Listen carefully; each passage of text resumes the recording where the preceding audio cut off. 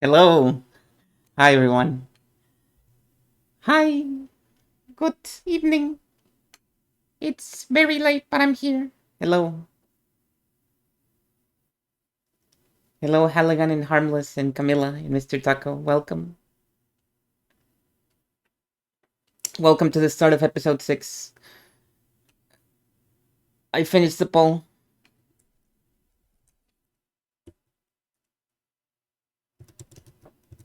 Here it is. Ah, damn it, I forget how this works. There. Let me see if it works. Yes. It works. Let me put it here, and there we go. Oh, thank you, Willow, for the streak, and Mr. Taco as well. Half of that number.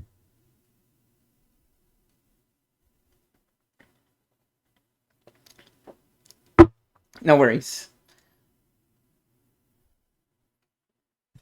Yeah, you can fill it up right now. And we can see the results at the end of the stream. Or during a break. We will decide. So there's... I think there's only 4 new characters. Only 4. There's Erika, there's Lanor, there's Gertrude, and there's Cornelia. Normally, I would not separate Gertrude and Cornelia and put them as the same one, like I did with the stakes and the Chesters, but the thing is, they each have their own bio.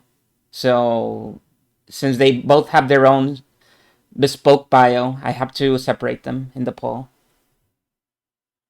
Nanjo-san, yes! And you might also notice you now have to pick 5, not 3. Because the list is so large that it feels like doing 3 would be an injustice. So I've made it bigger now. Now you can choose 5.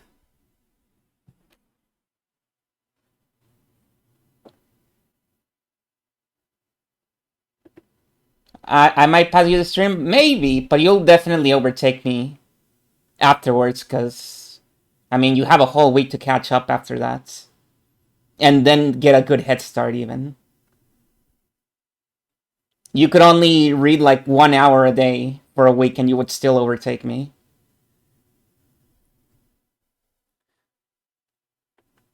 Hello, Jam. We got the poll going. Okay. So, for the poll, as always, I encourage recency bias. Whatever happened in episode 5 that you found cool, whichever character, I encourage you to vote for them, even if they're not your overall favorites. And likewise, if your overall favorite didn't get to do much during this episode, don't hesitate to not vote for them. For example, Anjay did not appear in this episode, so if you don't want to vote for Anjay, even though she's your favorite, that's fine.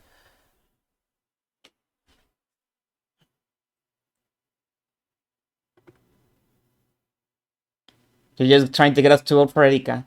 If you see Erika in the screen, you need to check that box. That's true. That is true. I myself have 4 of the 5 locked in, but the 5th one is a tough one. But I think I'm gonna choose this one, because if I don't vote for this character now, I'm never gonna vote for them. I voted. Nicely done. Doing your civic duty. But the least favorite is the hard one.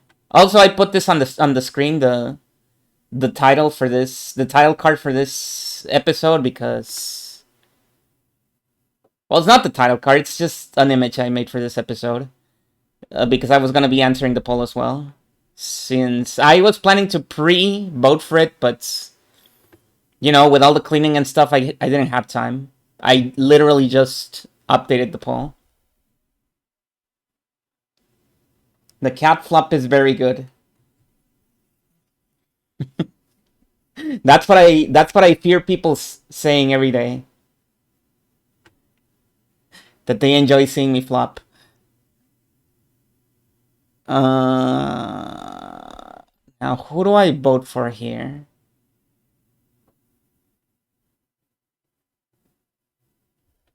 I mean, I know one. I'm gonna vote for you for sure. Who else? You're not in the episode. You're not in the episode. Honestly, the least favorite one is hard.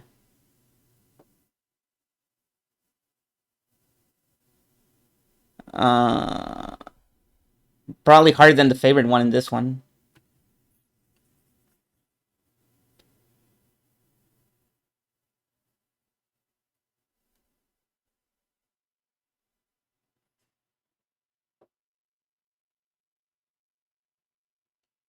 Not a lot of unlikable guys in this episode.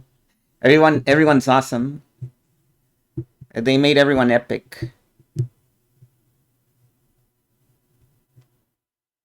I think I'm gonna have to phone it in a little bit for this one, but only a little bit.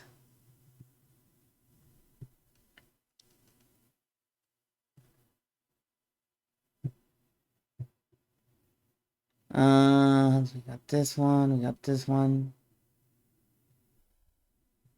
Yeah, yeah. There's a few exceptions, right? Like episode 4 was very heavy on a lot of characters.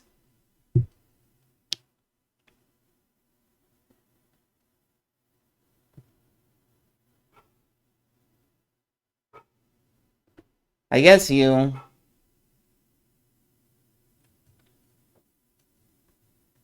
And I guess you. How many do I have here? 5. I did it. Let's go. I survived the ordeal of choosing a least favorites. Done deal. What about my... Oh yeah, you said Anje, Maria, Battler, and Beato primarily. But there's other characters. They introduce Gap. And other characters get to do more stuff as well.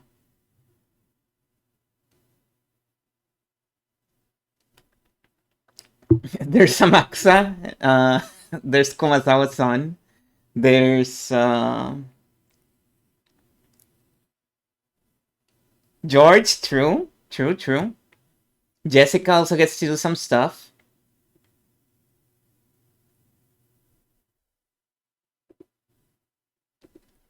You get the awesome lore drop of the Chasers. See, there's a lot going on in episode 4. So let's see. I think we can now begin. I haven't opened the freaking game.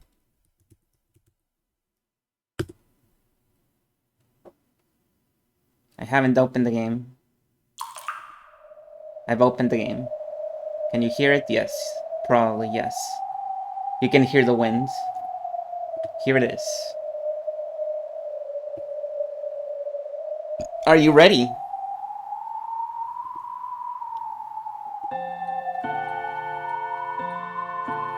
Episode 6, Dawn of the Golden Witch. Good morning. Now the curtain shall finally rise in a game presented by that Battler-sama. Will Battler-sama manage to successfully and spectacularly fill the enormous role of Game Master? Let us bear witness to this fight from the opposite side of the chessboard. There no longer is a difficulty level. This is no longer a hint, but a confession. This episode description, you know, I've never really put my finger on who's writing these because I assume nobody's writing these, but seeing this one and then thinking about the other ones, it's probably Ronov. Ronov is probably writing these because this feels like something Ronov would say. At least this one is definitely written by Ronov.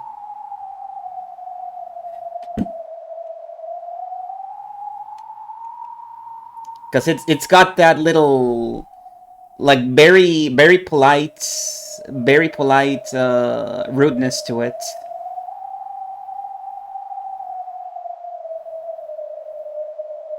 Okay, here we go.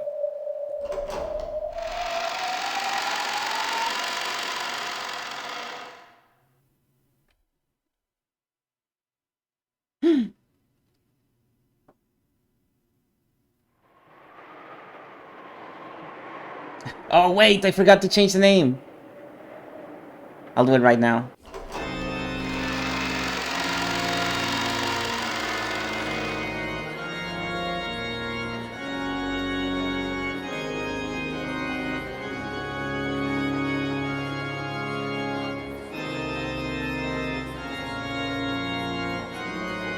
What is going on with my... Oh, I see. I was like, that's another scene. No wonder.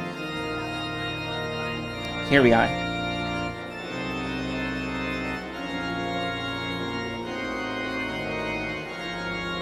He solved it like a mystery book. He has an advantage because he's a character in the story. You are not a character in the story. You were not there 6 years ago. So don't feel too bad about it.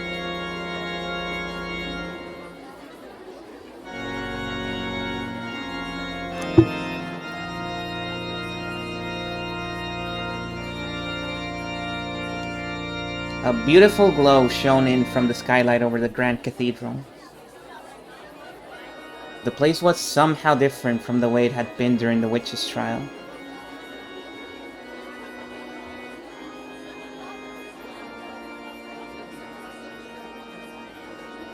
The decorations have changed.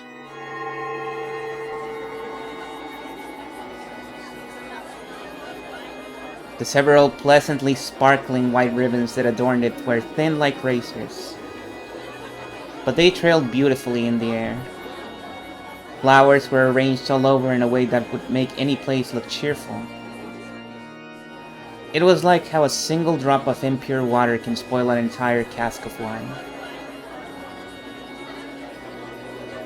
Just the presence of those flowers, those ribbons, and the red carpet that ran down the center of the room made it hard to believe that this was the same place Ushiromiya Natsui had been falsely accused of a crime. It had truly become a wedding chapel.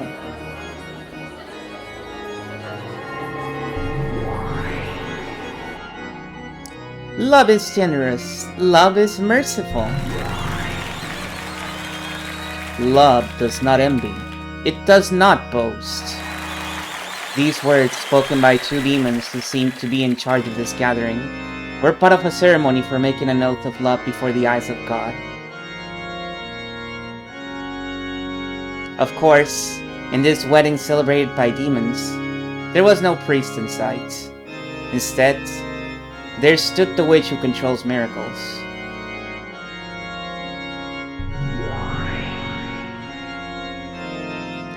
In sickness and in health. Yeah, a wife's true job is to be supportive in times of sickness. Isn't that right, Erika? Yes, my master. That looks good on you. What a fitting outfit for one who has conquered the bridegroom.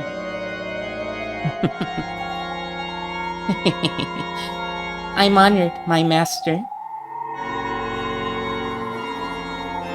The bride standing on the carpeted path was Furudo Erika. The groom's face couldn't be seen.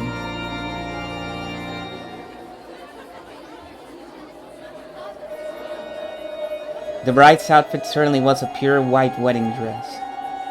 Her veil represented both the white of God's blessings and the white of a demon's cruelty. Married to the money and I never let it go. Hell yeah. A great many goat nobles, witches, and demons were gathered for this wedding.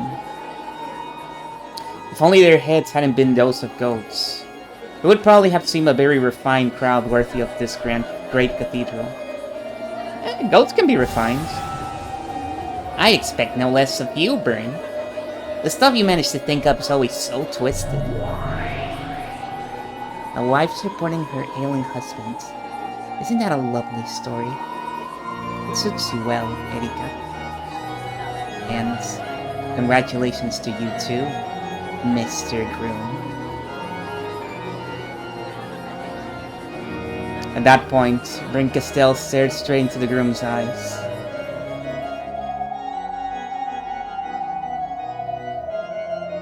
The groom didn't answer. His eyes were gray. His lips would mutter something from time to time, but no one could tell if the words meant anything. Hey, are you listening?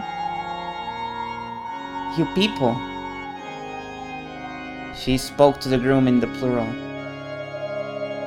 Of course, there was only one groom. And of course, the gray-eyed groom didn't answer. So, even though you can hear her, you can't answer? Don't worry, okay? Battler son.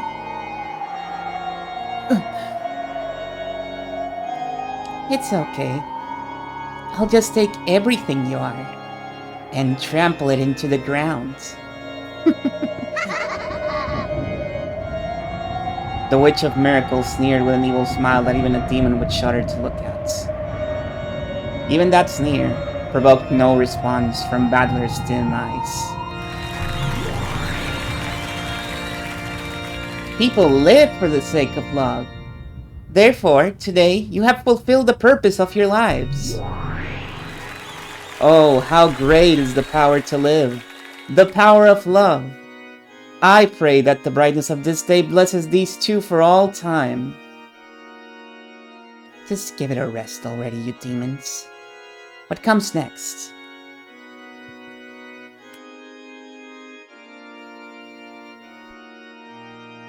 The couple will now make for an oath of eternal love. After that, they will exchange rings. On Battler's hand was a ring bearing the seal of the One-Winged Eagle, proof that he was the territory lord of this world. And on Erika's finger was a diamond ring that could not be shattered by any miracle. Diamonds signify an eternal bond. He's tanking it like a signal. Maybe he's in love. Maybe he loves Erika now. You don't know. Maybe something happens. However, in Greek, the word diamond simply means unbreakable. Diamond is unbreakable? Erika wasn't vowing to love Battler forever. There was something about this drawing, this sprite of Erika, that I couldn't put my finger. Why does it look so perverted? I can't put my finger on why, and then I noticed, oh, it's the navel.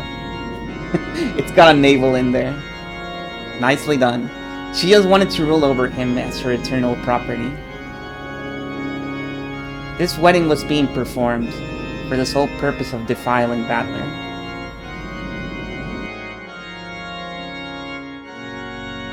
Don't worry. I won't love you forever. After all, the point of this ceremony is to make you submit to me. Your heart will be shut inside an inescapable closed room forever, where I, Furudo Erika, the detective and the Witch of Truth, will command it. Your position as territory lord and your ring will become mine. Can't get... What was that? Can't get out.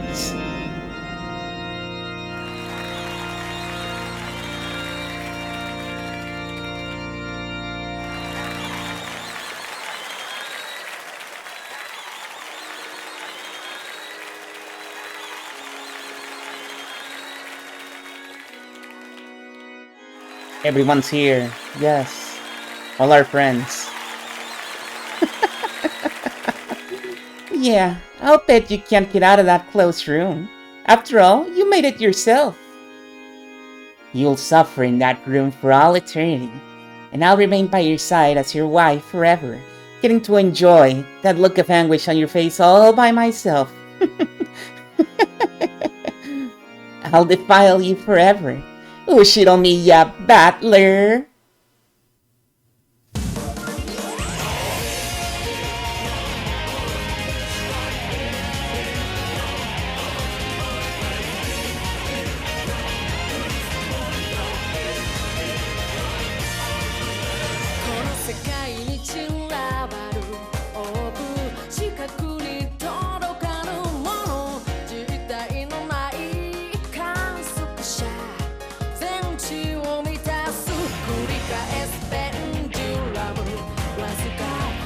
死の不純動機生命の木の果実は土に落ちた魔法のように不自然で狂気じみたこの儀式が陣を描く筆先で構えるのなら世界ごと否定する夢なきそれはまるで全てを見透かすように不埒な力で嘲笑い至福に満たされゆく夢なき錯乱する描写で誇示するほど全知の力は覆り剥がれ落ちゆく仕組まれた奇跡へと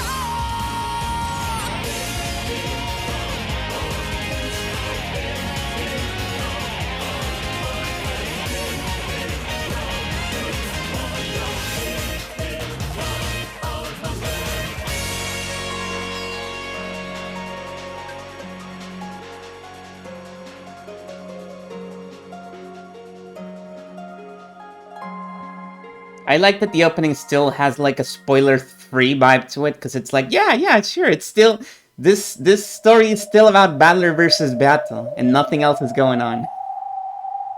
There's a blue girl here now, but don't worry about it.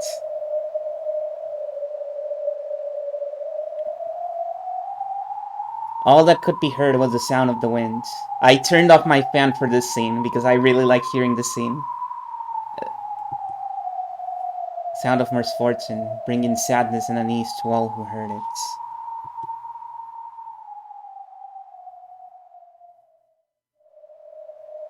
Slowly, I came back to my senses. I finally regained consciousness on top of a bed with a firm mattress.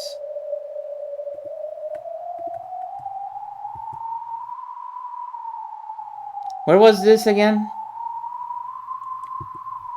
I can't remember where this is. Hello, Firemanton. It is the best, but I also really like the first one. The first one is pretty good.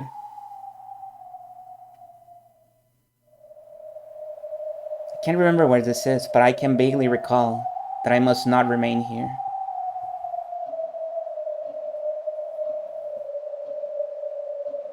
The room was dimly lit. There was a light on, but that just made the darkness and eeriness of the room more apparent. There were no curtains over the window, but it was too dark outside to see anything beyond it. If I squinted into that pitch blackness, it felt as though I could see the witch of the forest peeking back at me from the darkness. And I averted my gaze from the window in fear. I can't see or hear it, but I get the feeling that if I leave this room, it'll be bright and warm, and someone else will be there for me. I want to get to where everyone else is as soon as I can. Bad memories from when I was very young began to well up. Horrible, harsh memories of when I started dozing off during a family gathering and was put to sleep in some room I didn't know. I remember waking up there, incredibly lonely and sobbing.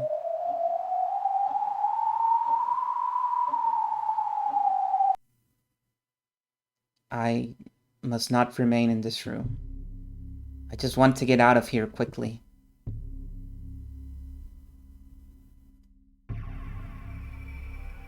Once that thought crossed my mind, I didn't want to stay in the room a second longer than I had to. I'm scared. It's creepy. Where is everyone? I want to get out of here right now.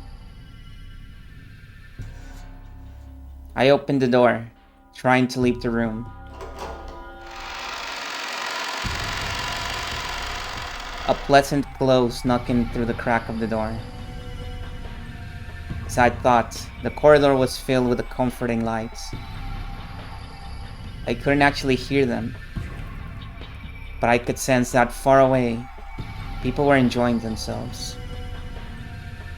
I'm sure everyone's gathered in the room across from this one. I've been shut up in this lonely, creepy room all alone. I should go. Quickly. As soon as I thought this, a merciless metallic sound rang out, and the door refused to open any further. The chain had been set. I've always hated chain locks. You can open a normal lock just by twisting, but chain locks are built in an annoying way, and I couldn't work them easily. So I've hated them ever since I was very young. See? Even this chain is causing me trouble, and I just can't get it undone. Why is this happening? I just want to leave this creepy room right away. Just on the other side of this thin door. Everything is bathed in a warm light. Can't undo it. Just can't undo this chain. The more desperate I grew, the more that unsettling darkness seemed to be closing in on my back, and the more frightened I became. Then, I finally noticed there's something wrong with this chain. Yes, there is a chain, but this isn't a chain lock. This is just a chain staked into the door, preventing me from opening any further. In other words, it isn't made to be opened. What the hell's going on? I do something like this. Damn it. No matter what I did, no matter how much I struggled, I couldn't pull out the stake or undo the chain or break the mechanism. This door was just a demon's mouth, made to trick me into thinking it would open before crushing my hopes. Even so, only I could just open this door somehow. I could get out into that pleasant corridor. This desire forced me to keep my hand glued to the doorknob.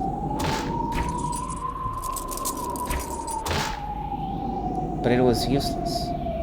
Both the chain and the stake were firm, and no matter how much I clattered them about, there was no chance of the door opening any further.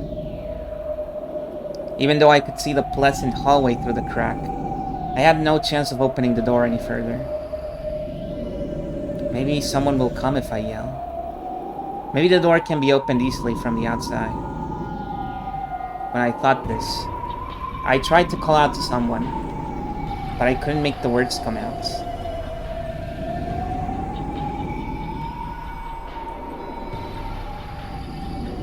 I could mouth, "Someone, come here," but no voice left my lips. What's going on? Someone, come. Why can't I cry out? Help me. Help me. The mere fact that I can't say help me out loud is even scarier.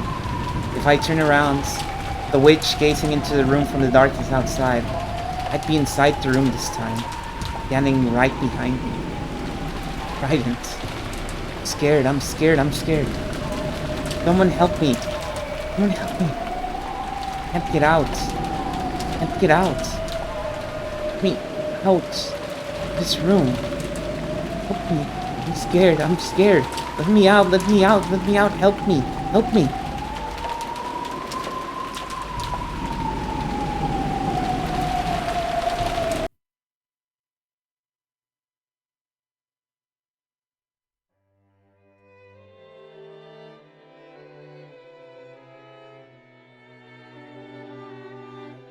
Who is this? It sounds like they've arrived, lady. Huh? Oh, that's Amakusa. I know what this is. Huh? Oh. I know what this is. Yep. Amakusa ran his finger down my cheek. In an instant, I awoke from the doze I'd just been in. I glared at Amakusa for waking me up in such a creepy way, but he just pretended not to notice. She's back! Yes. She's alive.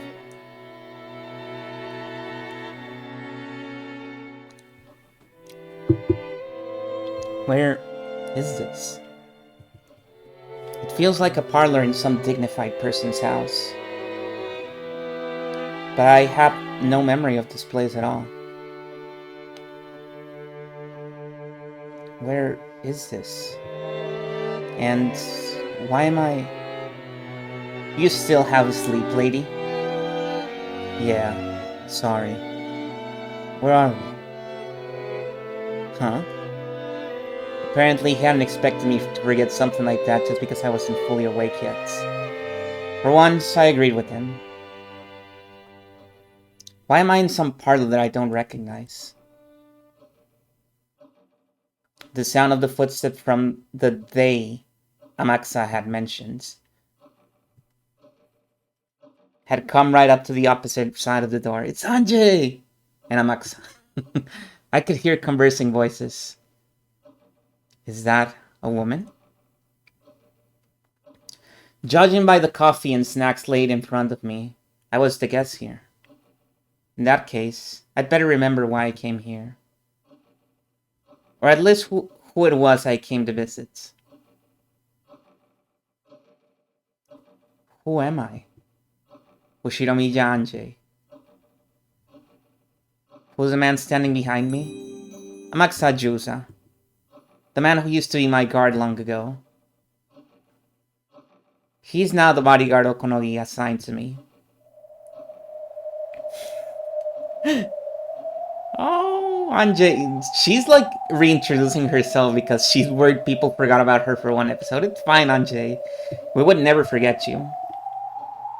Are there any changes in the... Well, there's only this.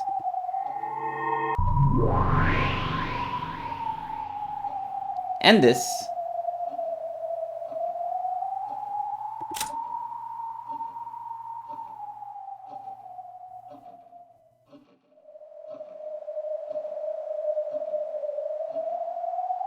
Oh my god, there's a ton of new... I think I'll let it hang for a little bit.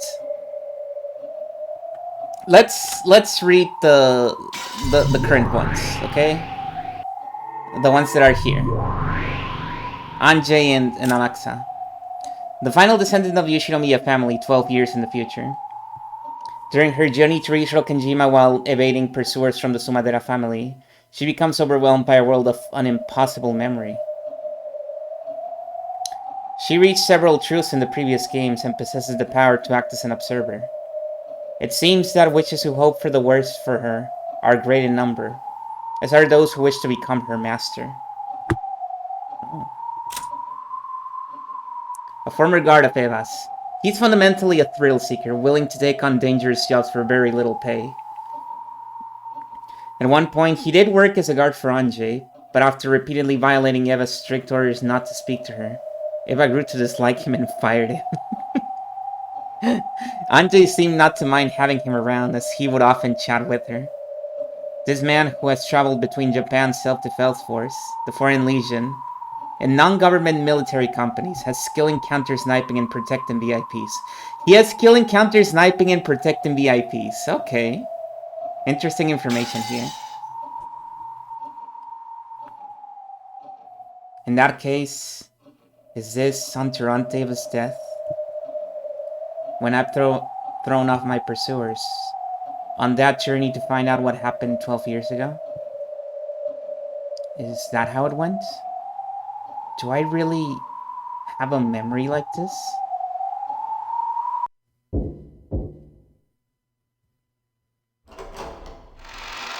So this is an impossible memory as the bio describes it. After a knock, the door opened, and the person I must have come here to meet entered along with an assistant. Oh, wonderful. Even after seeing her face, I can't remember who she is. Our sincere apologies for keeping you waiting. Hachiyo Toya is here. That's a relief. The assistant introduced her to me first, and I finally remembered who she was. She? I thought it was a he. Excuse me, but are you...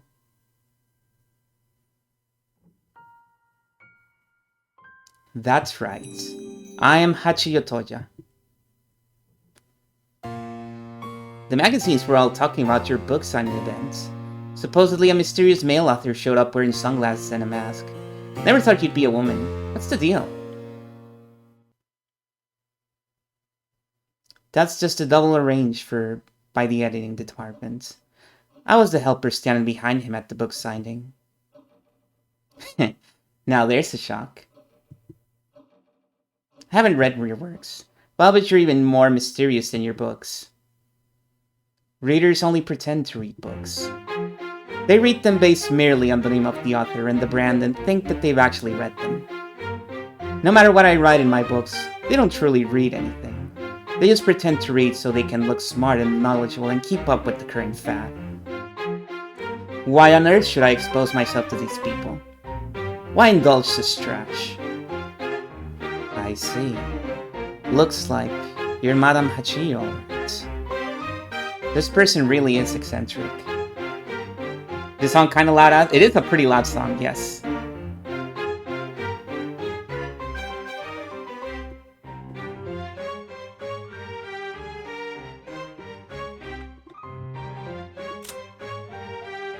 Here she is. Oh, wait. Before we get into it, because the bio does spoil some stuff here. Let's get a little further in the conversation. This song is called Love Examination, I think. It is also one of my favorite tracks. This one sounds a lot like an Ace Attorney track, but like from the modern Ace Attorneys. There's no doubt about it.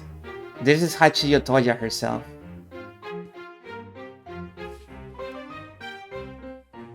Hachiyo Toya is a mystery novelist who's become the center of discussion lately. It seems her books themselves have been highly praised, but it's her mysterious debut that's attracted so much attention towards her lately.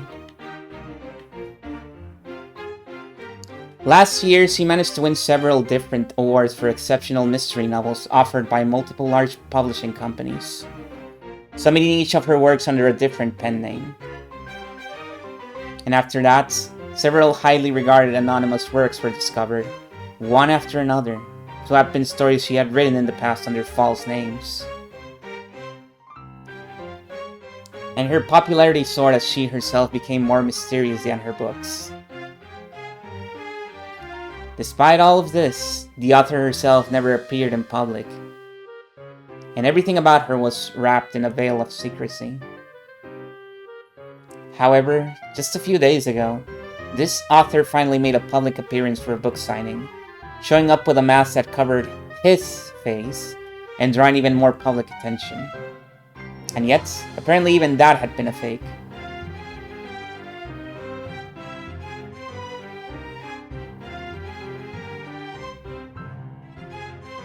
Also, this track is really long. You'd be surprised how long this track is.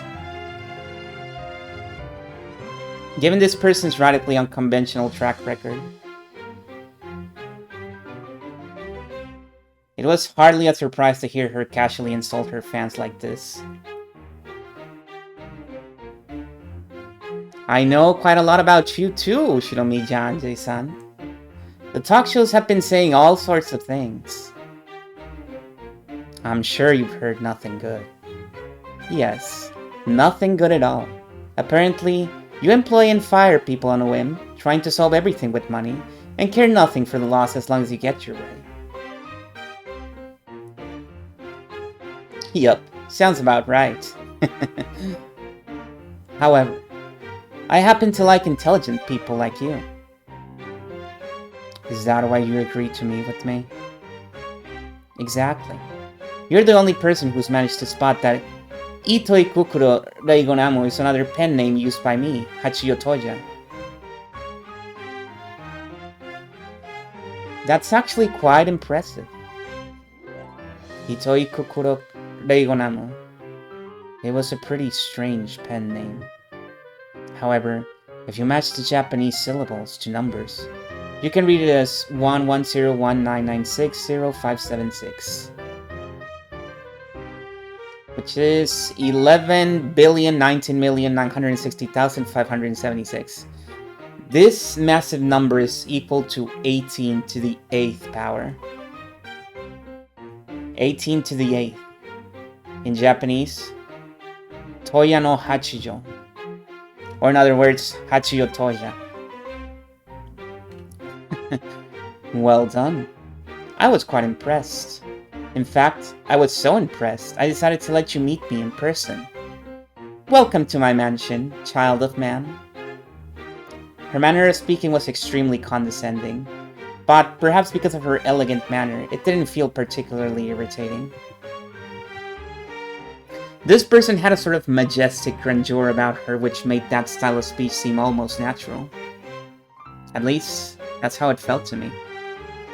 In fact, it felt almost as though this was the manifestation of some noble being, who would have no need to show herself before mere humans under normal circumstances. Since I'm not particularly a fan of hers, I guess this is proof that her mysterious charisma really is nothing to be laughed at.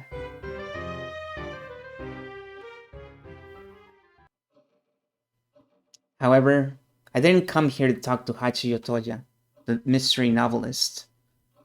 I'm interested in Itoi Kokuro Reigonamu, the mysterious web author who only released her works over the internet. Around the Japanese parts of the internet, Itoi Kokuro is an extremely famous witch hunter. However, she isn't a big opinion leader like Professor Otsuki. She's one of those message bottle forgers who are always the center of vigorous debates.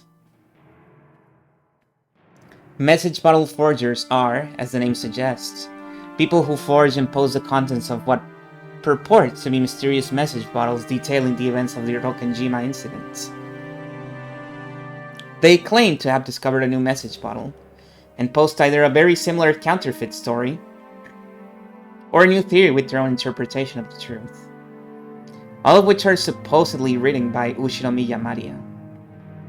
In doing so, they openly take on the name Ushinomiya Maria, writing up new bizarre tales as if they've been present themselves and knew the truth. They then send these stories out into the newest sea discovered by humankind, the internet, hell yeah, claiming that it's a third or fourth message file.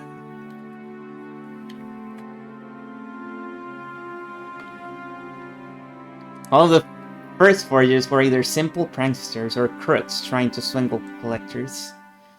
Eventually, though, people who claimed to have solved the riddles of the message bottle tales and reached the truth started to appear. And these started creating original works of their own. Third and fourth message bottles from Ushinomiya Maria, as though they had moved over to the riddle teller's side. These people rewrote the tale of the witch with whatever interpretations they wanted, and every once in a while, parts of their theories would gain big followings on the net. Some of these creations grew to be so widely trusted that they were believed to contain some grain of truth. The more rigid witch hunters openly despised these people, calling them forgers, counterfeiters, or just witches. This has become an of the killer episode. Though they claim to have reached the truth, they refused to tell anyone and created fake message bottles as though testing everyone else. It was no surprise that more straight-laced witch hunters were seriously annoyed by these forgers. Economy based off of forgeries of a retelling of a mass murder. Can you imagine? Like, in order to make my forgery more believable, I actually committed the murders. However, among those who simply liked to entertain themselves with the occult fantasy on Rokkenjima, an extremely small number accepted these creations as literally works, glad of these additions to the mysterious tale. True crime.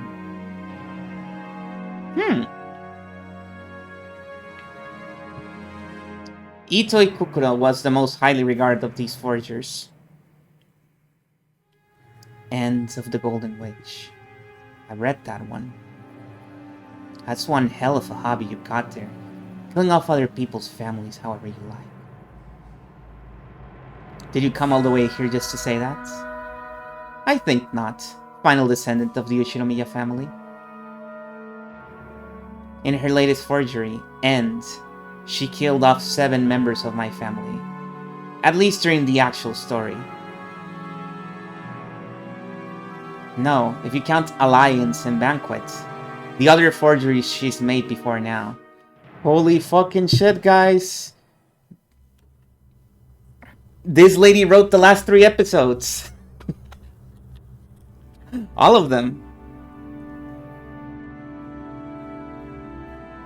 Then she's killed off most of my family in horrible ways. Over and over again.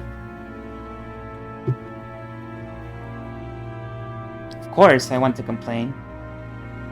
However, all of her works are known for being in both form and level of perfection. The closest tales to those written by Ushiromiya Maria herself. In particular, Ito Ikukuro's first forgery, Banquet of the Golden Witch, Episode 3, managed to fit everything, including Ushiromiya Eva's escape to Kowadorian. Of course, you can assume that a lot of the meta elements of the story are not included in the actual message bottle. I assume none of them are. I mean, she wrote Alliance of the Golden Witch. She definitely did not wrote all the segments with Danji in them.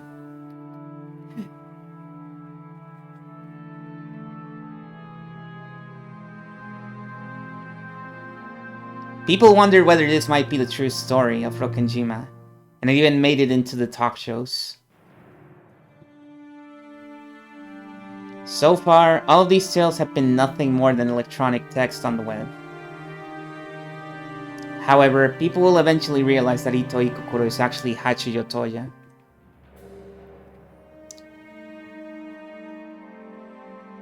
What is End of the Golden Witch without the meta stuff? I mean, there could be some meta stuff in there. The episode 5 is probably the one that's most like mixed up between the meta and the actual game, so there's a lot of wiggle room in that one to say what is and what isn't meta.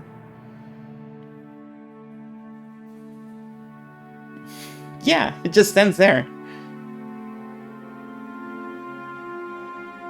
Maybe it ends with Natsuki actually being the killer.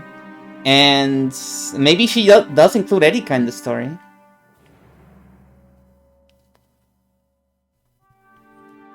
Maybe she was getting more and more wild with every iteration. Like, you know what? Maybe there's another person in the island. Why not? Who can say that didn't happen? When that happens, they'll become the works of that bizarre Hachiyo. And no one will think of them as mere fan creations. People will probably start wondering if this might actually be a third message bottle she found and released under the guise of a story she herself wrote. When that happens, these stories will probably seem even more bizarre and credible.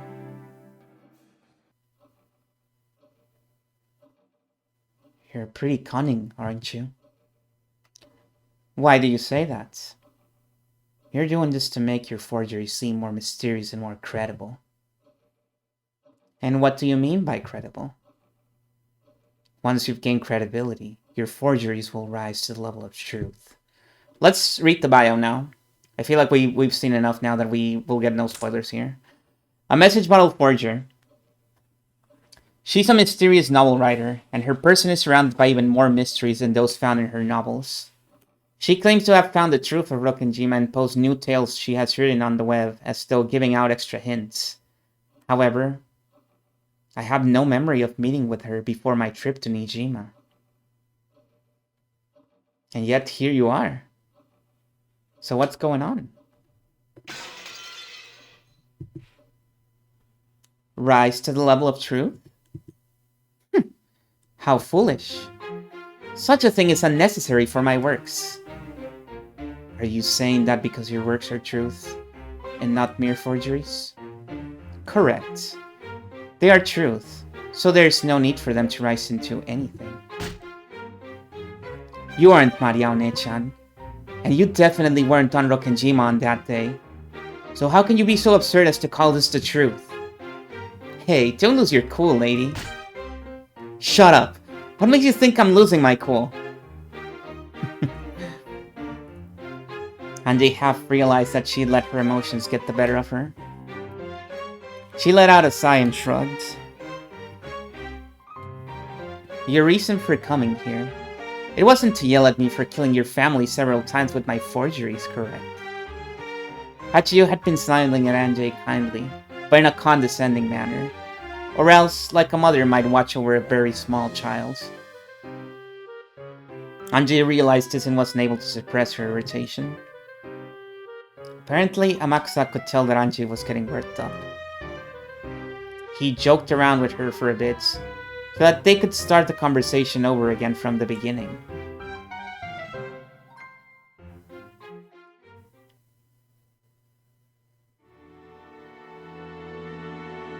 The thing you came here to hear is the truth that I've reached, is it not? Why are you so sure that you've reached the truth? Because I've understood all of the tales. And I'm asking you why you're so sure about that. Do you think the sun ever revolved around the earth? Hachiyo suddenly started talking about the Ptolemaic theory. Anji was about to tell her not to answer questions with more questions, but she quickly realized what Hachiyo meant. Humans used to support the Ptolemaic theory. However, that theory has been rejected in the modern age. Does this mean that at the instant that theory was rejected, the sun stopped moving around and the earth started revolving around the sun? Of course not. The truth doesn't change based on what humans believe. Then, right now, your denial of my truth means exactly the same thing. The idea of heliocentrism was proposed by several scholars before Galileo.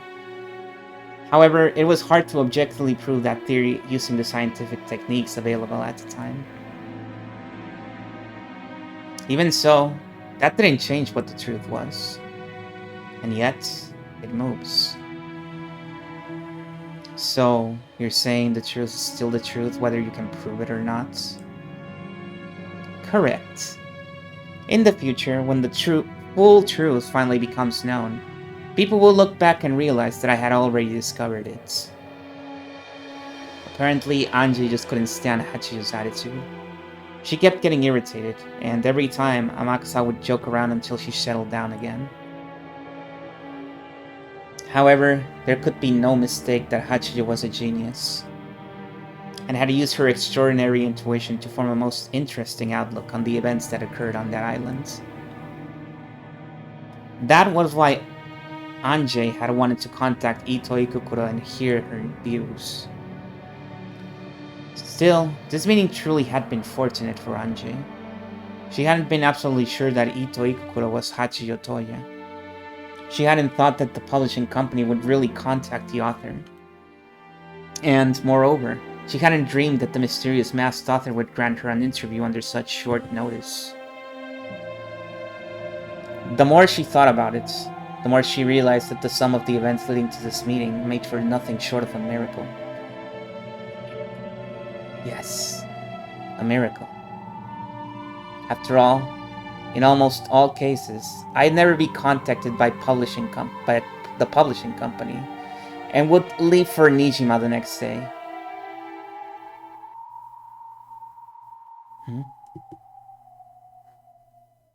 I'd leave for Nijima, then go on to Rokenjima. And then give One-chan a Sakutaro stuffed animal. Huh? Why a Sakutaro stuffed animal? My memory of the future is all muddled. My head hurts. Hachiyo said something about showing Anjay something good, rose from the sofa and headed for the study desk. When she turned her back, Amakusa asked Anjay, who seemed to be troubled by something, if she was okay. Hey, Amakusa, how long have I been here? What? You've been looking weird for a while now. What's going on? I can't remember how long I've been sitting here. Are you still half asleep? That's not it. I mean, I was able to get an appointment with Professor Otsuki, But the publishing company never got back to me about Ito Ikukuro. So in the end, I was stuck, unable to do anything that entire day. Right? Huh? Amaxa, you went to go get that large black bag, didn't you? That's right. Just before we left for Nijima, Amaxa and I parted ways just one time. He said something about getting a weapon from an acquaintance of his, and he went to go get that large black bag. Wasn't that today? What am I talking about? I mean, didn't I go to Nijima, meet Captain Kawabata, and inside the bed shop? Huh? What?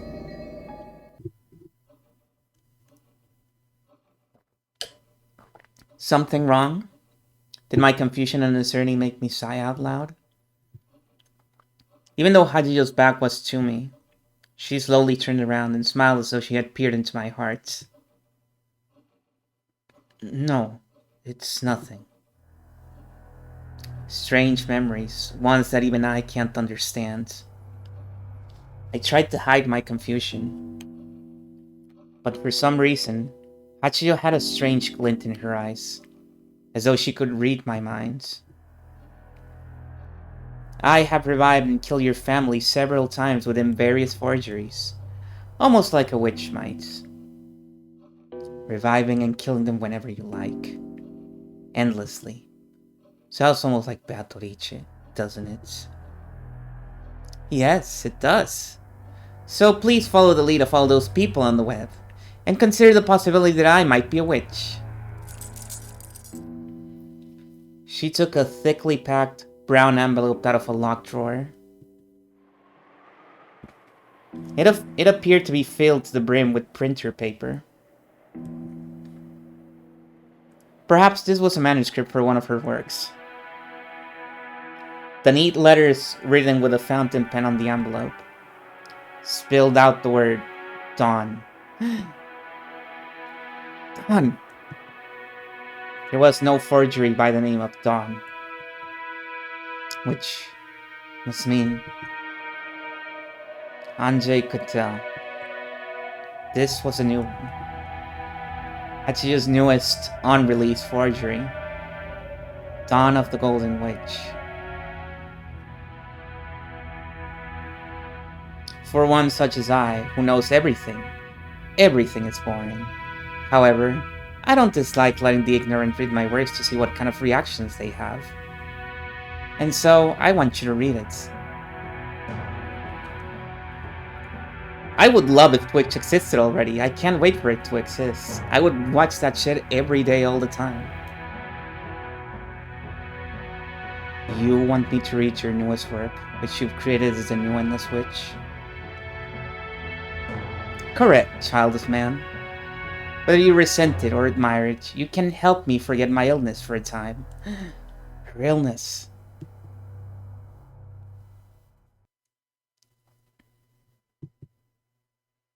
Let's put an end to this farce, shall we?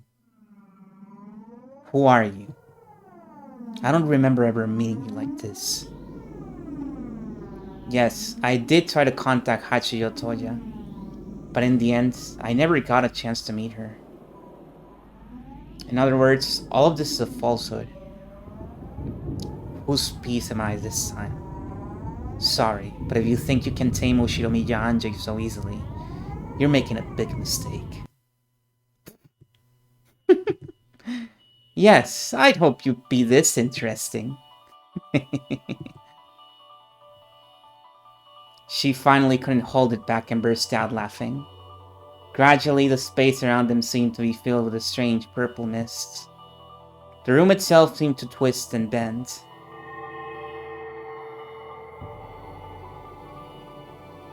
Her figure also twisted, and after something that couldn't be described elapsed, her form changed to become just what she had called herself, a witch. Splendid! You did well to see through my veil. It seems I'm the type witches just love to cling to. Oh fuck, she's a witch. That's right, Krungo. You all have that same condescending tone towards humans. I figured you were a witch right away. The novelist sitting on the sofa was nowhere to be seen. Even Anjay's bodyguard, who was supposed to be around at times like this, was gone. There was only a non-human figure relaxing in a large, ornate rocking chair. I find you truly intriguing, child of man. Your charming nature is the perfect medicine for my boredom. Yeah, well, I don't see anything charming about this. Why am I alive? Wasn't I killed in a pretty nasty way for breaking the rule about revealing my name? To be honest, I did doubt that those people would just let me go so easily. What kind of farce will I be forced to go along with this time? I really don't care. I'll just do whatever I can with the bounce of the role they give me. Whatever I can to help Oni-chan. Of course, I understand. Even if he wins, he'll never come back to me. Even so, I'll struggle on. I'll make sure Oni-chan comes back to the me of that day. No need to lose your temper. I am not asking you to be appeased. Then why did you summon me here? Don't tell me you want me to read this new story or whatever it is you've written. That's it exactly. I do not want you to be my piece. I have always been a mere observer, and I have no intention of sticking my neck into their game. I don't get it. What is it you want from me? Be an observer for me. An observer of the fragments Beatrice has woven. An observer? I don't really get it, but no deal. In the past, I observed the fragments through Badler's eyes. However, now that he has succeeded the position of Game Master, he is not a suitable observer. I'm following this tale with true and earnest intentions. It would be such a waste to observe it through the eyes of Badler as he is now, like reading a detective novel backwards. She's cropped like that to hide her hog. Oni-chan is the Game Master? What on earth are you talking about? You must have no clue what it's all about. You want to know, don't you? I want to know too. What kind of tale will Badler weave now that he has taken the position of Game Master? Furthermore, I wish to search for the truth Badler reached as part of my own mental journey. My illness affects me gravely. If I do not think, I cannot even keep my heart beating. So, you want me to read your new picture book aloud to you? You might as well interpret it that way. In exchange, you will also be able to take part in your own journey of the mind. I do believe that even you have yet to reach the truth. I think you want to continue on the journey to find that truth. I don't owe you anything. Do not push your luck. I can be lenient at times, but such cases are rare.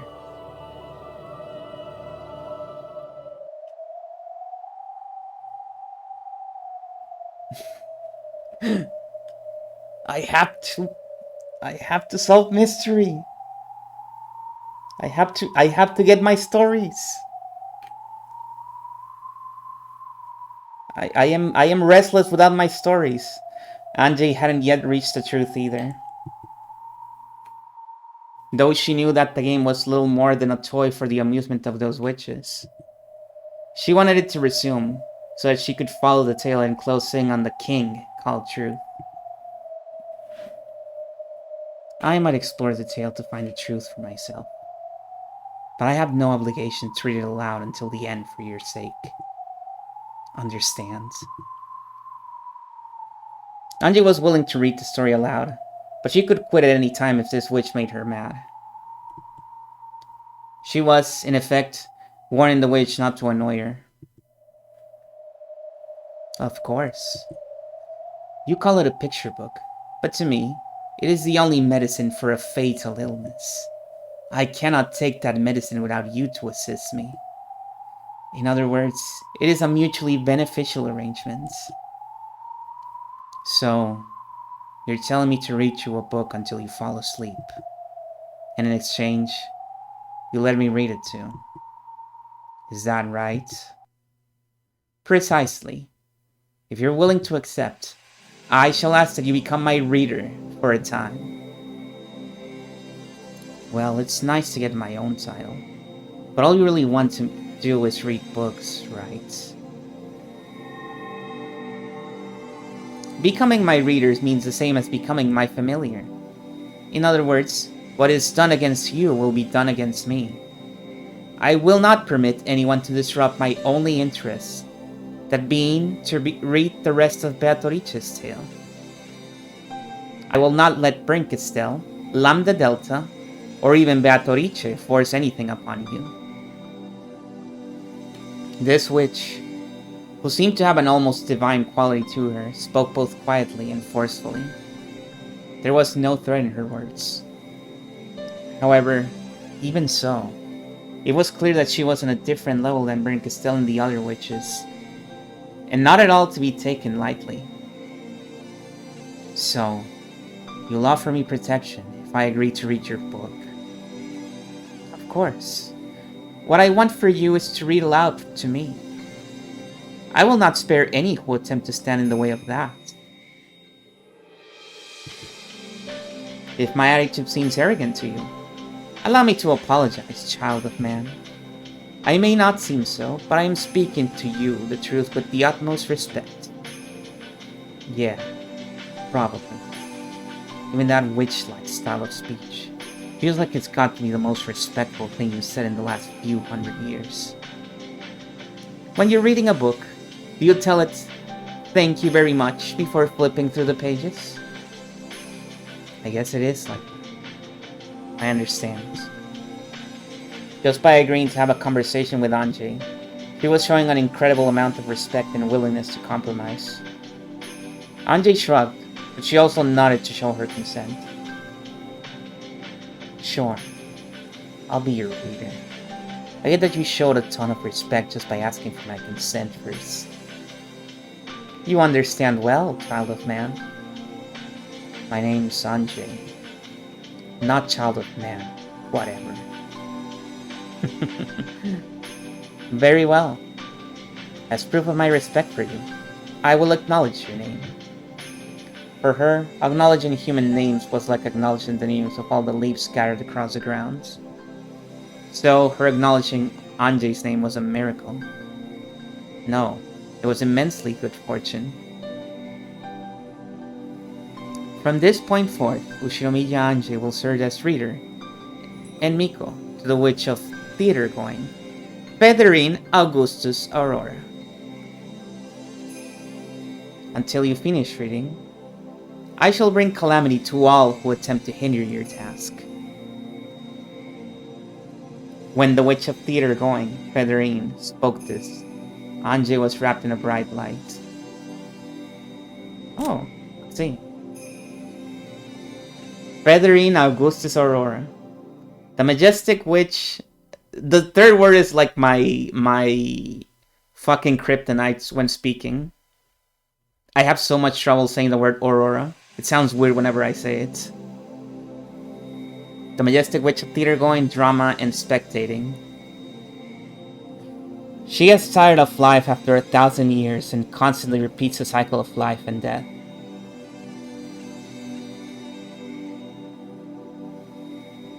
In the past, she served as the master for several games as a legendary witch. But her legend, glory, and memory have already disappeared into the past and have been forgotten.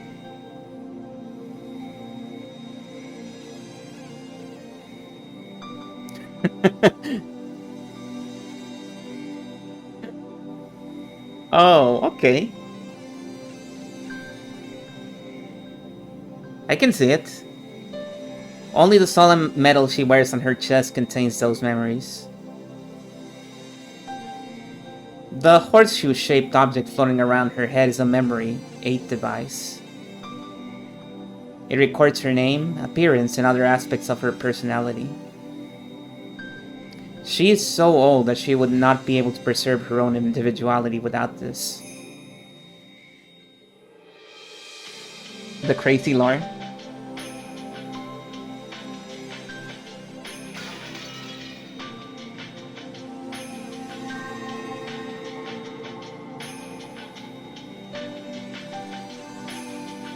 Anji didn't feel any particular change herself, but she definitely had been given something that only non-humans could sense.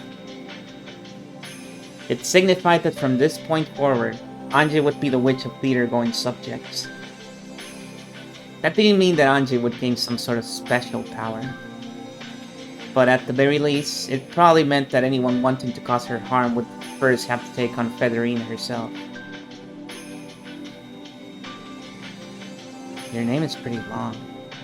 Sounds like some Roman person from the history books. What should I call you?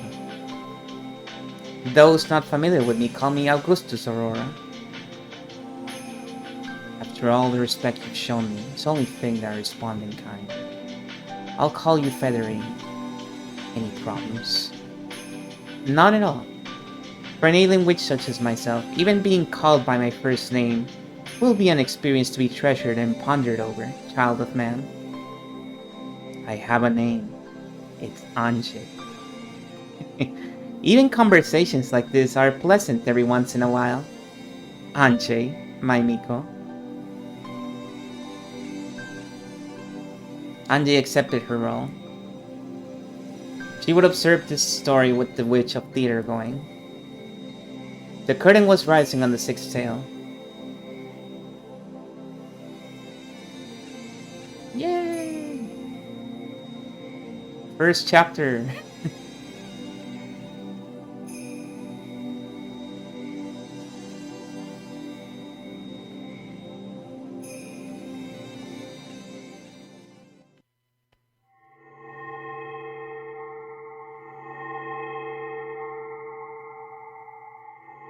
Eastern Witch. That's right.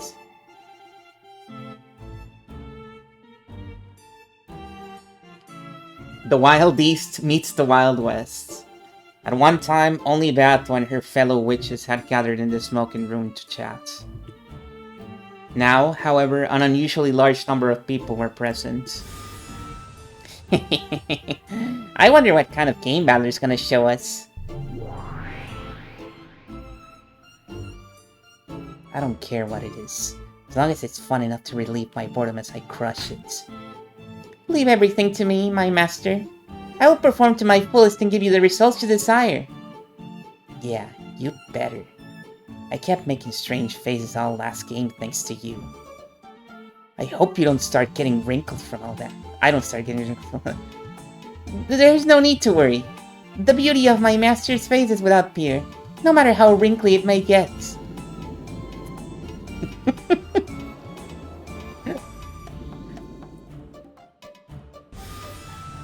It is time to go back to Camel. Right, thank you.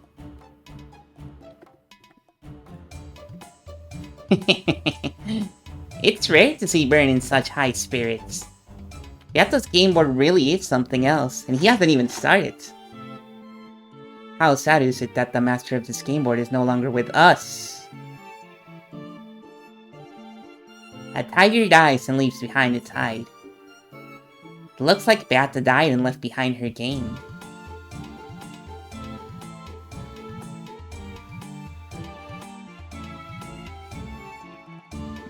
Yeah, Bern has some really good faces. I also really like this face.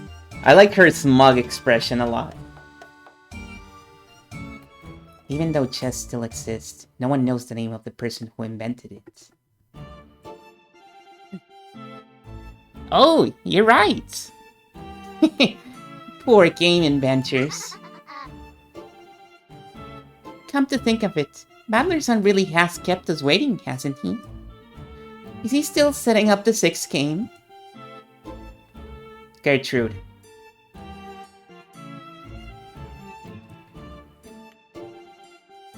How have Lord Battler's preparations progressed? Please, allow me to speak. Know that he will be finished very soon. If he keeps us waiting this long, he must be pretty confident in his plan. He really humiliated me in the front of my master last time. I'll defeat him no matter what it takes. And you in particular. Make sure you don't screw up again. I will meet the challenge with all my strength. I guess this is a good time to read more bios, because there's new ones. I mean, same characters, but different text. So starting with Bern Castell. With the victory of the human side, she should have won as well, but she doesn't seem to be satisfied. It appears that she is less concerned with who actually wins and cares more about how brutal an end might be reached. This is why she's hostile towards Battler, in all caps, as he tries to end this peacefully. And why she's trying to use Erika to ruin this final game. Lambda Delta, because the end of the game has now been ensured by the victory of the human side. She no longer stands in opposition to anyone. As a previous game master, she also knows the truth and has taken a position of non-interference. Now, she is simply acting as an observer and enjoying the way her beloved Bern's face contorts itself. She's awesome. She's just happy to be here. Puro Erika, the Witch of Truth provisional, is also the detective and one who calls herself an intellectual rapist. She participated in Battler's game as a player for the human side. She possesses several skills that qualify her to call herself a detective. These can be acknowledged by Bern Castell and elevated to the level of Red Truth. Whether she wins or loses, this will be the last game, and there will be no further use for her. Into the trash with her. Blanner A. Knox. A member of Eisern Jungfrau, the Seventh District Repentance Enforcement Agency of the Great Court of Heaven, a head inquisitor of heresy, and a first-class archbishop. He is commonly known as Blanner of the Ten Wedges, or Death Sentence Lanor. Whew! The name Death Sentence comes from the fact that the Inquisitors of Heresy normally judge their targets to see whether they deserve the death penalty or not. Head Inquisitor Lanor is only dispatched after a case has been vigorously inspected by the Great Court. Therefore, the very act of dispatching her is equivalent to a sentence of death. And there's the next page. Hold on, did I miss any over here? I don't think so. No, okay.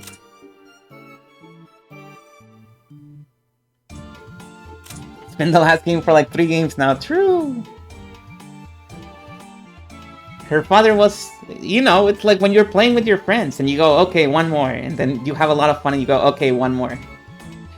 Her father was a legendary Inquisitor of Heresy, but he broke the rules and was executed. She was the one who performed this interrogation and execution. This, I think that's just all the same. Yeah, this is all the same text.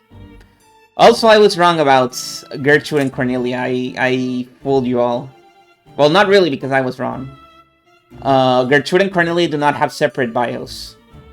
But that's okay, right? You don't mind that they have separate entries in the poll.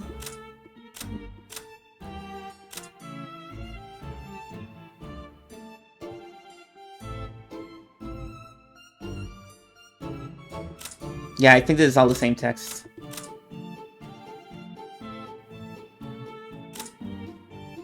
Yeah, this is all the same text. We're not gonna read Battlers yet. And this is Virgilia. I think this is the same text, yep. Same text.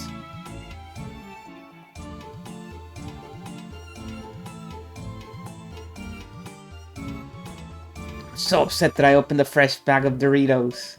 No!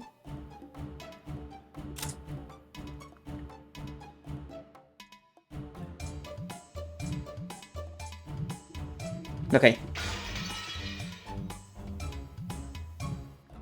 The previous game master, Lambda Delta, had confirmed that Battler understood everything about Beato's game. However, in order to prove it, Battler would have to run this game by himself and carry it through to completion. In other words, if Erika could crush the scheme of battlers, she would, in effect, wipe away the dishonor of that last game. Though Erika was chomping at the bit to get started. Ooh, chomping at the bit. It was taking Battler quite some time to show himself.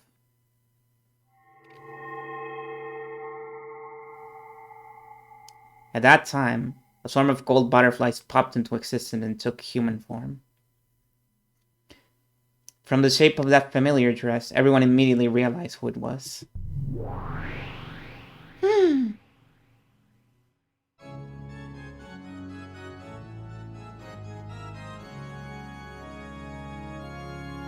Ah, look, it's Bertorice-san. And I thought you died and disappeared last time. The one who died last time was Bertorice the player. This is probably just a piece. Battler's piece. Even if she is a piece, it does not change the fact that it is her. Bertorice gave an elegant curtsy as she appeared. This humble entrance was so vastly different from her usual high-pitched laugh that it made the long-awaited start of the 6th game feel even more ominous than it otherwise would have. Father will be here very soon. I ask that you wait for just a short while longer.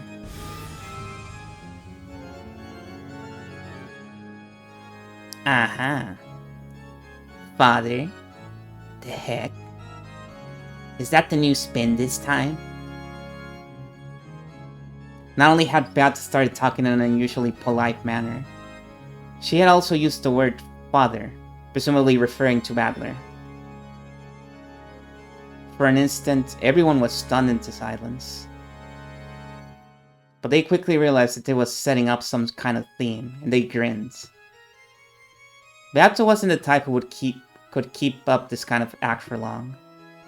It would probably fall apart in a few seconds, leaving her cackling rudely at everyone. Erika, who was itching for a fight, went for Beata almost at once.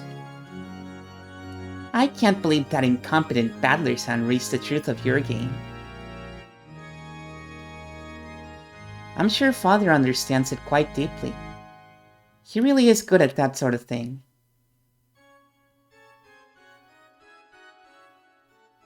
You made her call you daddy? Everybody's thinking, and everybody in the room is thinking about it. Still, you're pretty lucky. If Battler hadn't become the Game Master, you wouldn't have revived again. You've really gotten the luck of the devil, don't you? The luck of the devil? Well, either way, I'm going to pay you back in full for last time. You're just one of Battler's delusions, so I'll erase every part of you and knock you down into the abyss of oblivion. I too cannot allow such an easy victory. I look forward to having a good, clean fight.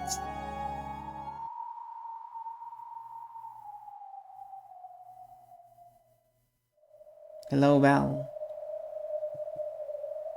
By this point, everyone realized that something weird was going on. There was no doubt that the face, the dress, and the hair were all Bertorice's. However, her expressions was different. Even though she had Bato's face, Bato would never show anyone an expression like that.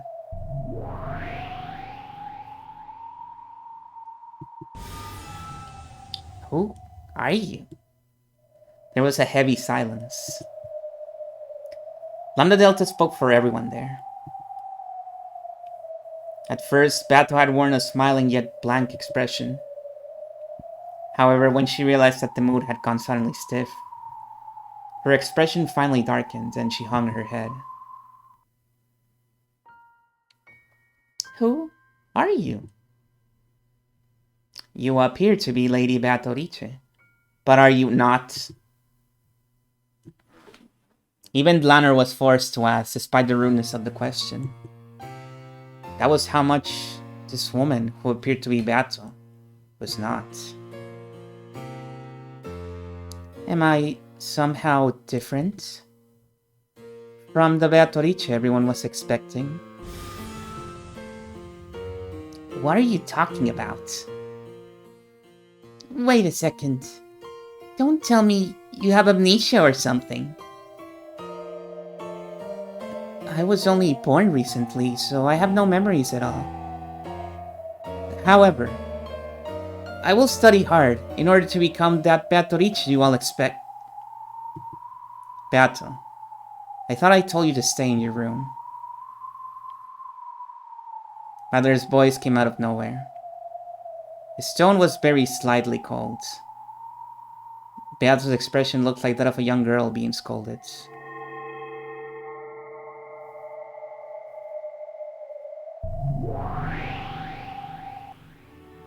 With a swirl of gold butterflies, Battler appeared. His dignified bearing and appearance were fitting for the ruler of this game. He's going Kinso mode. No! No! However, his expression was gloomy, and his gaze was directed at Beato. Go back to your room. You aren't supposed to be here. I just wanted to help you however I could, Father. Go to your room. He spoke both softly and forcefully. Battler didn't leave her any room for debate. Beato hung her head and curtsied as she prepared to leave the room. It's too late, we have to kill him. Again. We've already killed him like 5 times, but you know it can't help to do it again. Also. Yes? What is it, Father? My name is Battler. Never call me by a different name again. Yes.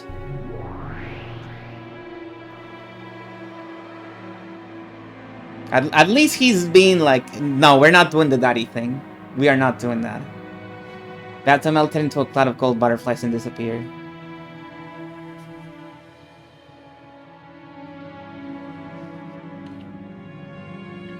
This was the first part of the tale with Battler as the game master. The witches had all assumed that he'd come forward with some flashy, big developments, so it was all completely unexpected to them. Their mouths were still hanging open. This is a pretty weird take on it. Pardon me. Please forget what you saw just now. You're playing dumb, but this is all just part of your plan, isn't it? You're scheming to give us the wrong impression. Like another North Wind in the Sun strategy, aren't you? Is there something wrong? Don't worry about it. It has nothing to do with you people. I see. Guess it doesn't matter then. Okay, Battler. Start up the new game right away. You've kept us waiting so long, it's gotten totally boring. Sure. Let's start the 6th game. Erika, and you too, Baron Castell. This will be my tale. Prove that I've reached Beatrice's truth. Lambda Delta. Please watch this game until the end. As a former game master. Sure. Looking forward to it. What's the title? Dawn. As in, the dawn of the Golden Witch. Sure. If we're talking about a winter sun that goes below the horizon right away. Of course, my master. Oh, you're so funny, my master. I'll drag it back down for you. At least your naming sense is good, Battler-san. I'll give you that much. I'm glad you like it. Then let's get started.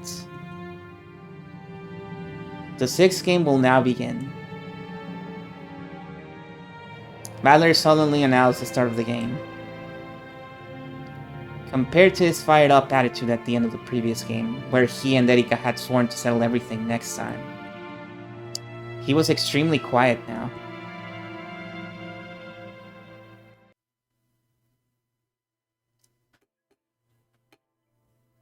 Anjay, Beato seems to have changed a lot since we last saw her. I'm surprised, too. I don't have a clue what's going on. I don't even get why Beato's alive in the first place.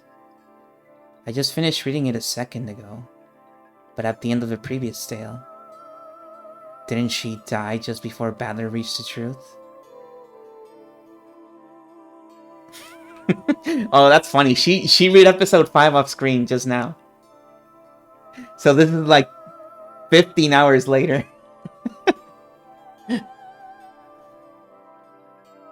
Although if it's true that the meta elements are not there, the tale is probably not as long if you read it like that. Like 6 hours.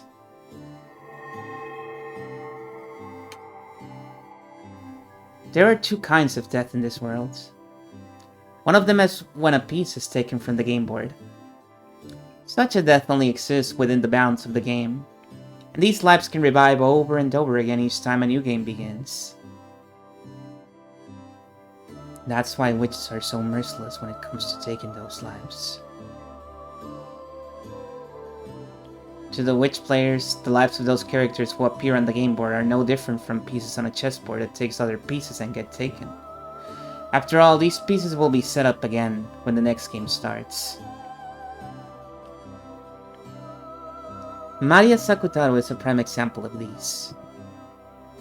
Sakutaro is One-chan's piece. Yes, that makes sense. In the game board that represents the inside of One-chan's head, Sakutaro certainly does exist, and is a piece that always stays by her side. Though he's nothing more than a stuffed animal in the real world, on One-chan's game board, he's no less of a piece than any other. But I wonder, if he were a piece in a witch's game, it should be possible to revive him easily, right? But One-chan wasn't able to revive Sakutaro in her worlds. That's because she lost that completely unique stuffed animal that was his vessel. Because of this, the conditions for that piece's existence were violated, and it became impossible to revive him on Maria's game board. Thank you for the 5 months, Fire Mountain. What are you? The only reason you were able to revive Sakutaro on the game board was because you once again satisfied the conditions for his existence. Correct. True. Another one for the collection.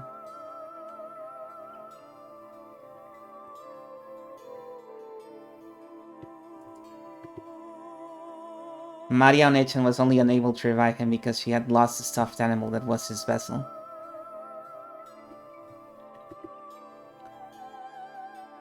If, like the rest of my family on Beato's game board, she hadn't needed a vessel for him, she would have been able to revive him as often as she wanted. I get it. It makes sense that Sakutaro was One-chan's piece. At least, as long as his vessel was okay, he could have been revived over and over again. Correct. As long as his vessel is safe, he can be revived over and over again. That's what the life of a piece is like. That's the kind of death, that's the first kind of death in this world. What's the second? That's the death of beings outside the game board. To continue with the Sakutaro example, this would be like Maria's death. You mean, not her death as a piece, but the death of the real One-chan, right? Not necessarily. Loss of interest or concern would have the same effects. When Maria outgrows playing with stuffed animals, Maria the game player will die. It's as quick and easy as turning off the switch on a TV when you get bored of it. I see. In that case, Beato the player completely gave up on winning during the last game. So she died and vanished. She actually gave up on the fourth one. But they forced her to keep playing until the fifth one. Which means if Beato ever comes back, she's got a chance of defeating Onichan. That'll mean she's come back to life, right? Logically, that is true. It's the same for humans, witches, and even gods. If they lose interest and concern, they can die at any time. And if they regain that interest, they can revive at any time. I don't think she would.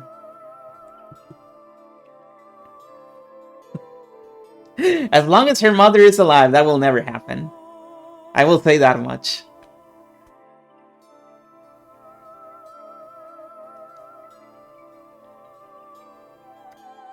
However, though the concept of time does not exist in the world of gods, and they can revive whenever they want, time shoots by like an arrow in the human world, and it isn't so easy there. That's true. Skipping school for one day might not be a problem, but if you skip for 3 days in a row, it'd be really hard to convince yourself to go back. And what if that's stretched out for a month, a year, a decade, or 1,000 years, like in the world of witches? I see. If you skip class for that long, it'd mean your death socially. After being dead that long, not only would you be unable to catch up on all you missed in the world at large, you'd also lose any motivation you might have had when you left. So, even though you'd be alive, it'd be fair to say that you died once. You would never again be able to regain the self that you once were. You would never come back to life. Beato lost any chance or hope of winning. Even though she knew this, she pretended not to and kept on fighting for many, many games. So, Beato will not return. Her hopes were crushed. She spent all of her willpower that she might have used to regain the will to fight. Therefore, that Beatrice will never revive again. No! No!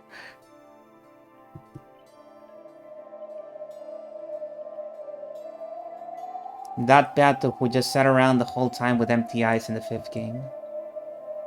Must have been her corpse.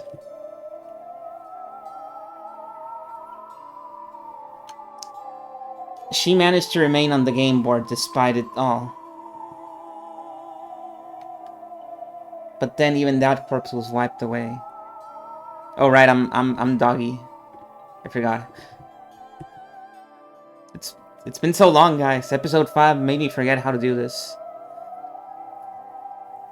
If Beato had been the game master at that time instead of Lambda Delta,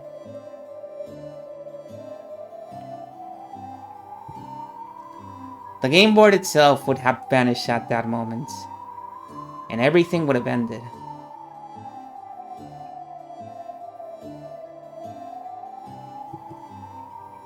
Come to think of it, Beato started to lose the will to fight back near the end of the fourth game. Yeah, no kidding.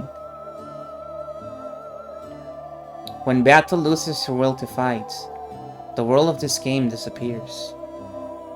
However, the witches wanted to keep playing in this game board world, so Lambda Delta bound Beato in place with that cursed shackle.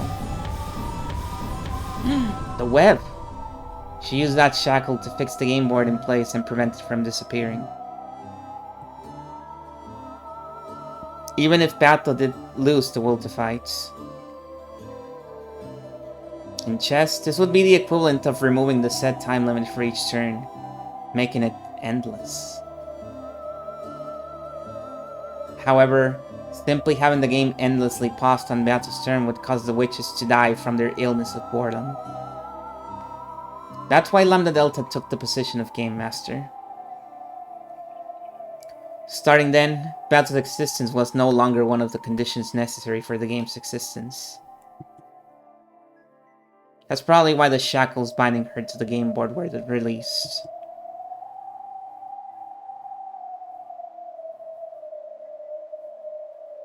And that explains why she disappeared in the 5th game. So, when Oni-chan managed to reach the truth, it was one game too late for him to tell Beato about it. The 5th game was a form of charity on Lambda Delta's part.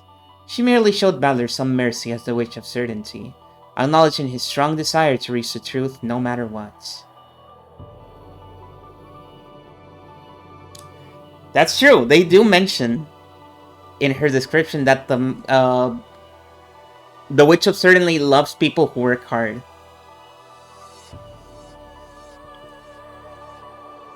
How can you call that charity? It's just those fickle witches killing time. Let's get back to the point.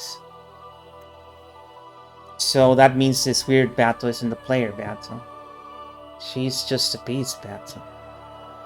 True. If that's the case, she should eventually become the battle everyone knows. I imagine that is the battle that Battler wants.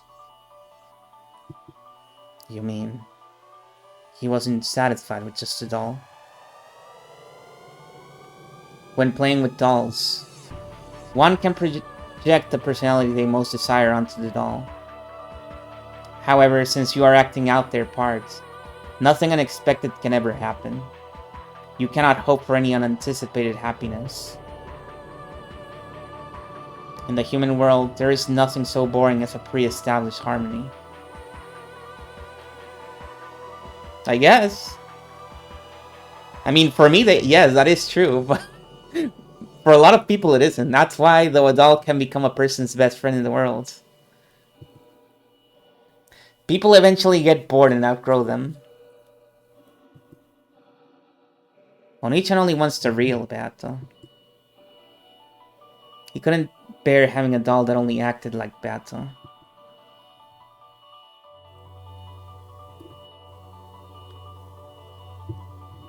A Beato born as Battler's piece would probably move according to Battler's wishes. It's only natural for a piece. Pieces move however their players tell them to. They can't do anything else. I see what it is Oni-chan wants. So what's up with this weird Beato? Battler might be trying to revive Beato in the truest sense. That is the never-dying dream held by the children of man. You just used the red to say that wasn't possible. That Beato will never revive. However, that doesn't mean that it is impossible for Beato to be born again. Have you forgotten? I believe that Brinkistel herself revealed Beato's true form at the end of the first game.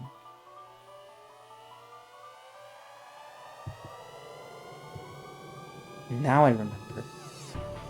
She said something about how Beato exists as the incarnation of a rule. Information began to be accumulated based around that rule, and in the end, it took the form of the witch known as Beatorice. If that pattern is followed once more, the same Beatorice will be born again. And perhaps one could call that a resurrection. In other words, that weird Beato is Beato as an egg. Or maybe a chick. That interpretation is probably accurate. In short, Beato is a chick who might grow to become that Beato.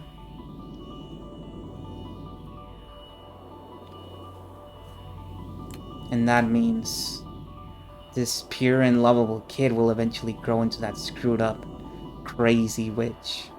Into that baddie. In other words, that Beato is a baby version of the Beato we all know. Baby Beato. So, just like how no person is born evil, the newborn Beato isn't evil either.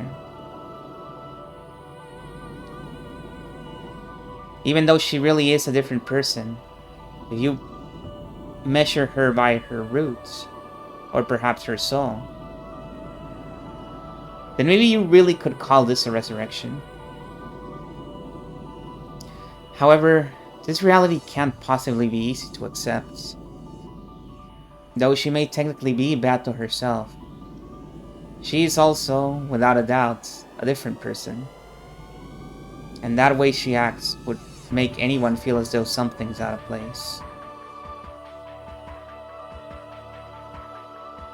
How entertaining. Hearing you read aloud is far from boring. I doubt you even really need someone to read aloud for you. It looks like you already know everything. I only reached that thought because I'm engaged in a conversation with you. My thoughts are more numerous than the stars in the sky. I only appear to know everything to a child of man like you. However, without you here, I am nothing but a weak, sickly person without even the power to think. If you just said that in the first place, I would have agreed to read for you a lot more easily. My mood just happened to improve. Don't get an overswelled impression of yourself. Your life means less to me than a leaf one has lost for using it as a bookmark. Please keep reading already. Is that pretty much what you're trying to say? Far from boring. You really do make an excellent Miko. Featherine rocked back in her rocking chair and looked up at the ceiling, laughing as though the conversation itself was pleasant for her. Anji was slowly figuring out how to deal with the strange witch. Yeah, it's awesome. I mean, she said it. She loves reactions. She loves to see people react to things. This person was also bored. It's not uncommon for a sick person who's bored from being bedridden for a long time to start acting rebellious. On the other hand, they can also get a little bored of being treated kindly all the time. She may want to be shown respect for her superiority, but it's probably more interesting for her when she's spoken to rudely. She loves you too. What a coincidence. That's exactly how I used to be.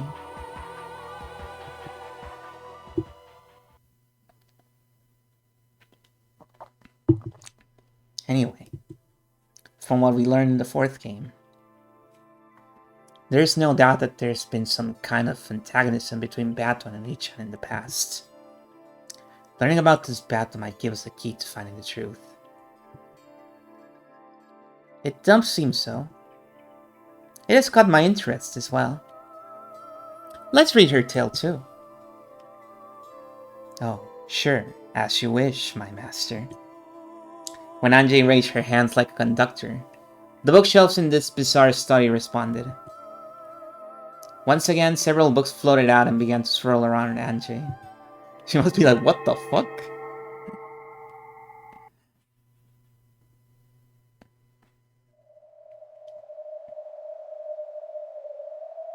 Kinso's study is the room belonging to the master in the human world.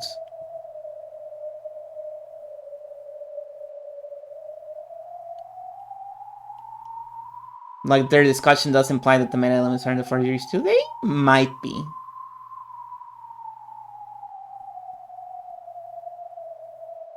They might be. Who knows?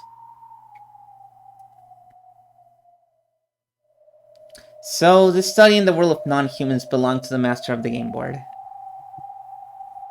and was a place where he could look down upon the humans.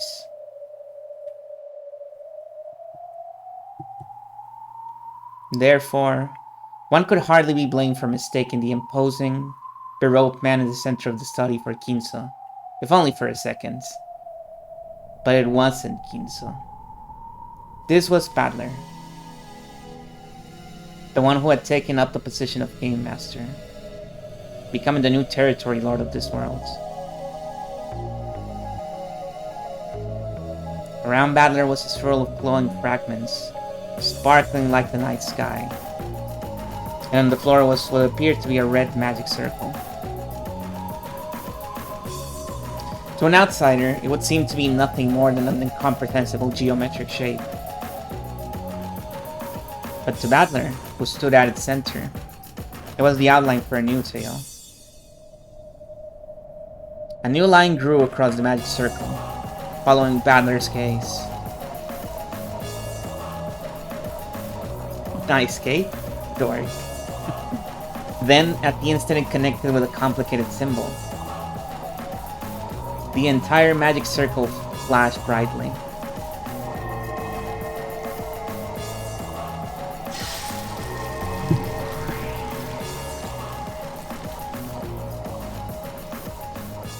We have to kill him. We have to lock him up in a room where he can never come out. So, how does it look? It is splendid, Master. The 6th game is complete, as Battler wiped his forehead and finally relaxed. Genji, who was standing behind him and watching over his every move, nodded deeply in response. I always thought being a game master meant you could make the tale however you want. But this is seriously harder than I thought. You must write up multiple tales and make the inner and outer sides of the story match. Though, truly, you have displayed such skill. It is hard to believe that this is your first time. I believe even Erika-sama will be satisfied with this game. Well, hopefully it matches that great detective's taste. Still, you gotta honestly respect Bato now. I can hardly believe that she managed to make tales that complicated and do it so easily. Easily? Far from it. Beato Riche-sama also worried and worried, racking her brain over various contradictions each time she created a tale. It's kinda gross. She was constantly battling with logic errors. Logic errors? Oh, he said it. Well, we can imagine I said it reading the line. That is when the two sides of the tale do not meet, creating a contradiction. It's a little bit homophobic, yeah. Come on, Battler. Everyone wants to see the homie, do it. When this happens, it becomes a fatal violation of the rules known as a logic error. And the game board will immediately collapse and be destroyed. It is the greatest and worst form of error that the witch side can make, and one which must always be avoided.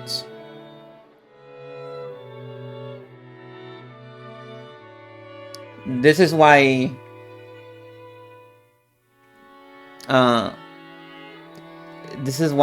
these characters could never be in an Ace Attorney game. Because those games are all about noticing contradictions, and these guys just straight up cannot do them. They just explode if they say a contradiction. So, Bato got close to bumping into those many times in her games. She fought with them every time she created a game. I believe it grew even more difficult for her as you became a more formidable opponent. So, do you think this game I've made is good enough to show Bato? Yes. Of course. Bato hasn't woken up yet, has she?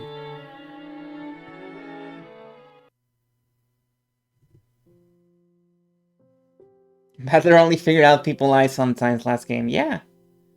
But that was the big breakthrough. It's like his third eye opens. It's been a while since her body was formed as a personification of the rules. Is she still not awake? After remaining silent for a while longer, Genji answered. She woke up 3 days ago. You were concentrating on the construction of the 6th game, so I decided to wait before telling you. My sincere apologies. Oh, really? Yeah, I'll bet she's still all drowsy after sleeping so long. Really wanted to show her my game. No, it's more than that. I have to show her. I need to tell her that I've understood everything. I'm still a dog? No! Badler's face broke into a smile. There was no trace in his expression of the hatred he had once felt towards Bat for murdering his family. Okay, hold on, wait. Maybe we're too quick to judge Badler's transformation.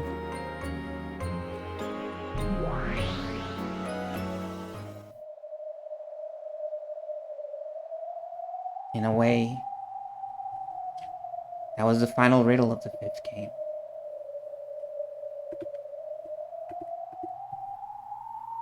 Yes. When Badler reached the truth, there was a great change in his impression of Bato. So, should we assume that there really was something between Onichan and Bato, and that he forgot all about it? It would be awesome, but it's hard to do.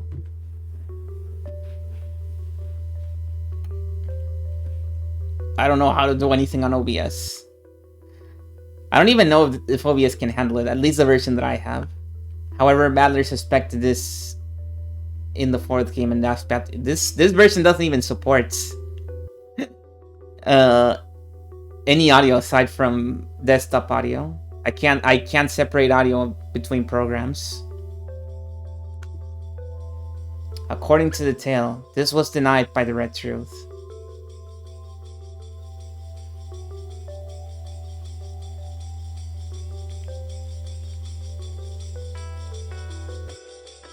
Six years ago, no person called Beatorice exists for Badler.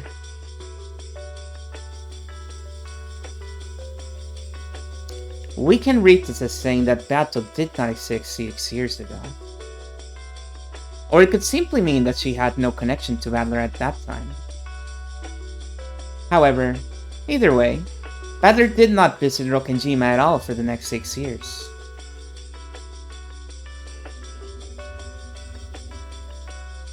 I'm gonna have to check into that kind of stuff. October 4th, 1986 should have been the first time Beatorice and Onichan met. If so, why was there already some kind of antagonism between them? I don't have a clue what it means. That sin of Fushinomiya Battler's, which Bato took Battler to task for in the 4th game, might give us a clue. The result of that might have been Beatorice herself. The result of Onichan's sin was Bato. That almost sounds as though Onichan created the witch called Beatorice himself.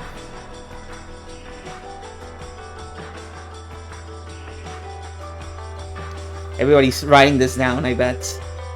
Almost as though Beatorice was Badler's piece. Huh. Badler sinned 6 years ago. Because of that sin, people died. The one doing the killing was Beatorice. If you consider the possibility that everything is connected to Badler's sin 6 years ago, then the one who created Beatorice was Badler himself. I thought it sounded almost as though she was Badler's piece. I don't get it. Even if Onichan sinned itself, this crime couldn't have been any close to murder. If this huge massacre is in retaliation for what he did, then it's totally out of proportion. Beato killed our family. Dad, Mom, Onichan, everyone. I can't believe that Onichan's sin was anything deserving of that. The way of sin depends on the person measuring it. Even a sin so light that Padler might have forgotten could have been so serious to Beato that she hated him enough to massacre his whole family a full 6 years after the fact. Well, even I find that a bit excessive. And more importantly, if she were a person like that, I would find it hard to accept that Padler would act so friendly towards her after discovering the truth.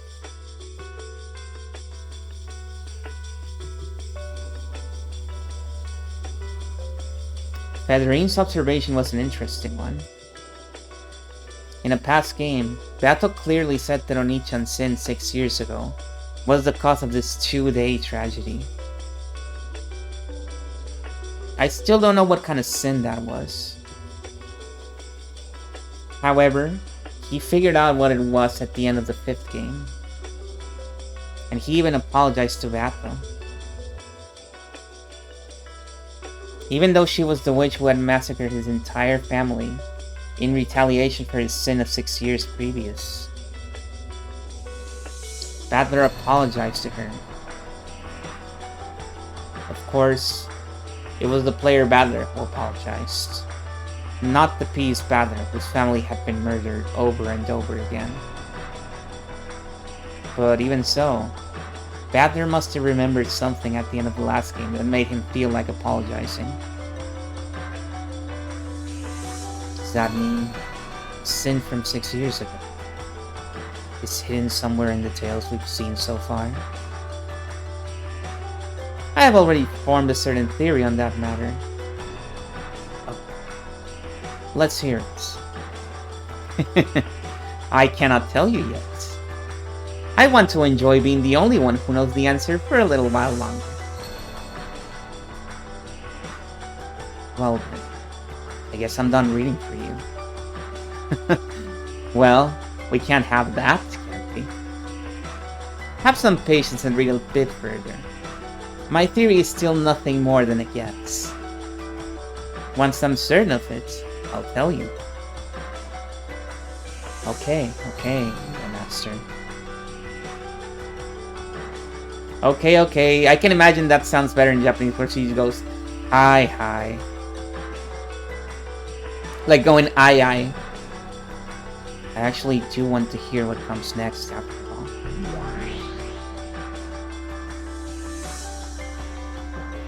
Just what kind of connection do Onichan and Beatrice have with each other?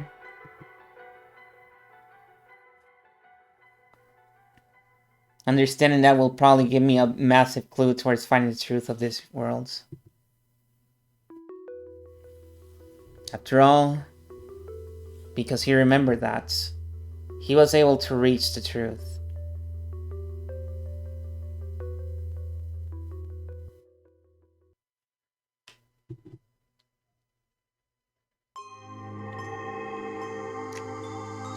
Beatrice!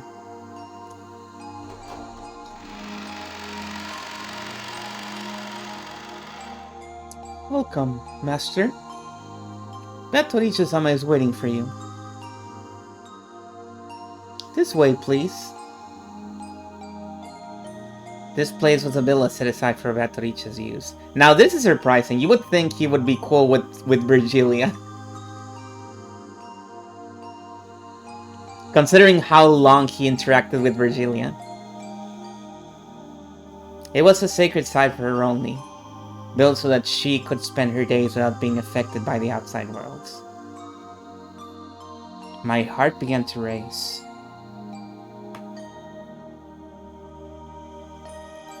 I can't get over it. My heart began to race. I'm so glad that she was able to revive. And that everything's okay. Oh, I can't wait to see Gap's human form. Or whatever she is. Beato is a personification of the rules.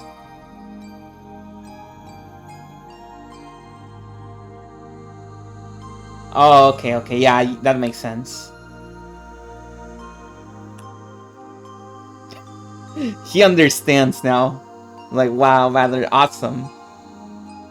You're so awesome for understanding what Ronop said out loud like 3 episodes ago.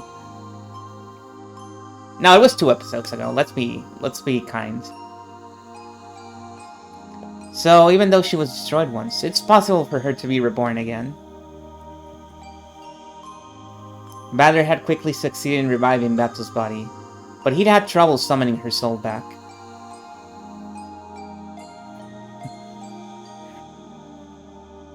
Show us Gap. Show us Gap, and maybe we'll think you're impressive. You literally thought Kumasawa turned into Virgilia. Look, he was not paying attention, okay? It was impressive because he didn't see that scene. He was looking away. However, during the time he'd spent immersed in the creation of the 6th game, she had woken up. And this had happened 3 days ago.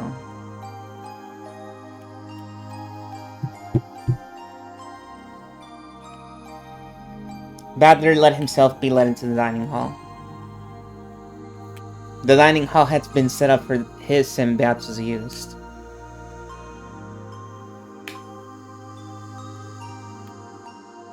It existed so that they could enjoy some black tea while having conversations that were only possible now that he had reached all the truth. I want to tell her. I want to tell Beato that I found the truth. Badler couldn't hold back his excitement over this miracle he'd been granted. The miracle of Beato waiting for him in the dining hall to hear what he had to say. How is Beatrice? Same as usual? Is she doing well? Oh yes, she is doing quite well. She has been waiting for you all this time, Master. Oh yes. So she's in the dining hall? Is she eating or something? That's okay. It doesn't matter either way. You'll be surprised. Beatrice! When he swung open the doors to the dining hall, Badler was greeted by a wonderful sight. Though the food laid out on the table wasn't particularly sensational, it was arranged beautifully and the champagne bottle stood there waiting. She's blushing.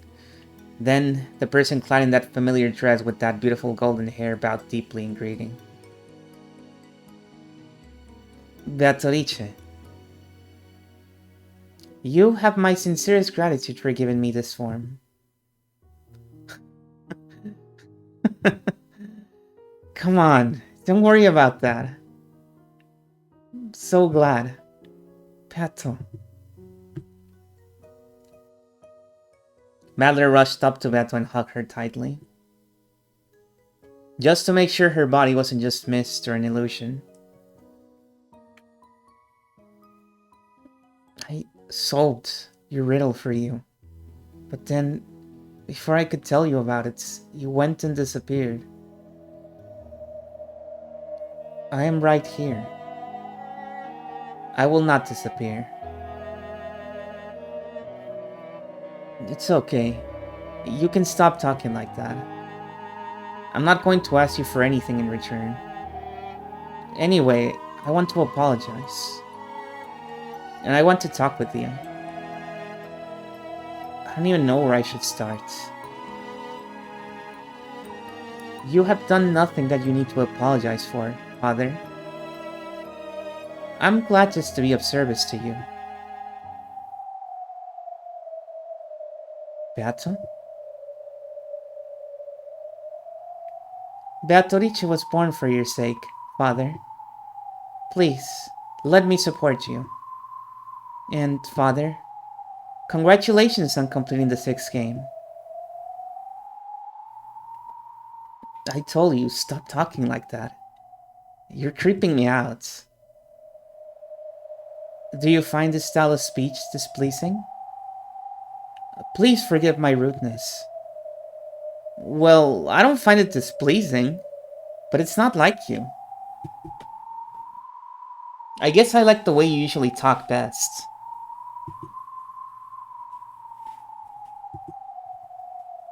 Beato smiled vaguely.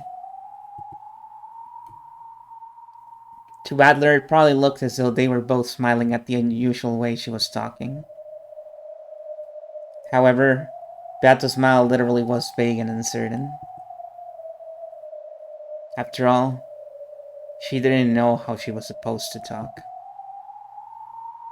Anyway, Bato, just what kind of joke is this? Don't tell me that the great Bato Ichi-sama decided to cook for me. When I heard that you had completed the 6th game, I wanted to see if I could prepare a modest reward to congratulate you. Bato Ichi-sama really worked hard to make this. I didn't even need to lend a hand at all. No, I didn't. The food set on the table really was modest and inexpertly made. You could tell by looking at it that Bato, who wasn't particularly skilled with cooking, had given it her all.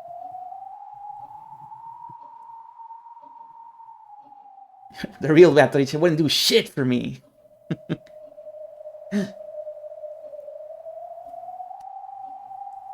However, signs of discomfort and irritation were beginning to appear on Badler's face. What's going on here? Well, as she said, Beatrice-sama wishes to congratulate you. Sweat was starting to show up on Kumasawa's forehead. She was also feeling uneasy. She's being nice? She's cooking for me? Get me the fuck out of here. That's not my patty.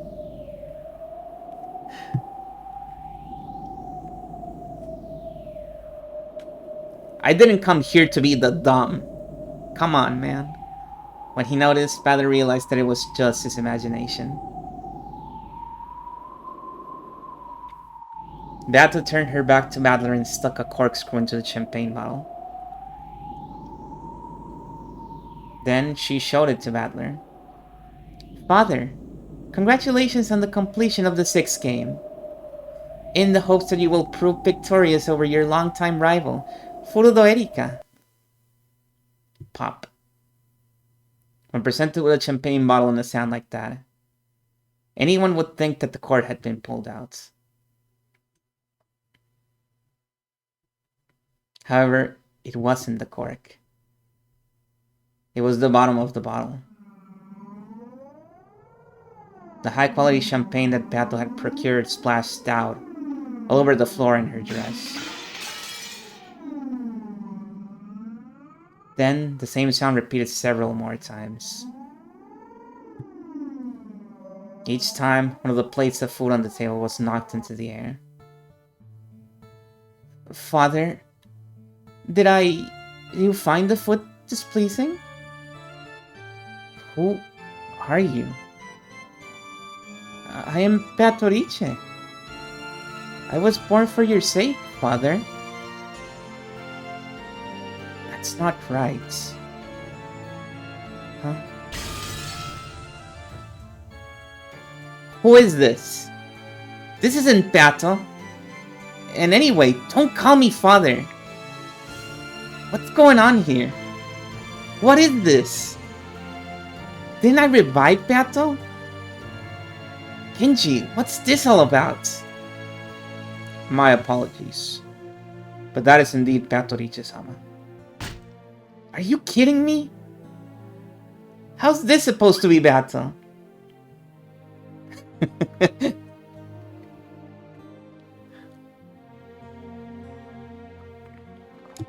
He doesn't want Beatrice to hear.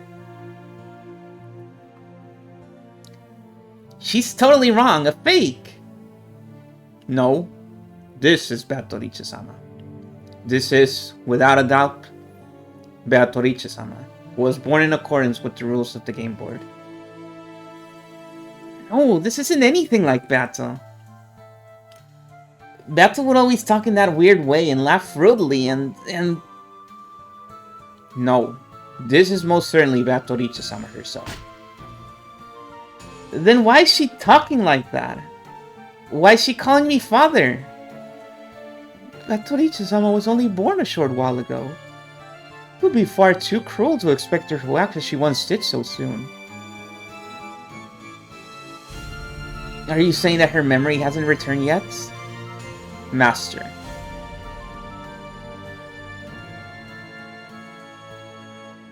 He looks like One Piece characters, true? This person truly is Batoricha-sama herself. However, she is not the Batoricha-sama you know so well. What are you talking about? I'm the game master, right?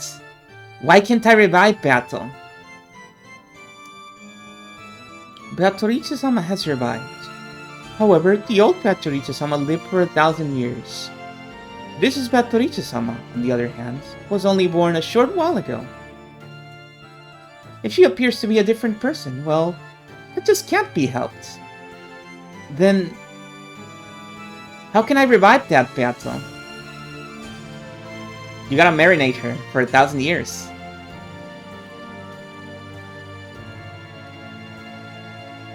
You know how it is. You gotta age her like wine. Her body is right here. How can I revive her soul?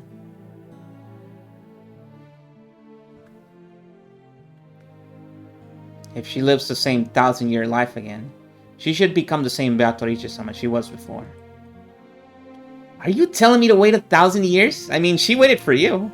I was like, well, fuck, you got me there. A person's personality isn't decided solely by their birth.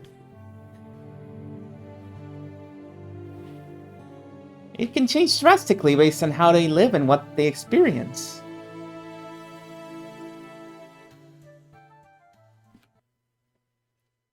Well, she did mention getting very harshly mistreated by Kinso several times. So maybe that might help?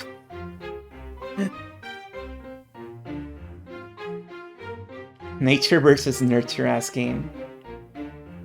No, she was a freak of nurture all along. She wasn't a freak of nature. Fuck.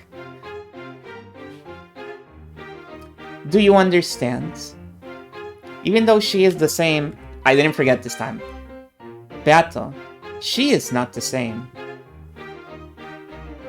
I get it. Even if you had two of the exact same person, they could change enormously depending on their upbringing.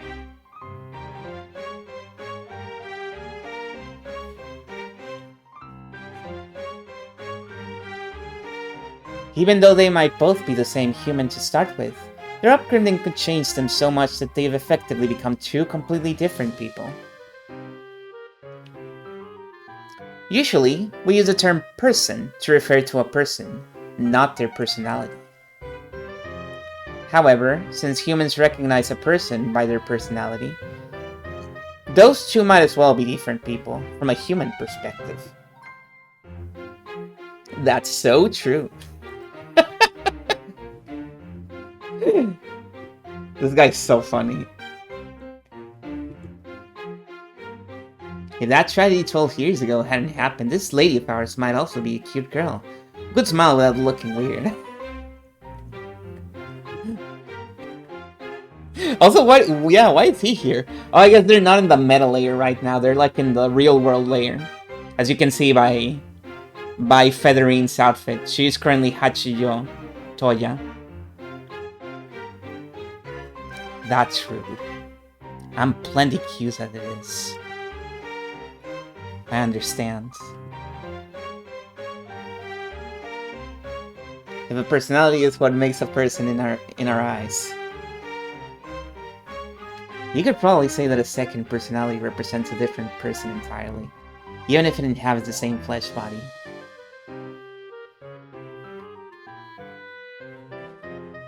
At the very least, I'm a completely different person than I used to be 12 years ago. And if my family had come home 12 years ago, then the Yandere that resulted would surely be a completely different person from me. Even a single human can become a different person. In fact, depending on their upbringing and endless possibilities, they can become an endless number of different people. So, just because this battle, that's no guarantee that she'll become the battle that Anichan knows so well. And on top of that, Beatrice is a witch who lived 1,000 years. People can die and be reborn in just 3 days.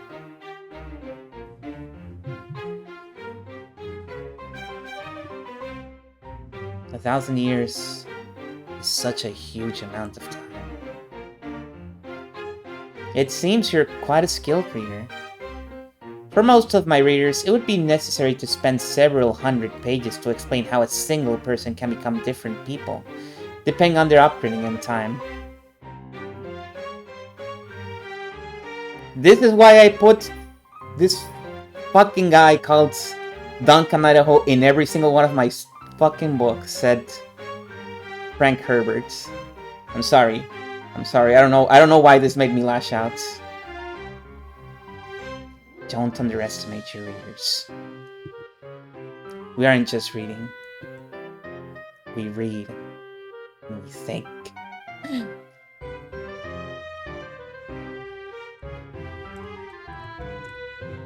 Is this true? Could this be true? Duncan Idaho catching strays, but not enough. Not enough to actually kill him for sure. The history of chess Wikipedia page open in a tab from back when they mentioned nobody knows who invented chess, and I stumbled onto an interesting fact. They do know?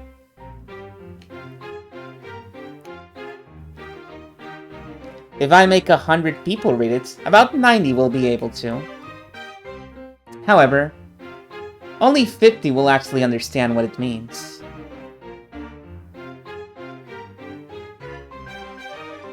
The king is helpless. Whoa, that's cool. From the Persian phrase. So they can't even narrow down where chess comes from just by that alone. And not even 20 will actually think beyond that.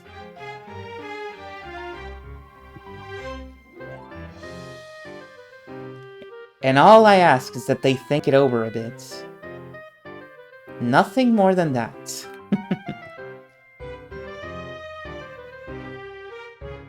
However, it seems that you are one of those precious 20 readers. That's why I invited you here, child of man.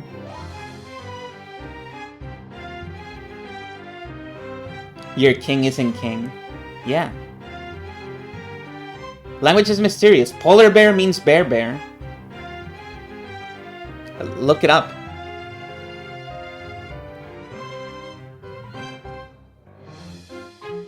Or no, what? Maybe it's the like the scientific name of polar bear means bear bear. There's definitely a bear that's bear bear and it's polar bear. It was seriously hard to like this Hachiotoya person. However, though this forgery she had written was still in its first stages, it definitely felt as though it contained something very similar to the tales in those message bottles.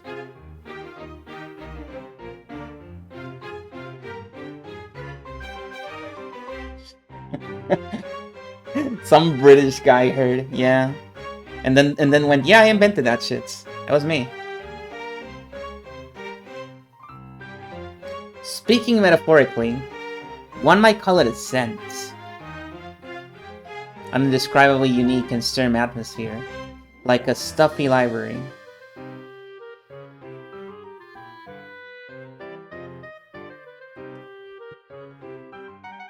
The Beatrice wrote the message bottles and Hachiotoya are different people. And yet, this has the same scent as that tale. I see. This is why some of those curious witch hunters are so intensely devoted to her. Their keen sense of smell was able to sniff out that familiar scent. Very well then. Please continue reading. There could be nothing more entertaining than watching your face as you glance over the words.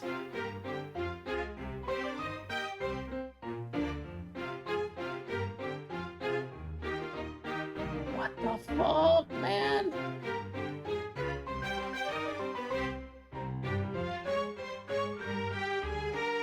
What? They had animals in the old game? What the hell? They just made it worse.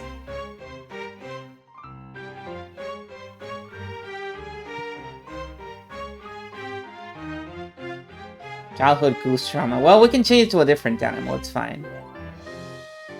Anything is possible in tabletop simulator.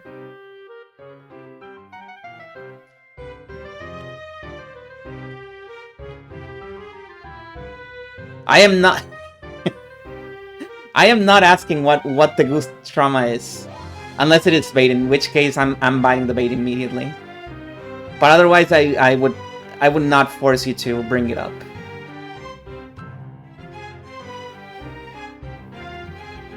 That and speaking with you.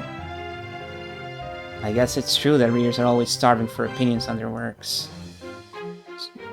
However, sorry to disappoint you. I don't have time to read all the way through this thick manuscript. More importantly, and yet, you have plenty of time. Both the second hand and the pendulum on the ornate clock behind Hachiyo had been moving the whole time. However, absolutely no time had passed for a while now. My elementary school had a chicken coop with a goose as a guard animal. They made us feed the chickens and the goose attacked me many times. No! Wow, that's wild. I didn't know they had animals in schools like that. I mean, I assume that's true because I saw it on TV all the time, but not in real life. And yeah, I mean, Anji, you probably should have guessed this when you said, yeah, I read the entirety of episode 5 off screen.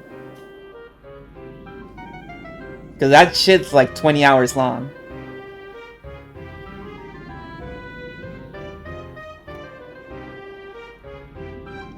So you've been here at least 20 hours. However, absolutely no time had passed for a while now. Only about 3 minutes had gone by since the time she had entered the room.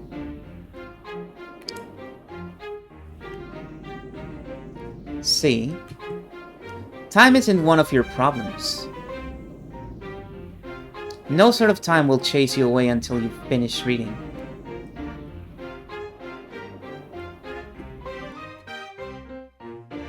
Next page, lady, next page.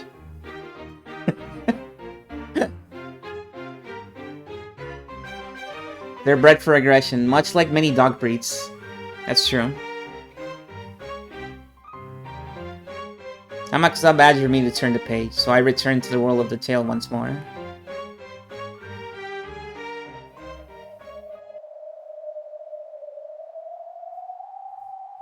Why does her tail have the same scent as Beatrice's, I wonder? Is it because she actually has reached the truth, as she claims?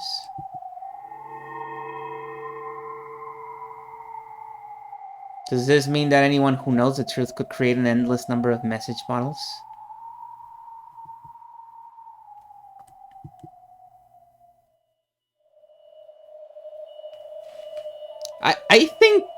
I personally think Toya thinks Amakusa is funny.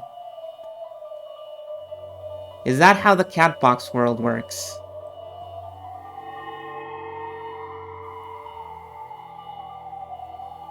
I see. I guess she might also be an endless witch. In fact, maybe anyone who knows the truth can become an endless witch.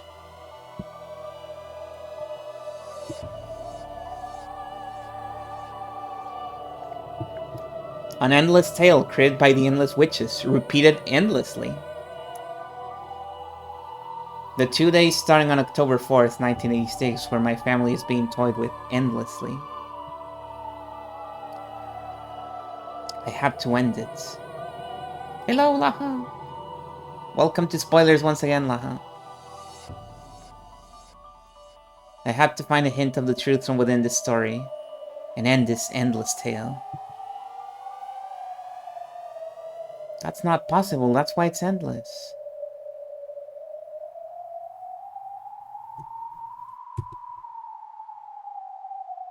What do you think, Battle?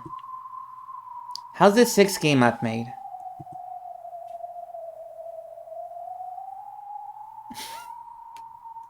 You can tell she's trying very hard to make that face. This is the most she can muster. You cannot expect her to say words as well. Well, you're not the type to give me an honest compliment anyway. You'd probably say something more like, not bad for an incompetent fool like you.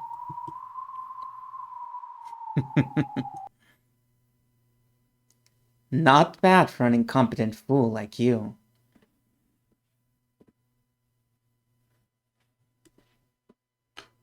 No, Kenster, it would be like 20 hours, not 8. It would not be 8, it would be more than 8. Now that I've seen what it's like to be a game master, it's pretty clear. I wasn't the one who had it rough each and every game.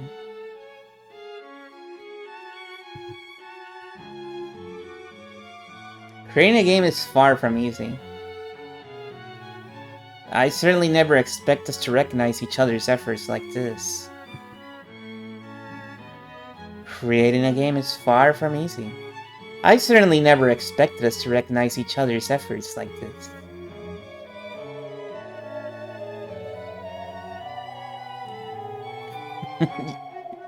Yeah.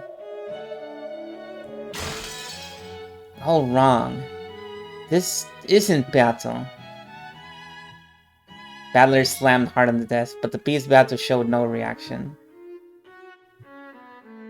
After all, Battler hadn't ordered her to react. It would be easy to revive that battle as a piece. However, it would only move according to Battler's wishes. Having a conversation with it was no different from talking to himself.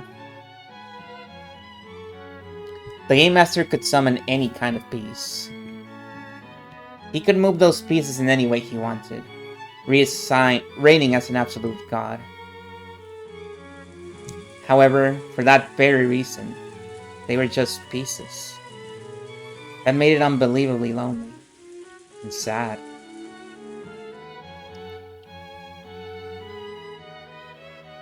You created many kinds of furniture, as well as several tales in the past. When I saw that, I was sure you were having a great time doing it.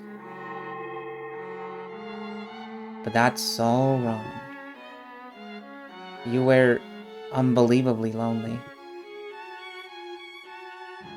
It must have been such a relief for you, having an opponent like me who could actually go against you. Yup, I'm painfully aware of that now.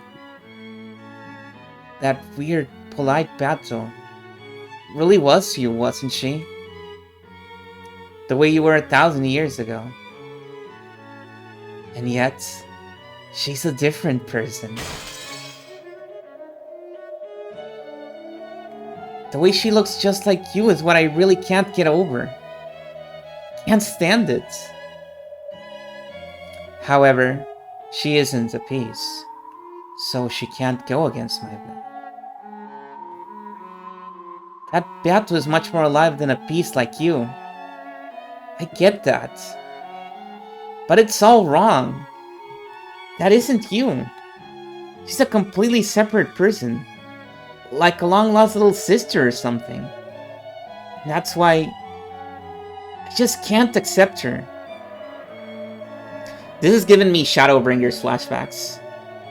For anybody who played Shadowbringers might know what I'm talking about. As much as he hated that piece version of Battle, Battler felt an even stronger dislike for the chick Battle. Even after a whole 1,000 years, she still wouldn't become the original Battle. Even if she were ordered to act like the original Battle, it would just be an imitation.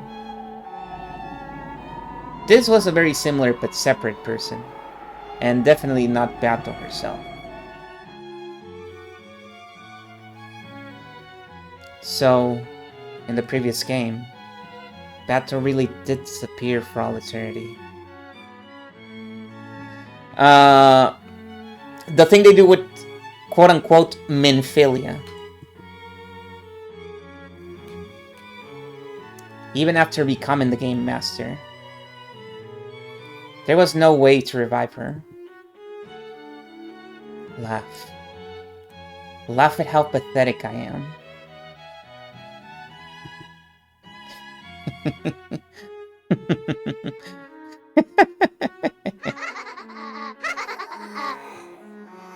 Give it a rest already. You're just an illusion who won't laugh unless I order it. And who can't even continue to laugh unless I keep ordering it. Just disappear. No.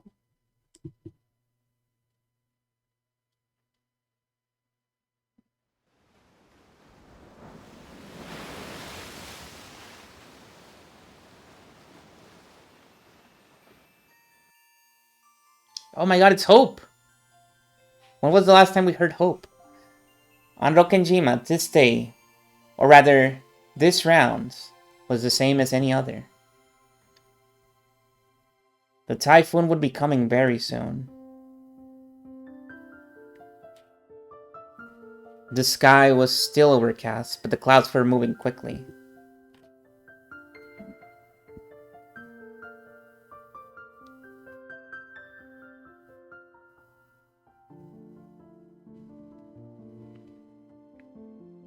The only thing on Natsui's mind was the plan to cover up Kinso's absence again this year.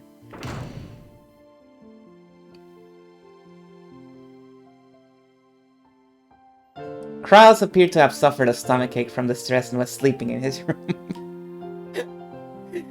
I finally learned the truth, said Battler. My uncle is useless.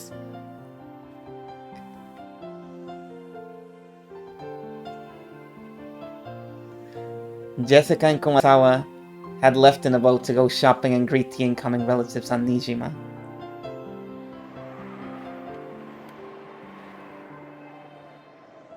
The servants had been busy since the early morning preparing for the family conference, the greatest event of the year. Shannon and Cannon were rushing to get the guest house ready.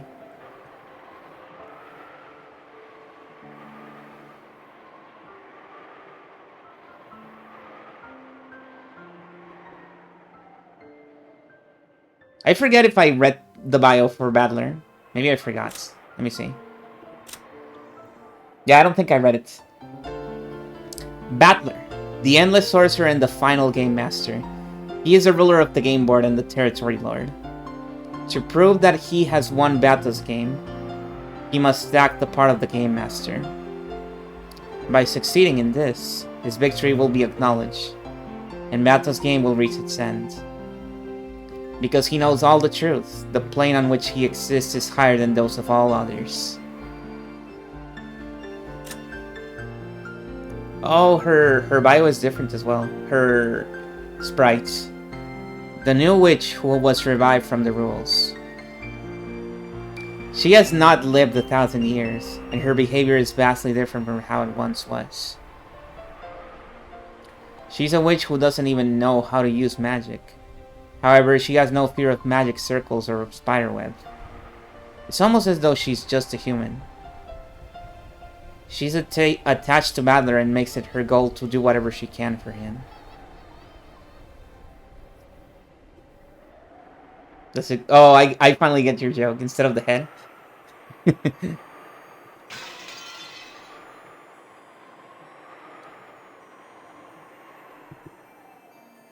Good point.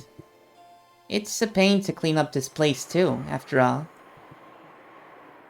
Even so, I like cleaning the guest house. Yeah, it's nice and quiet without Madame and all the annoying servants.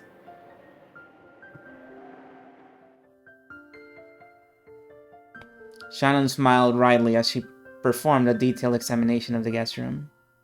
Yay, Shannon and Canon! The boy and the girl. Did we forget to clean anything? Do we need to restock anything? She diligently gave the room one final check over. You checked everything thoroughly last night too, didn't you? You really are dedicated. It's days like this that you tend to get pranked if you're careless. You can never find important things when you need them. And things that were supposed to be closed turn out to be open. That's because you're too careless. You don't pay attention while you work. I guess that's why you're helping me check. Thanks. There's nothing to thank me for. If you were a bit more alert, I wouldn't have to help at all. But you actually just want to be with me, right? You're such a kid. That's not it at all. It's all because you've been so ecstatic about George-sama lately.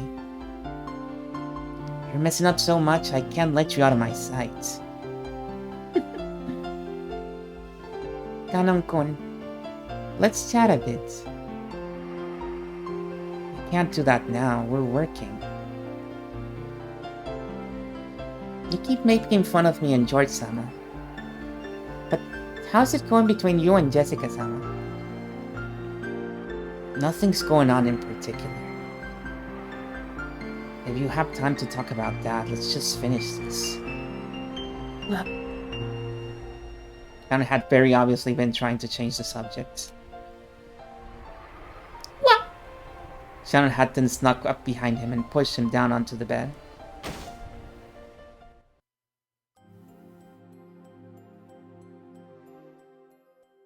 So, why did you turn down my lady when she asked you to go with her to welcome the relatives? Because I have work to do. Liar. You don't actually have any work at all. Shannon and Kanon had switched roles. Normally, Kanon was the one in control, but when it came to romance, it was the opposite. As Shannon had said, Jessica and Kanon were supposed to have been the ones to go greet the relatives in the harbor on Nijima. However, Kanon had suddenly claimed that he had work to do, so Kumasawa had gone instead. Kanon didn't have any work to do. He wanted to slack off. Kanon knew this. My lady told me, despite what happened after the cultural festival, he really does like you, Kanon-kun. Even though I'm furniture. That's right. And I'm furniture too. But despite that, you're in love with a human. Even though you can't do that. You think so? Maybe we're furniture, just because we take that for granted. I don't have any special feelings for my lady Jessica. I only think of her as the daughter of the family we serve. Really? Really?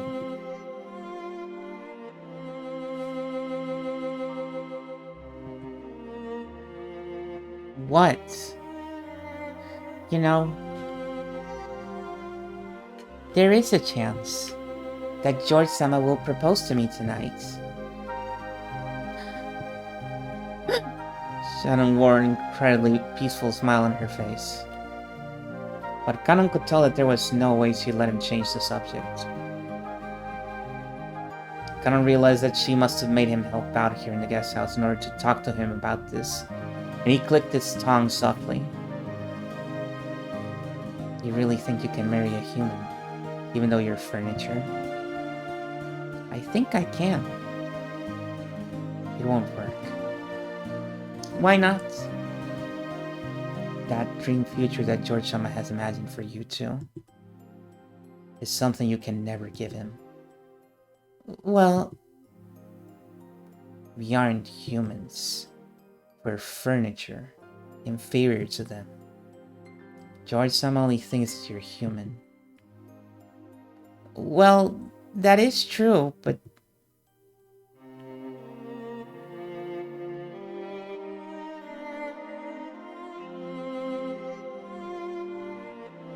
Head peak. No!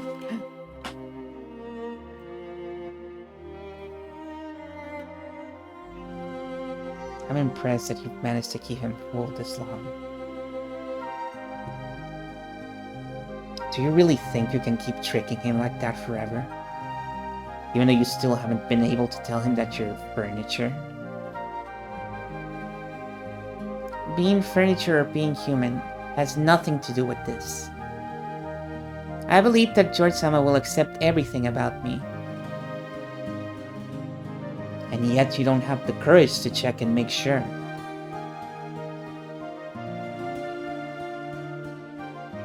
You know what? I think I'll accept his proposal. You know what? Fuck you. As Shannon looked up at the ceiling, she spoke at the imagined future that she and George would create. Though some anxiety over the future appeared on her face, so did the joy of knowing that what it was like to live with love. As Kanon watched this vivid dream he was being shown, he knew that none of his words would reach Shannon anymore. You can just do what you want. Once you've said you'll do something, you can't be incredibly stubborn. Yep. I want to live life my own way.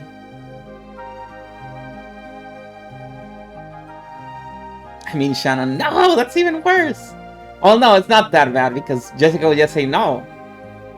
And that would be the end of it. But actually, it's not that bad.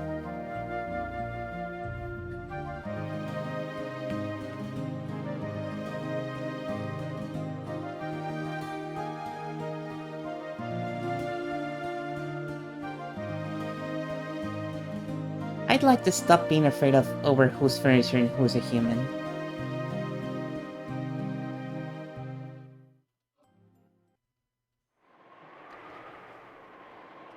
Kanon walked over to the window silently.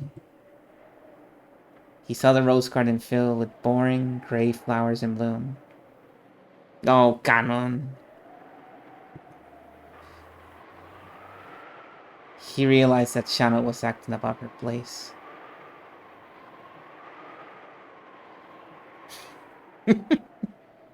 Yeah.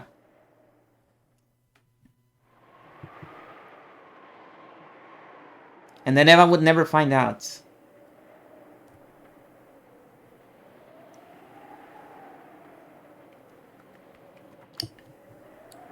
And he knew that her tale had no chance of a happy ending.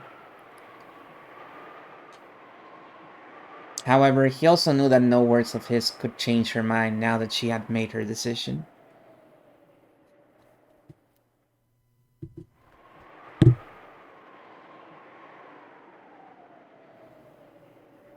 In that case, it doesn't matter what I say. If I tell you to stop, you won't listen. If I tell you to do what you want, you'll do what you want. Why are you talking to me about this? It's not like you care what I have to say. What I want to know is how you feel about Milady. I have nothing to do with the two of you. Do you really feel absolutely nothing for Milady? No, I don't, as I keep telling you. Liar. What makes you think that's a lie? I can tell. I'm your Nesan, aren't I? You don't know. You can't know what I'm feeling. I do. I know everything about you, Kanon-kun. If you really do know, then why do you ask? Your head and your heart are completely filled by George-sama, aren't they? And it's that sincerity of yours that I love. That's why I'm rooting for you in the only way I can. Otherwise, even I wanted to love my lady. Kanon finally turned to face her, honestly and openly telling her how he really felt. That was what Shannon had wanted to hear. And after hearing that, she pressed Kanon even further to reveal his true feelings. You can't leave it at that.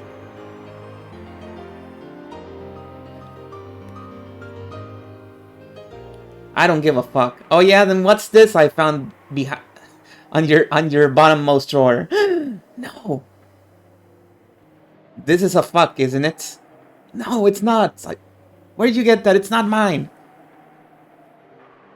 You can't leave it at that. I won't let you. Then what should I do? What do you want me to say?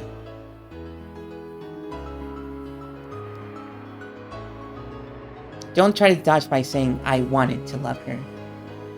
All you needed to do is honestly tell me what you really feel. My lady is too dazzling for me. The way she lives is dazzling, like the sun. That's why I love her. I was so happy when Milady stretched out her hand and asked me to walk with her. No, I still am happy. You love her, don't you? Yes, I do. I love Milady. Finally, Kanon confessed his feelings in their entirety. In fact, by saying it aloud, he finally understood how he truly felt. As passionate tears welled up in his eyes, Kanon had finally accepted it. He couldn't stop the tears from dripping down his face. Both of us are exactly the same. Locked up on Rokkenjima and living without any hope at all. And yet, Milady was able to light her own path and create her own fate. She was so dazzling that I envied her. I felt as though if I could be with her, I could find my true self instead of being the pitiful person I am now. When you turned out Milady's confession, were you sad? I was. I never realized that a lie you make to make yourself could be so sad, so painful, so excruciating. And I couldn't forgive myself for hitting Milady with that lie. I believed that I didn't have what it takes to ever fall in love again. But that wasn't true. Do you know what's needed to fall in love? It's something you can't get from anyone but yourself. Being furniture or not has nothing to do with it. If you decide for yourself that it won't work out, then it won't. You mustn't leap to such rigid conclusions. That's why I, overambitious furniture that I am, gave myself what's needed to fall in love. So you have it too, Kanon-kun. You mean, I have what it takes to fall in love? Yes. If you won't give it to yourself, I'll give it to you. Thank you. I feel as though I can finally see the sea.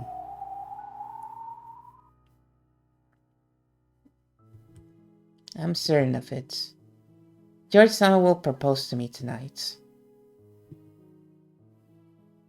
When he does, I will accept.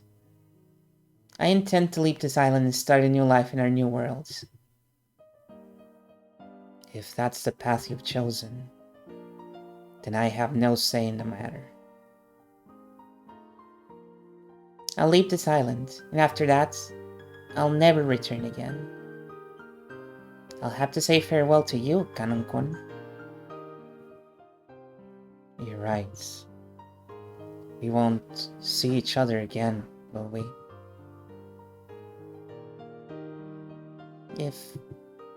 If you do love my lady from the bottom of your hearts, and if your feelings are at least as strong as my feelings for George-san, then you and I will have to settle those feelings, whose feelings are really stronger. Ne-san. This way is best for both of us. Don't give up on your feelings for my sake. Even though my selfishness might keep you from your happiness. I realize that same thing about myself.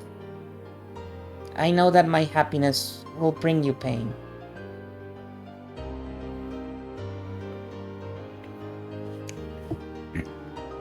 We have no choice but to hurt each other. As she said this, Shannon turned her back to Kanon. As Kanon watched Shannon from behind, he was struck by her strength and the love she still felt for him despite everything. Ne-san, living with you made me happy. Me too. I wouldn't have lasted this long without you. And that's why I was able to meet George-san. Yeah. And I wouldn't have realized how dazzling Lady is if it weren't for you. I won't abandon the way I feel. I'll focus on that feeling alone, ignoring everything else, and I won't look away when I trample over your heart. Me too. I won't use you as an excuse to hide the way I really feel.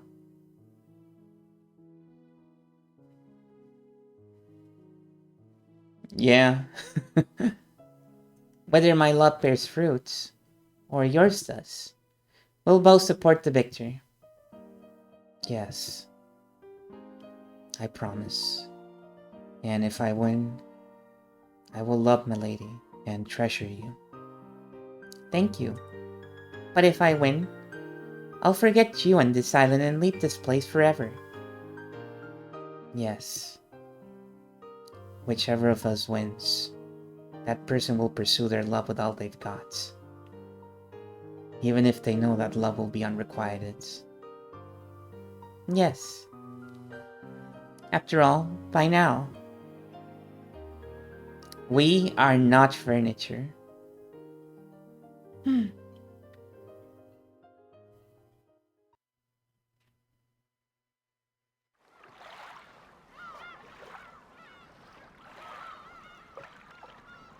The boat carrying the relatives docked at the harbor. They left the boat one by one, making fun of Paddler. Koda wasn't the only one to greet them. My furniture has unionized. No, they're not furniture. Kanon was there too. It has been quite some time, everyone. Allow me to welcome you to Rokkenjima. I hope that your long journey went smoothly. Welcome to Rokkenjima. Ah, good, good. Koda complimented Kanon in a whisper. My furniture has humanized. Kanon ignored this, looking just a little sour, and continued to greet the incoming relatives.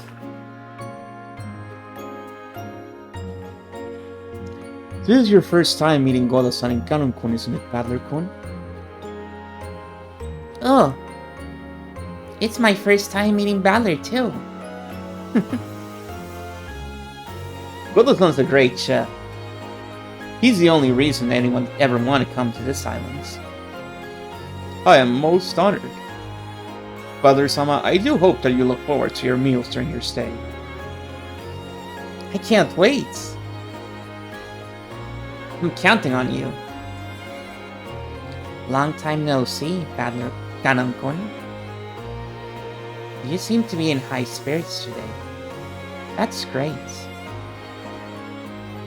Do you think so? Oh yes, your face is looking brighter today. Maybe it's your complexion, Or maybe it's that your gaze looks a bit more gallant. It must be a crone face. That's how a boy becomes a man. You usually look as though you're about to pass out from anemia. You're a bit different today. You got some spunk. A boy can change a lot in just 3 days. I guess that means even Kanun-kun's getting a bit more manly. We aren't making fun of you, okay? We're all complimenting you. Kanun had sworn to start changing the way he lived bit by bit.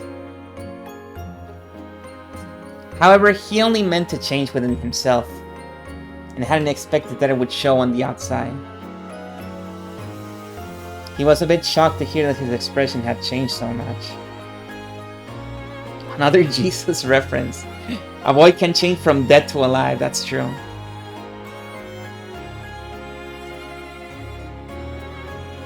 That people had apparently noticed as soon as he opened his mouth. No.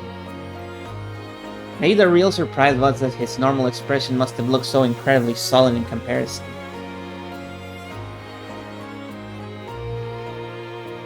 Guara led the way up to the guest house.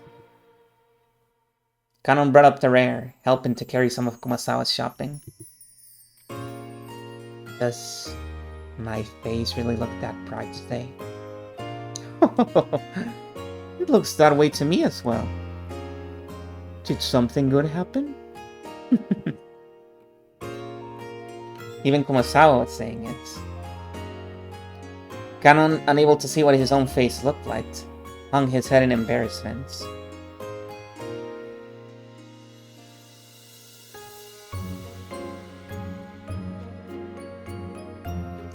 When they reached the rose garden, they could see the others streaming into the guest house. Then, he saw Jessica running towards him from there. Is even milady Jessica going to say that I'm in a good mood today? Gee, I hope so. Ganon hung his head even deeper. And so, almost as though he couldn't control himself, Ganon spoke first. Do I really look that different? Huh? Well, you know, you aren't usually the type to come out and say hello of your own accord. That's probably why everyone was surprised. I apologize for not going with you earlier, milady. Huh? Oh, don't worry about that. I'm the one who's sorry for asking you to come all the way out to Nijima with me to meet everyone. Yeah, when I was doing this part, I was like, man, it's been a million years since I voiced any of the kids that are in Battler.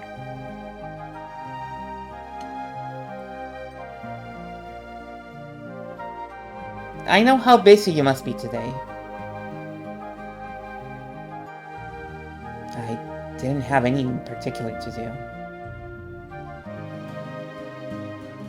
Jessica and Kenan is here too, yay!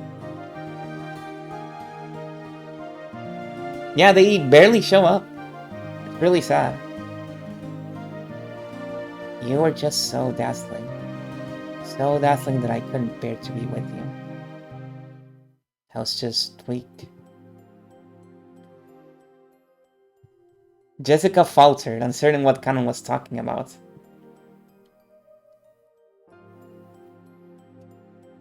However, she realized that there was something too important to be laughed off.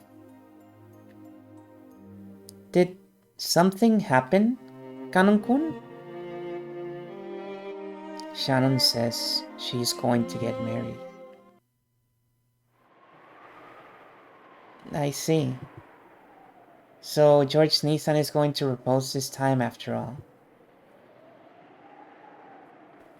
Jessica thought Kanon was sad because Shannon would be leaving. That this new mental state had caused a change. Oh yeah, but he's acting brighter. By your logic, it would mean that he's happy that Shannon is leaving. Like, oh, finally she's leaving. Good riddance.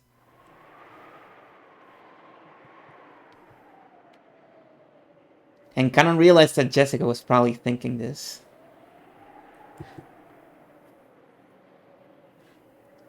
So he spoke to her clearly and honestly. Because he wanted her to know. I decided that I would stop working here if Nessa never quit. I know. So, are you going to quit too, Kanon-kun? I'm not sure anymore. I feel that if I quit, I might lose sight again of something you revealed to me, shining like the sun. Jessica could only stare blankly, unable to understand what he was saying. However, she did realize that he was trying to tell her something important. And so, she was able to accept that his next words were neither a lie nor a joke.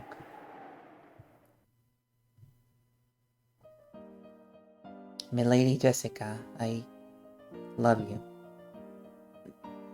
I love you too! You live life like the sun, and I want to try walking that path alongside you. I have a feeling that, with you, I'll be able to break free from the me that I despised as furniture. You aren't furniture, Kanon-kun. And you weren't born just so you could become a servant. A boy your age should be enjoying life much, much more. Yay! Everybody's happy.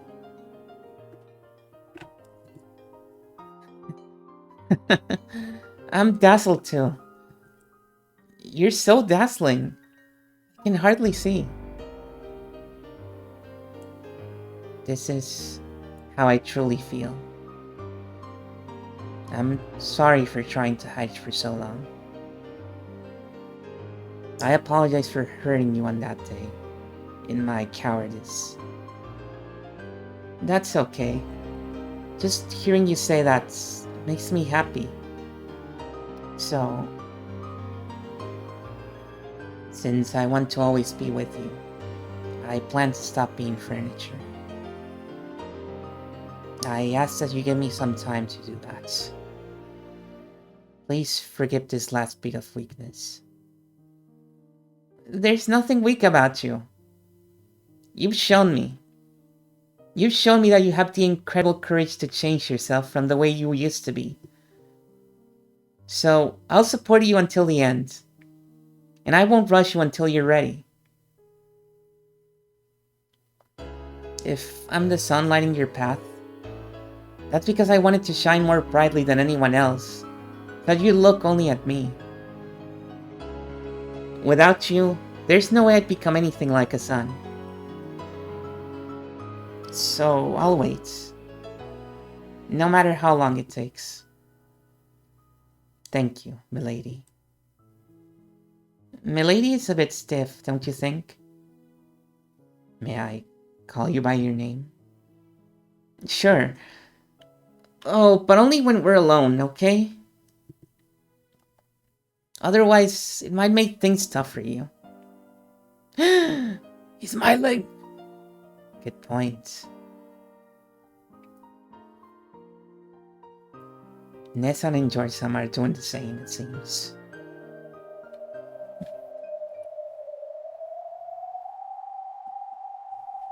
If Shannon hadn't been about to get engaged, you wouldn't have said what you said just now, right? Kanong hung his head, at a loss for words for some time. But it was true. If Shannon hadn't told him about the engagement, he probably wouldn't have been having this conversation at this moment. Yes. Because of that, I was able to think long and hard. Come on. You heard about Shannon and you wanted to see what love felt like yourself, right? Yes. That's a pretty straight answer. Well, when I watched those two, I was pretty jealous myself.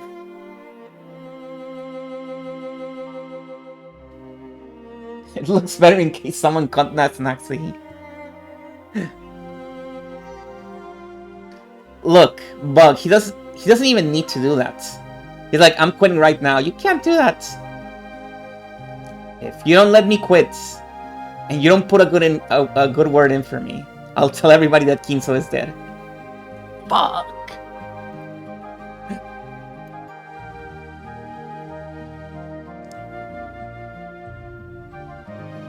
He's got too much stirred at this point to... He's got too much leverage right now. He has so much power over his boss. In truth, it wasn't quite like that for either of them. They've been shown the courage needed to speak up and tell the one you love how you feel. That's what pushed both Kanon and Jessica forward. So, what should I call you? Jessica works fine. Just saying it like that would be a bit embarrassing. Then you can use Sun, at least at first. Why not try it out? Come on. I mean, yeah, you can't call her Ushiro Miya-san, because everybody in this fucking house is called that. Jessica-san. Is that the Golden Land? In real form?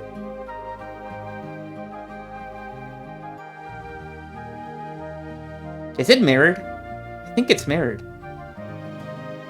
Good. That'll do for now. And I'd like to call you by your name, Kanon-kun.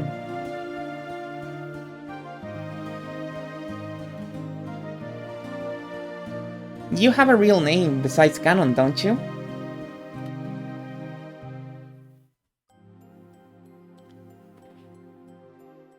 I'll bet it has the character Kan in it, like Kanon does. I cannot read kanji.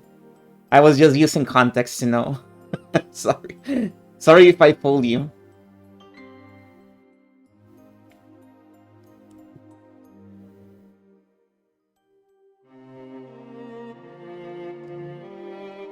What could it be? My name is Yoshiya. Well, then I was dead wrong. Oh, how's it written? Jessica tried tracing out various characters on the palm of her hands. Then Kanon used his own finger to write out his name on her hand. He's got all the fucking riz. He's not even trying. You write it as Yoshiya. Yeah, that is the same kanji, I think. Holy fucking shit, imagine writing that in the hands. The first one is a really complicated one. That's like 4 radicals, I think, and they're pretty complex ones too.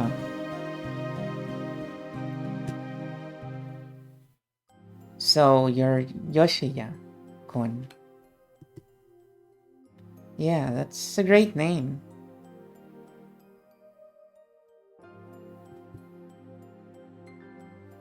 Totally better than my weird name. That's not true. Milady Jessica has a wonderful name. Hey, say it again. Huh? Milady Jessica has... One more time. Milady Jessica has a wonderful... Is something wrong? No big deal. Thanks, Yoshiya-kun.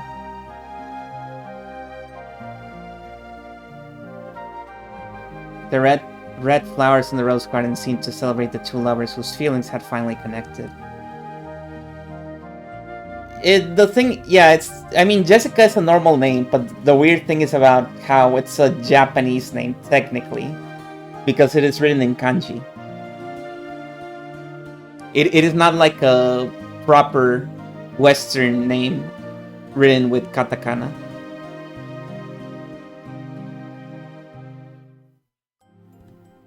The scene was watched by one not human, who gazed out quietly from beneath the rose garden arbor. Oh?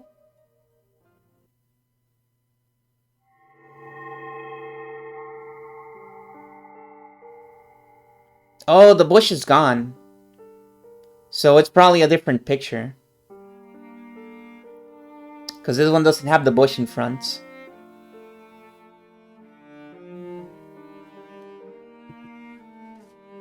Come to think of it, those two had never called each other by their names until now. Jessica hadn't known Kanon's true name. Kanon hadn't called Jessica by her name. When people call each other by name, they acknowledge the worth of the other's soul. That's why names are sacred. When you've been given permission to say someone's name, it means they've acknowledged your soul. Is that why Father wants me to call him by his name? No, it's probably wrong.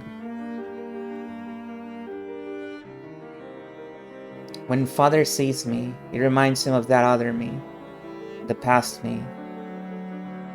And I'm sure that me called Father by name. However, that probably doesn't mean Father would be happy to hear me call him by his name. After all, I am me, and not the Beatrice Father knows well. What can I do to help Father? How can I be useful to him? After all, that's the only reason I was born. Hanging her head, Beatrice sat all alone in the Golden Lance Arbor next to the Rose Garden. And she was watched by the Witch of Theatergoin and her Miko as they sat across from each other.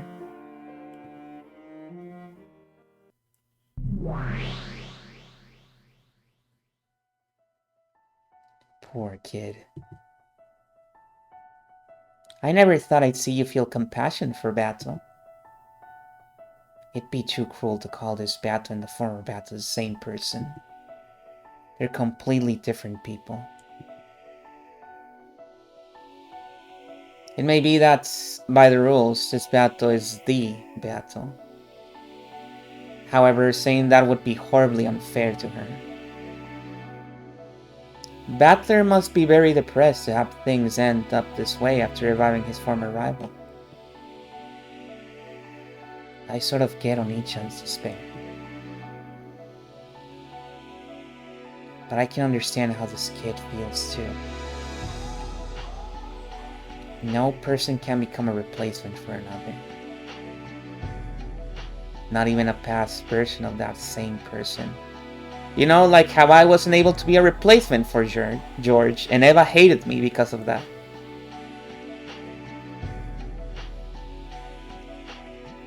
Compared to the young boy and girl who had found new versions of themselves by calling each other by their true names.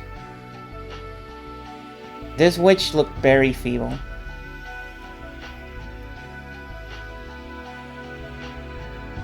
The witch knew that she was an illusion created in the image of the person she once was. And she also knew that it would only hurt Battler if she were to try and pretend to be that person.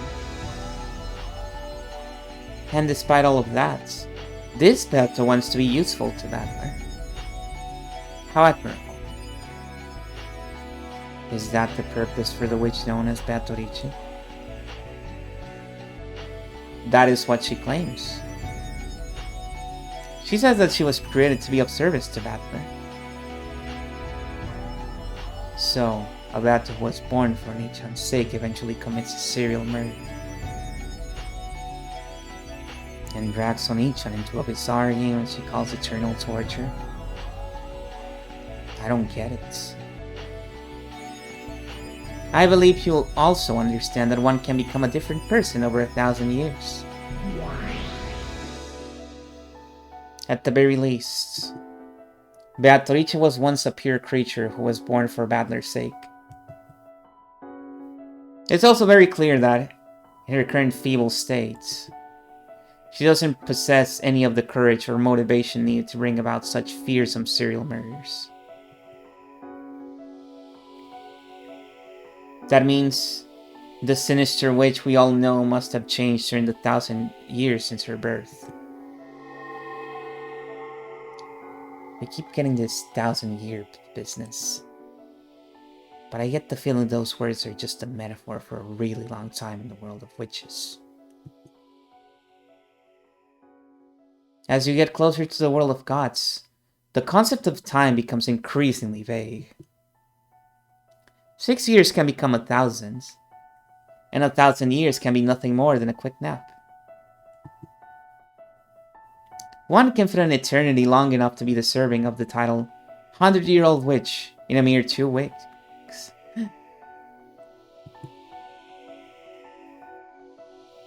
In other words, the pure Beato transformed into the cruel Beato.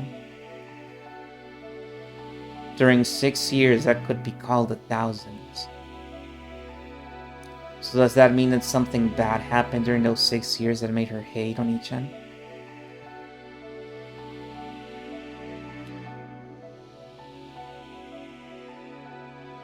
That doesn't make sense.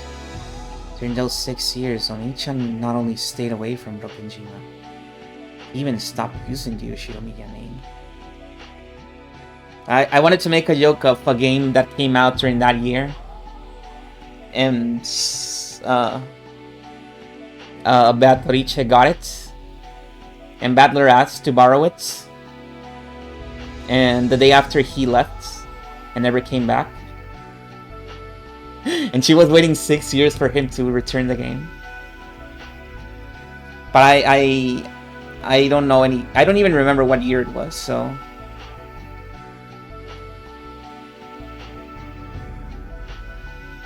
is it 1980? He had nothing to do with that change. Her hatred has got to be totally misguided.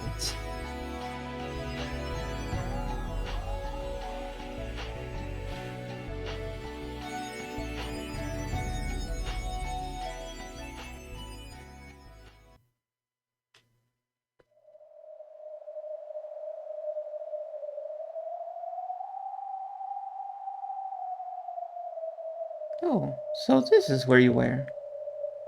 Shall I make you some black tea? Komasawa-san, there's something I'd like to know. Very well. What is it? My name is Beatrice, isn't it?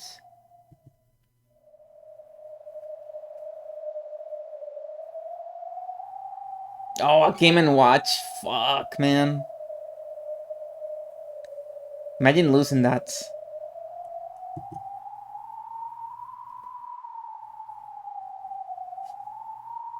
Yes, that is correct. You are Beatrice-sama, milady.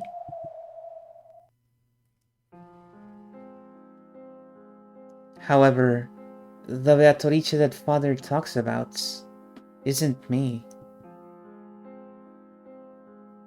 Well, I think father wanted me to be that person. I think that might be why.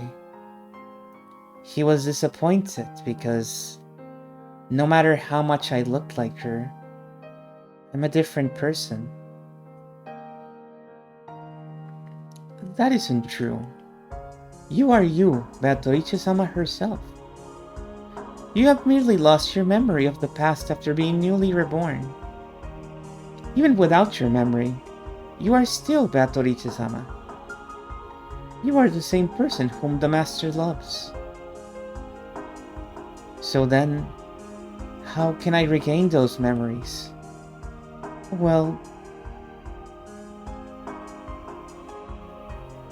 Beato looked at Kumasawa with hopeful eyes, as though praying that she would tell her the way.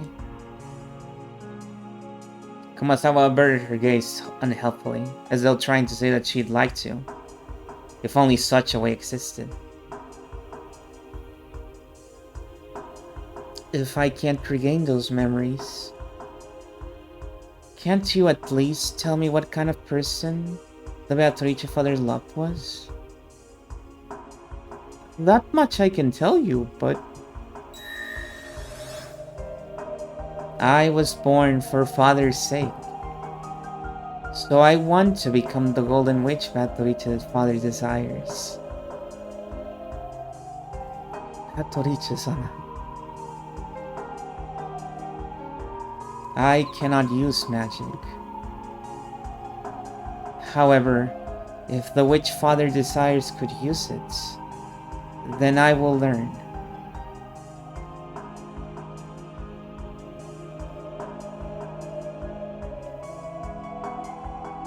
Yeah.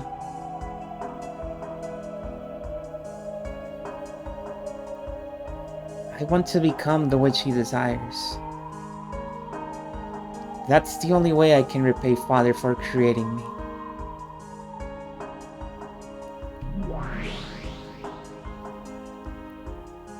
That's admirable. Without the 1,000 years gone wrong, she really is an incredible kid. And she doesn't call anybody an incredible kid. There's only like 3 people that she does. A chick of a witch. Very interesting. I've taken a liking to her, Anjay. I shall allow this chick to make use of my library. Let us open the door that leads back to the world of witches. Chick of a witch.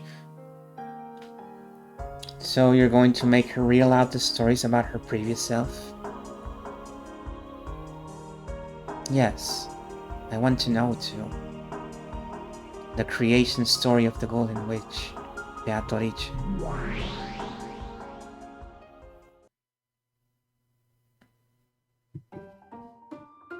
Very well, if you wish it. Then let us open the door once more. Kumasawa, son.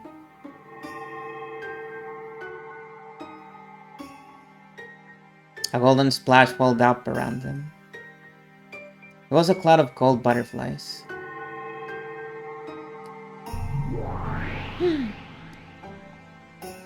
With a flash of gold, the form of the old lady transformed into that of witch in that dress.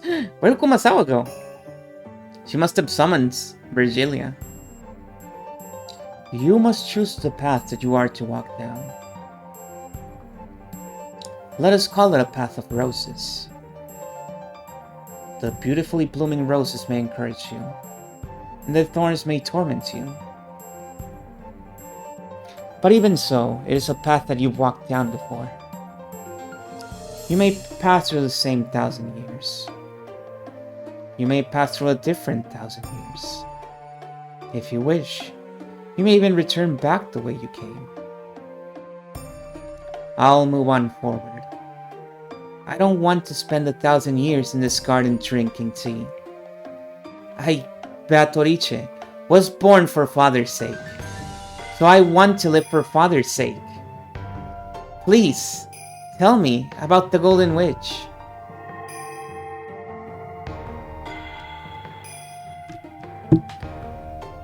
The Great Witch spread her arms, communicating the other's unbending determination to the brilliant heavens. At that moment, a brilliant light covered the two of them. And before they knew it, they were in a strange study.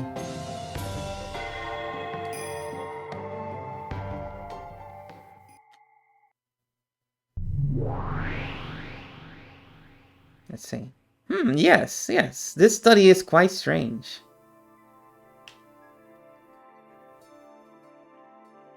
There sat the master of this library, the great old witch, and her Miko. Virgilia gave a deep and elegant bow.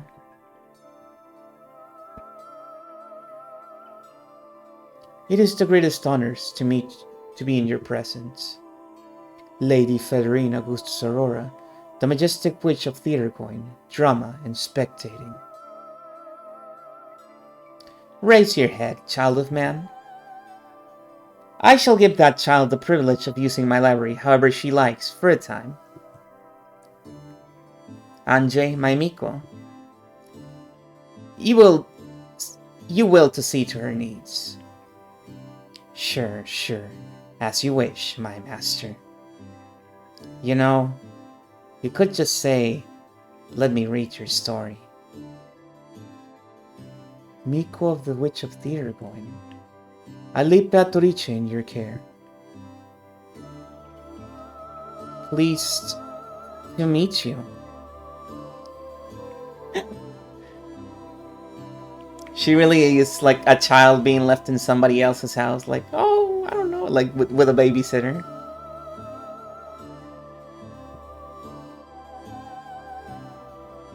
The Beatrice you're trying to become was suffering from something in her own way. At the very least, you've been released from that for the time being. You'll really go on a journey to regain those shackles. Yes. I want to become the Golden Witch.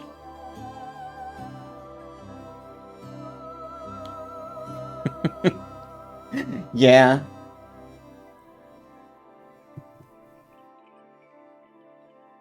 That is the reason I was born. I, the endless and finite witch, Publius Virgilia Amaro, ask that you make her journey through purgatory a pleasant one, granting her your protection. Huh? Oh,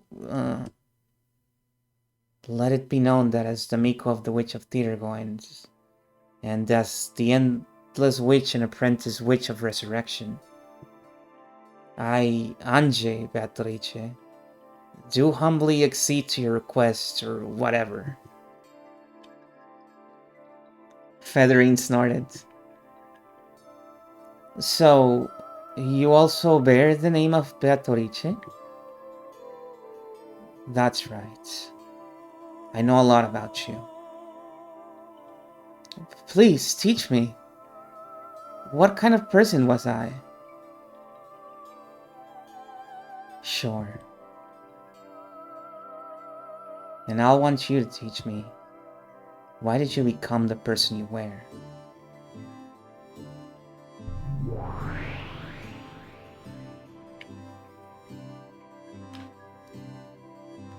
I have a theory on how she became who she is now. I think it was the pipe. I think that's what she's missing.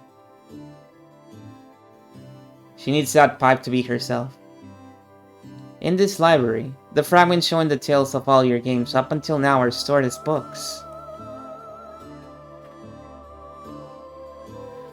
By reading them, you should be able to learn everything that has happened before now.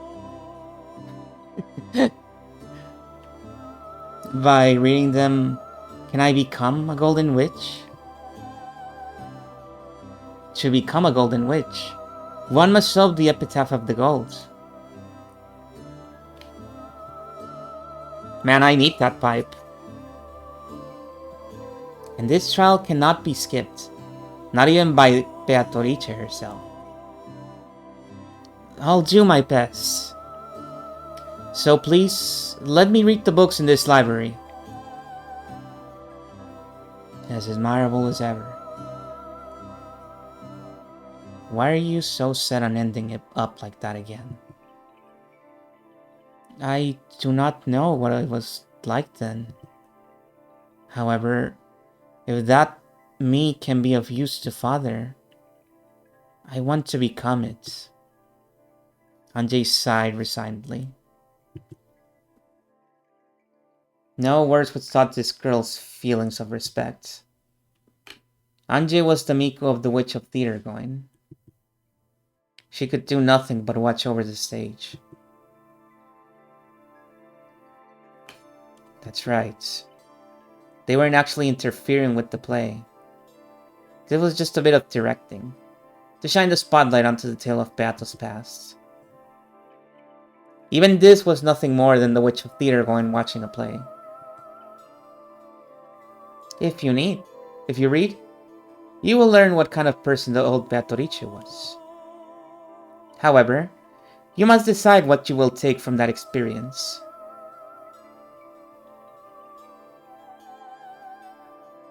No, I didn't. Whoa. El Snoopy. You are free to stay in this library, or leave it, or even return to it again later. In exchange, I will watch your play.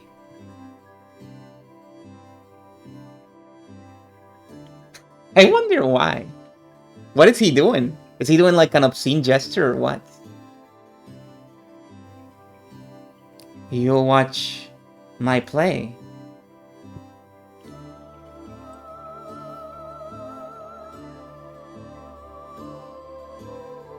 He's done it in an obscene way. Basically, it means you can do whatever you want. Thank you very much.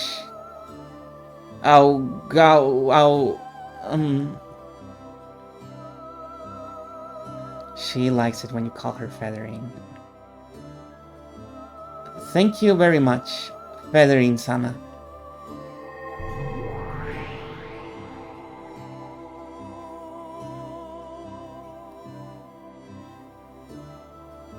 After being welcomed in by Feathering, Beato left on a journey to discover herself.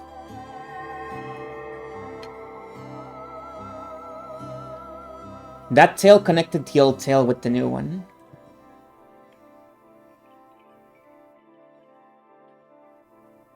Oh, I can believe that, absolutely.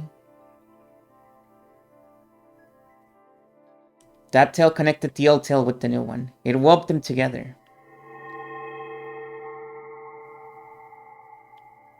The 1,000-year-old tale about her return to its starting point, becoming a snake eating its own tail. An Ouroboros, if you will.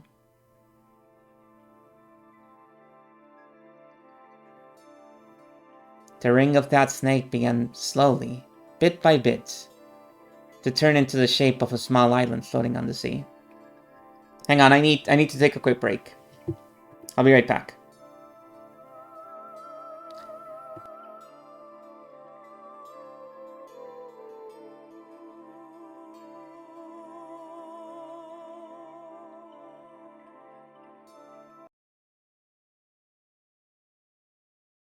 Screw it, let's put Linda on.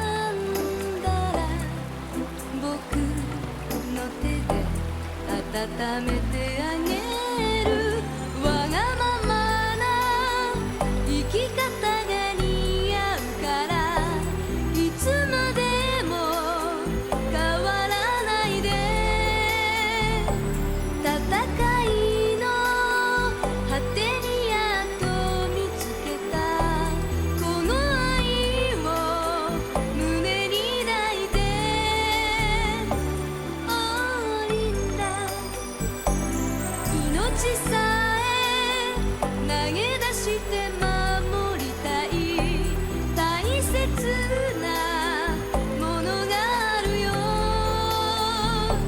喜びも憎しみも悲しみも超えてきた二人だからオーリンダオーリンダオーリンダ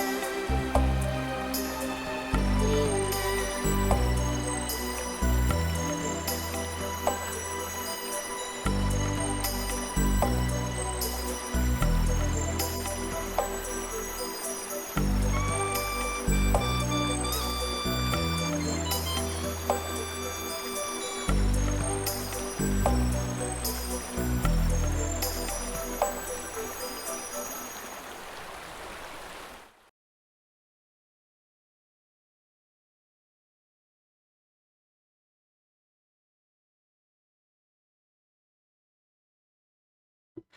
I'm back.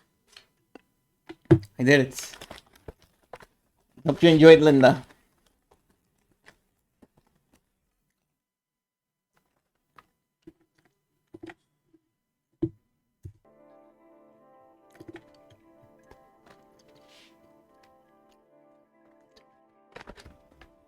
We need more games that are just about being married to a baddie.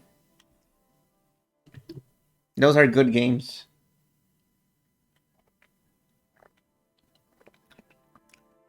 And that was Rokenjima.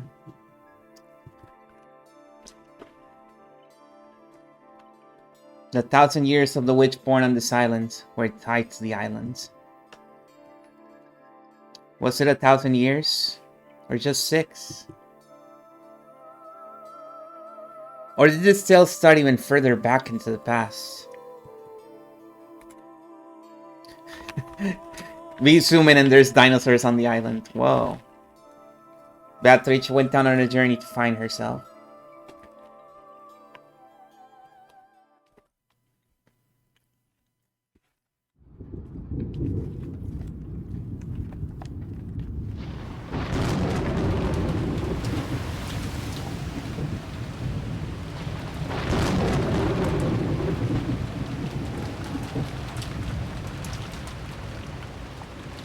The wind had been strengthening since a while back. The raking waves had grown fierce.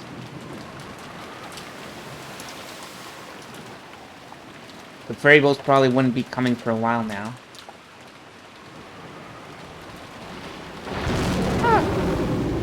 The crashing thunder told that the island had been sealed off from the outside world.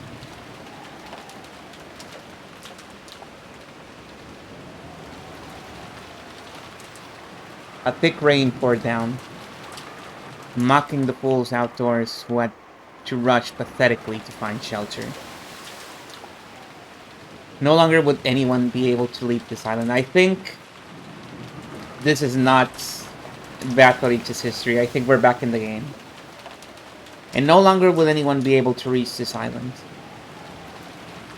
No one. Unless blessed with a miracle.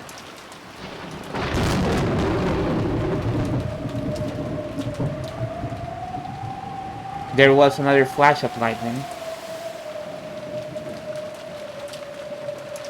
The retinas of all who saw it were filled with white.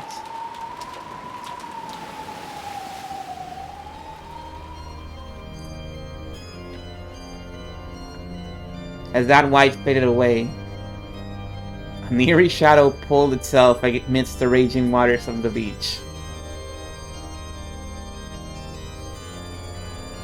Yeah, this fucking scene is awesome.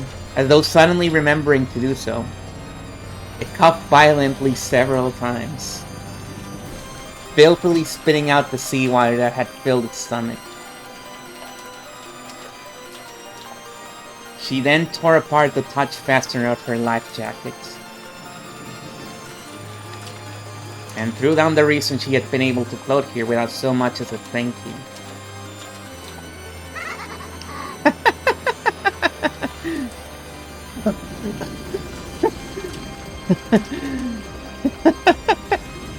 Welcome in by a storm. Same as always. Very good. Yes. Come and entertain me, Battler-san.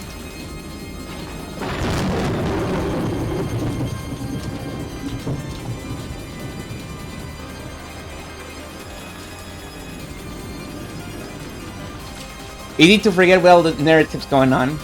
Erika is still here.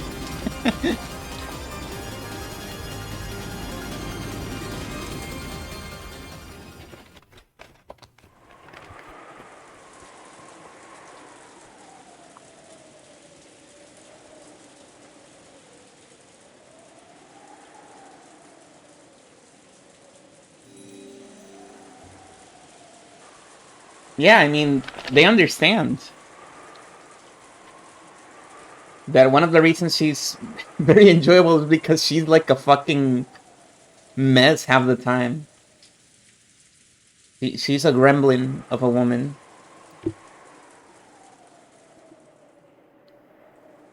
She's both very dignified and very undignified. Fell from the pleasure boats, eternal maid seconds. You know what they say. Always the bridesmaid. Mid-cruise in the waters near Rokkenjima. On October 4th, 1986, she drifted to Rokkenjima, and the Ushinomiya family welcomed her as a guest. She managed to drift to the island unharmed thanks to several miracles, including the fact that she was wearing a life jacket.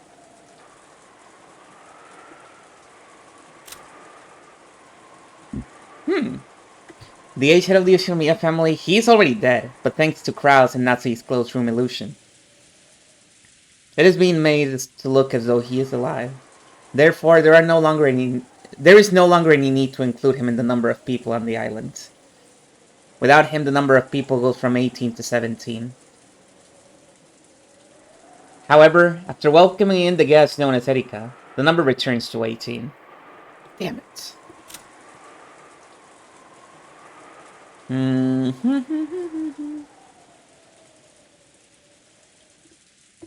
I think this is all the same, right?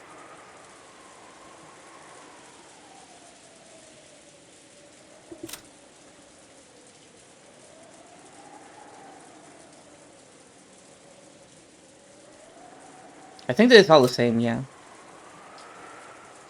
Not this one. Now that Ginzo's constant suspicion has reached extraordinary heights, Nanjo is one of the very few people he trusts. Thanks to Nanjo's big-hearted nature, he has been able to continue his friendship with Ginzo despite the latter's tendencies to fly into the... No, it is the same, never mind.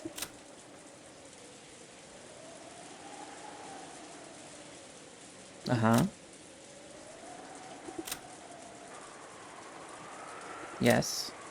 You already saw this one?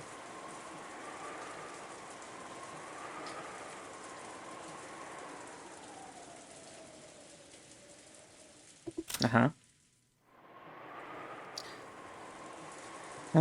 For some to be called to this, which time she openly took the position of his wife. Uh-huh.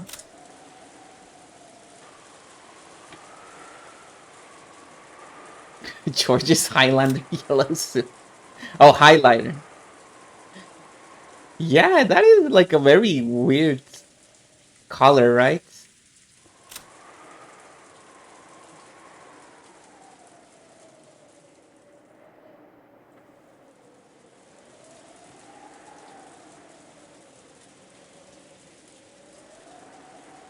Uh-huh.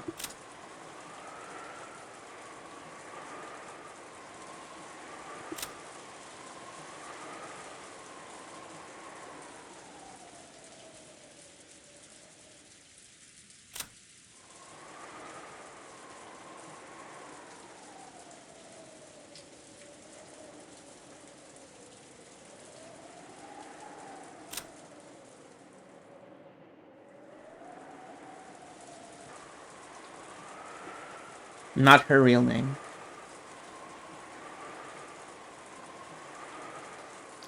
He and Shannon just happened to be the ones on duty that day. True.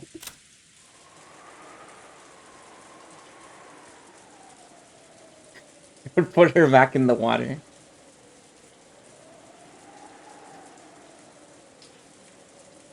It's not gonna be easy, I'll tell you that much.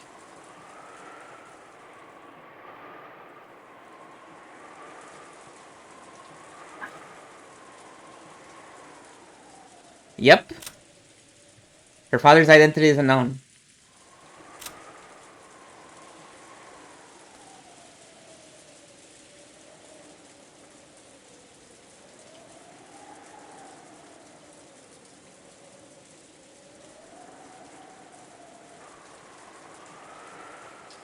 Rosa definitely knows. When they say unknown, it's like unknown for the rest of the family.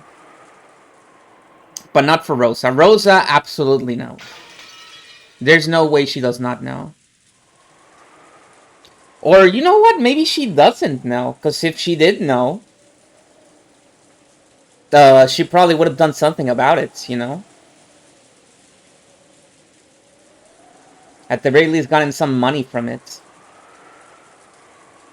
So yeah, it would make sense if she didn't know.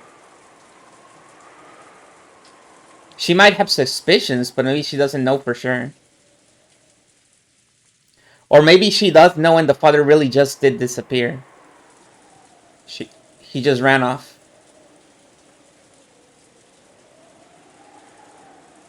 News of the Drifter, Furudo Erika, quickly spread across Rokkenjima. She's the Drifter. And she did arrive as the Drifter.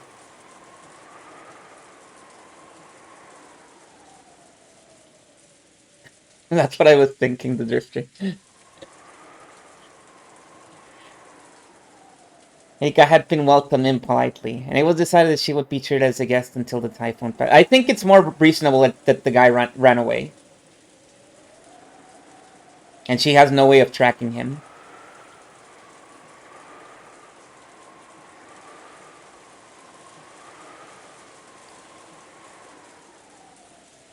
Yeah, she settled down.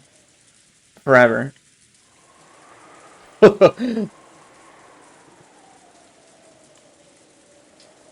In the dining hall, Goda's wonderful dinner had ended, and everyone was relaxing and enjoying some after-dinner coffee and cheese. Oh, cheese.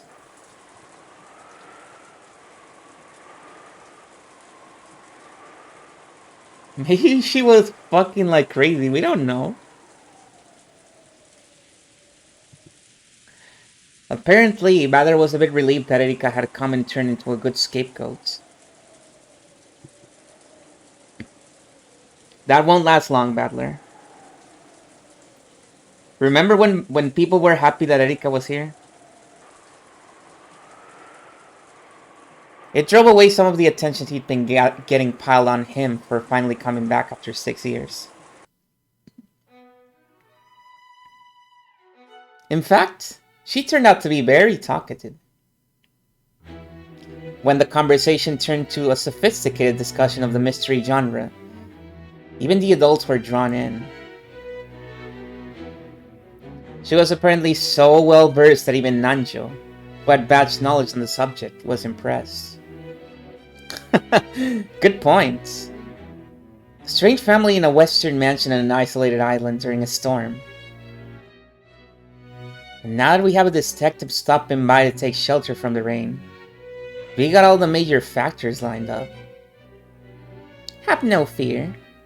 No matter how difficult the crime, I will solve it. That's a detective's job. How reassuring. It almost sounds as though you want a bizarre crime to occur. I hope I don't have to play the part of the victim. Dear, you mustn't say such things. Well, the history of the human mystery genre is only about a century old. Its tricks and ideas are limited to a few recycled patterns, so there's nothing left to show.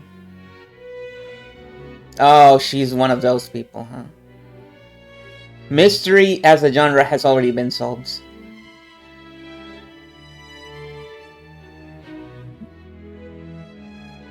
Game is dead. Game is dead, nobody's playing it anymore.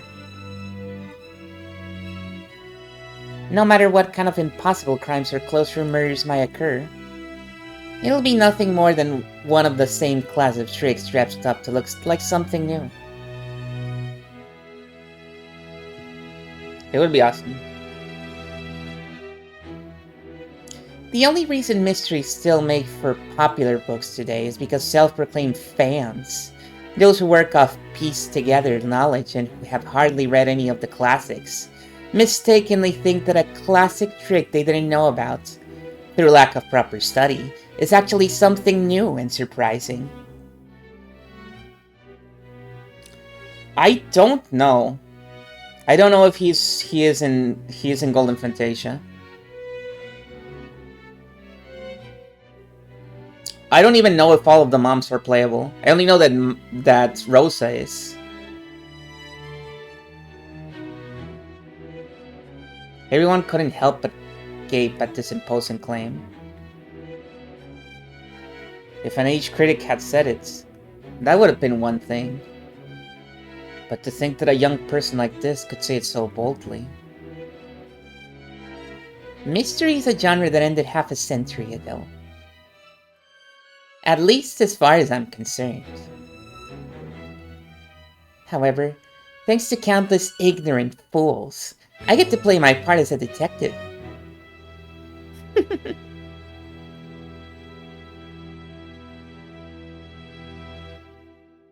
Serena sees until the opponent sits on it. Damn.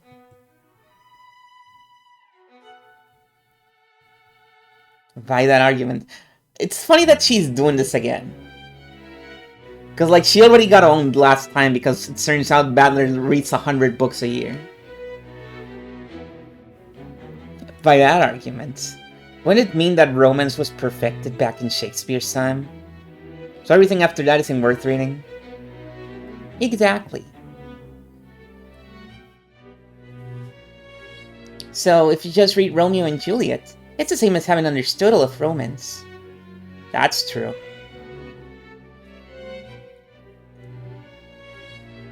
And then, but Erika, what about novels where the main characters are bisexual? And she just goes, and then she's like, outside in the rain. I had forgotten about bisexuality.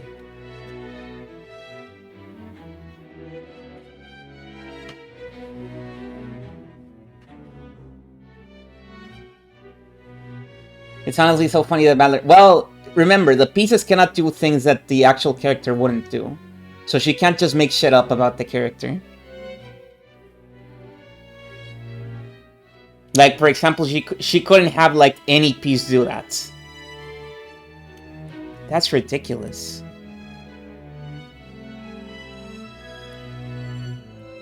It's not like there's any need to read more books than anyone else just for its own sake.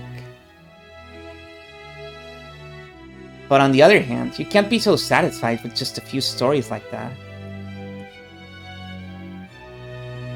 Sticking to classics of the past and never reading anything new is a sign of excessive nostalgia, don't you think? It sounds to me like the excuse of an old person who can't be bothered to read more. I see. I guess I'll need to read at least as much as you. Or else I'd probably lose in an argument. Me? I don't read books. Oh, she's gonna kill him right here and right now. She's gonna jump over the table and just attack him. Battler chuckled, but Erika knew from the previous game that Battler was actually quite an avid reader.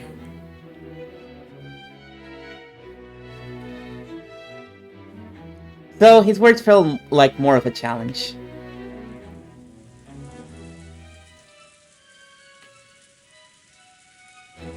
If you're so confident in your reasoning abilities, you must be really good at quizzes and puzzles, right?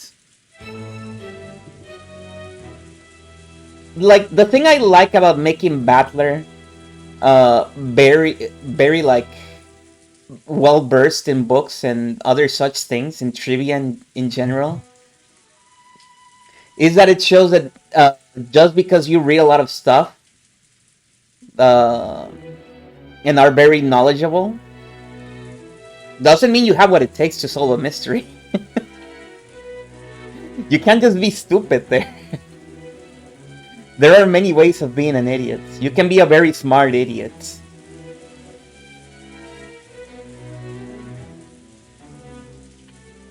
Oh, right. Maria, didn't you bring a quiz book or something? Oh, brought it. Realizing that Erika's arrogant statement had made the atmosphere a little more tense, George smoothly changed the subjects. Yeah, he is the world's smartest idiot. The other day they mentioned that Battler versus Battle was world's smartest idiot versus world's stupidest genius. I was like, that has something to it. By now, it was more than clear that she wasn't the cute guest she had appeared to be.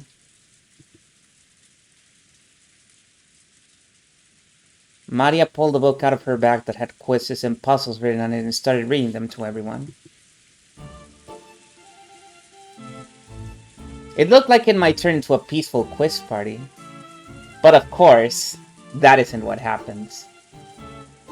As a credit to all her big talk, Erika managed an impressive ratio of correct and immediate answers. She took complete control.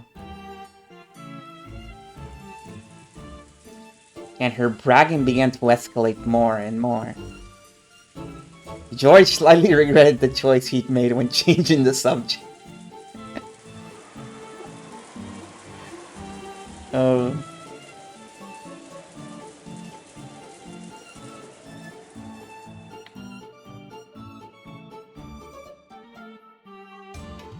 "106 matches. No need to even write a tournament chart for it." The question, how many matches would you need for a tournament with 107 teams, was answered instantly by Erika.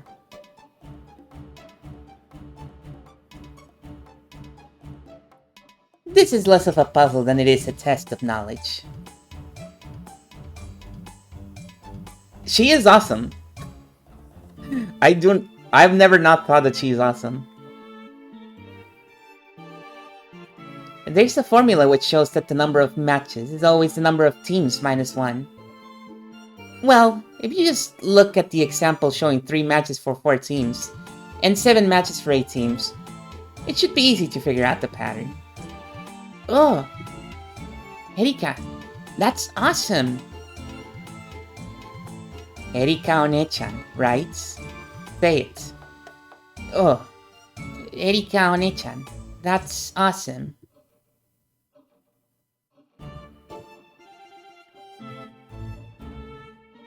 Really impressive. So, you don't call yourself a detective for nothing. I couldn't very well act a part of a detective if I was incapable of handling puzzles of this sort. Incredible. I'm sure you'll be able to become a real detective in the future. Well, I'm pretty sure I already am one.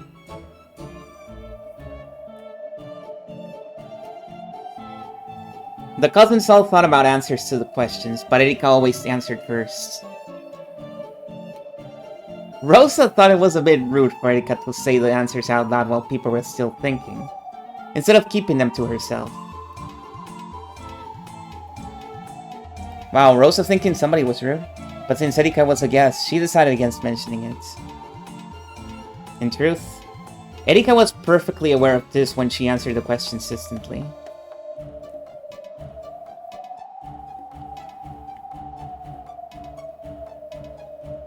Each time she would grin broadly, as though saying, "You all still haven't solved such an easy problem?"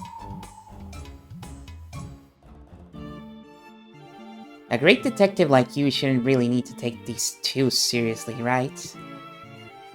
Good point. Even though these are just childish questions, I was getting a bit too serious. I'll take more care. So let's have the next question, please. Alright, I won't lose this time. Maria, next question.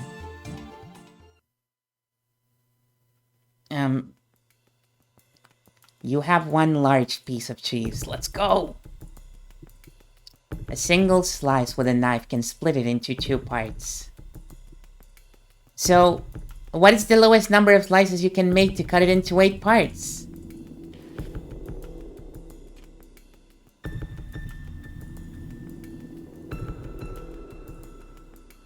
Oh.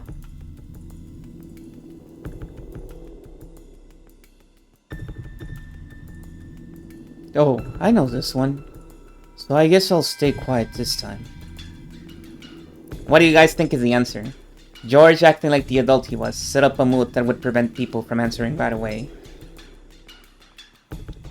Even if they knew the answer, in effect sending a warning to Erika. It seemed that Erika understood, and she averted her gaze, snorting derisively. To make 8 pieces, 4 slices would be enough, right? Think you could do it in 1. Fuck! The Professor the Professor Layton's solution would be 0 somehow. That's dumb. It would hardly be a puzzle if that was the answer. That's right. These are usually set up so that a smaller number than you'd expect is the answer. But still, how exactly could it be done? Oh, got it. You can only do this because it's cheese. True. If you tried to do it with a birthday cake, there'd be a huge fight. That's right. You might be able to do this with cheese, but you'd never cut a cake like this. Huh? All of you know the answer? Damn it, am I the only one who doesn't? Oh, I got it. Yeah, you gotta think 3-dimensionally. Wait, even Jessica? What do you mean even Jessica? What is that supposed to mean? I don't get it. What should I do? I know the answer. It's written right here.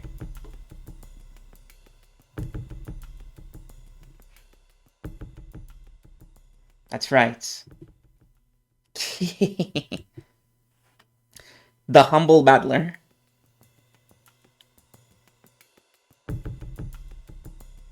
You didn't know the answer until you looked, right? Get it, Battler-kun? I see. I understand it as well. This is something you can do because it's cheese. Yeah! Even Dr. Nanjo gets it? Could it be? Am I the only one who doesn't get it? I'm sure even your brain could be as flexible as cheese if we looked at it a little, Battler-san.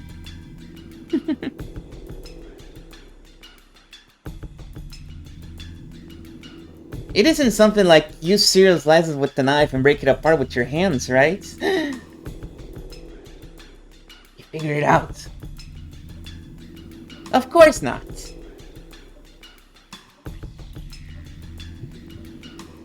It is impossible to cut this cheese with anything other than a knife.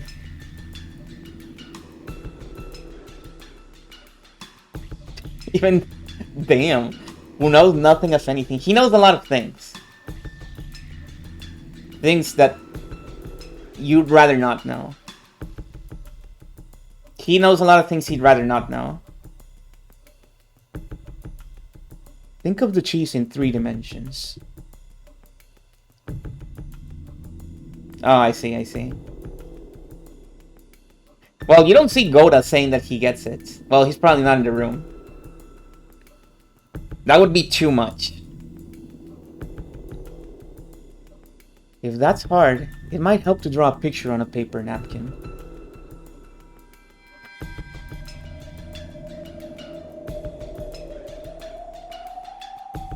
So we have one large piece of cheese, right? Then we use a knife to make 8 pieces. Let's see you take a crack at it, smart guy. Oh, I know the answer.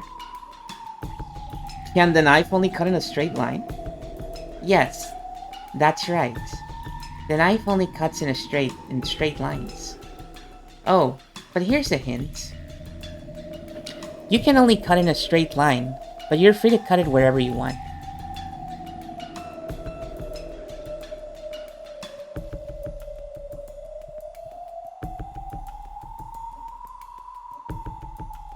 Try thinking of a bunch of ways to stick it in.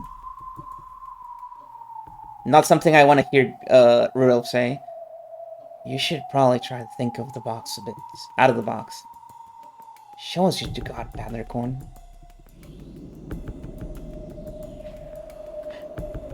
You have a large piece of cheese. I like the sound effects that are like they're using here, the wind and the throbbing. Cause, oh yeah, the despair sounds of Badler cannot figuring this cheese puzzle.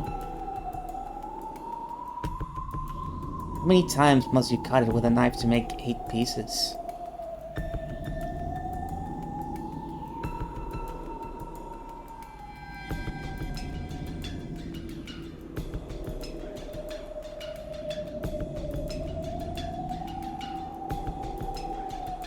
A minigame. I was like, a mini? Like a figure? You could obviously do it in 4 cuts. Could it be done in even fewer cuts than that?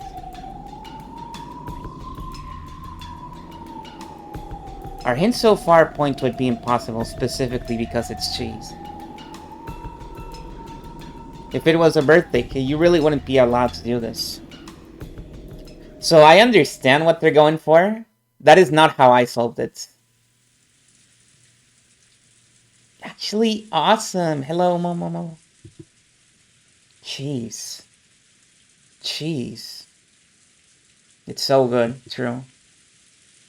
Something you can do because it's cheese? Oh. Oh! I got it! I got it! I was totally tricked. This isn't something you could think of your mind's all stiff and rigid. Seems like you finally hit on it. Hopefully, it actually is the right answer. It's impossible to cut the cheese with anything except a knife, right? The knife can only cut in a straight line, right? There aren't any other rules, right? Right? Ugh. Not really. Right. Then that's gotta be it. Phew. That was a tough one. Almost like a riddle. You just gotta get beyond cutting straight down from the top all the time. You make 2 cuts from the top to get 4 pieces. If you keep it like that and cut across the side, splitting it into upper and lower halves, you get 4 times 2 equals 8 pieces. It's an answer you can't reach unless you think 3-dimensionally. In other words, the correct answer is 3. Huh? Really? I thought the correct answer was 1. What kind of magic did you use? There's no way in the world you can manage it with 1. This isn't a riddle, it's just a normal math problem. Huh? Really? Thought of the 3-cut method right away. But I figured that was too easy. So I guess I tried to twist it too far. Battler's answer is smaller than the one in the book. Is Battler right? Yes, he is. Battler's son is right. The correct answer is 1 slice. Battler was happy that someone had confirmed his answer. However, at some point, Erika's face had lost its cheeriness. You did it, Bug. To think that a human other than myself would give the answer 1. It'd be you of all people. Your answer was 1 too, Erika? I guess you were also thinking out of the box. After all, it would be truly foolish to simply assume you knew what shape it was, after hearing that it was a piece of cheese. Oh, I see. That's impossible. Oni-chan got it wrong, didn't he? Even then, I'm just like, what? What do you mean, what? How could you cut it into 8 pieces with less than 3 slices? How foolish, child of man. It says to cut it into 8 pieces. But nowhere does it say that they have to be of equal size. It's still impossible. Do you cut it with something other than a knife? Rules say that only the knife can cut it, and that the knife can only cut in a straight line. However, turn it around, the rules do not say anything besides that. In fact, the shape of the cheese is never specified. I see. When you all heard a large piece of cheese, you thought of a flat cylinder, like camembert or something.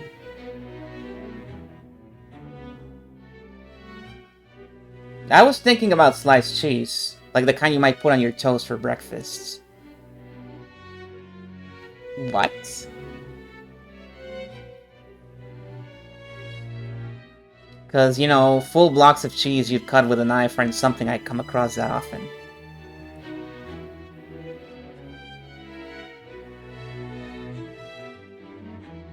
The shape of the cheese isn't specified in the rules. A mistake by the ones who made the book. I imagine that there's a picture of a flat cylinder and the cheese there in Maria-san's book. Oh. There is. Right here.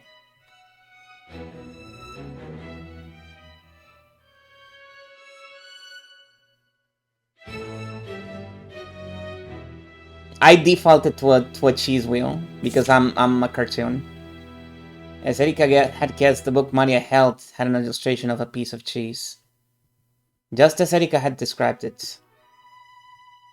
With cheese of this shape, 3 slices really would be the correct answer. You cut it in a plus pattern from the top to make 4 pieces. Then cut it from the side to double that and make it 8 pieces. However, since this illustration hadn't been shown, the interpretation of the cheese had been left to the answer. That's right. At the moment the problem was stated, no one said anything about how the cheese was shaped or how flexible it was. Exactly.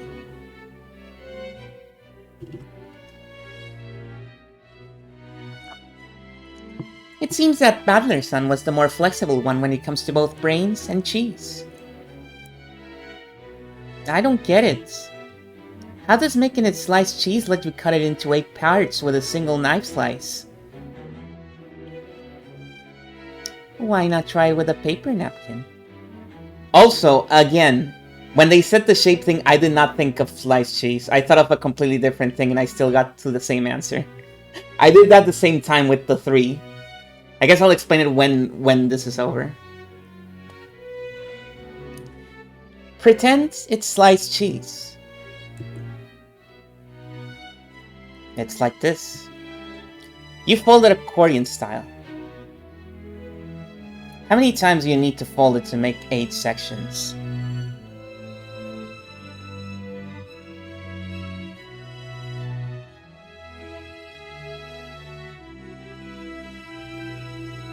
Oh, they're referring to the part where if you cut it vertically, you're not gonna be able to like share it with other people because like yeah, I get the top part of the slice and you get the bottom parts, which has none of the toppings. So that's what they're referring to.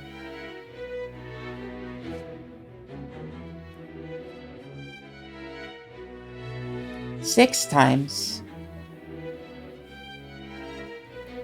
To fold it accordion style, you alternate between upward and downward folds. Once you've done this 6 times, it looks like the side of an accordion. I get it because it's cheese. If you do this with a sliced cheese, it will not do this. It will break. I can guarantee you the cheese will break. It's not gonna bend like paper.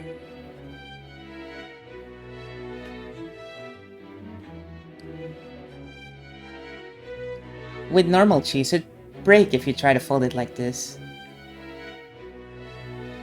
But the rules say that this cheese can't break unless you use a knife, right? Oh, I see. It is specialty. Yeah, no problems there. After all, this is magic cheese that can only be cut by a knife.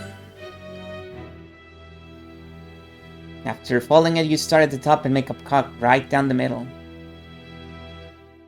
You're right. It would make 8 parts. Wait a second, the parts aren't all equal this way, right? All the question said was to cut it into 8 pieces. They didn't say anything about them being equal.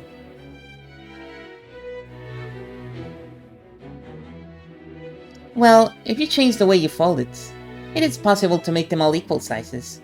But I wouldn't want to confuse you stiff-headed people with the explanation.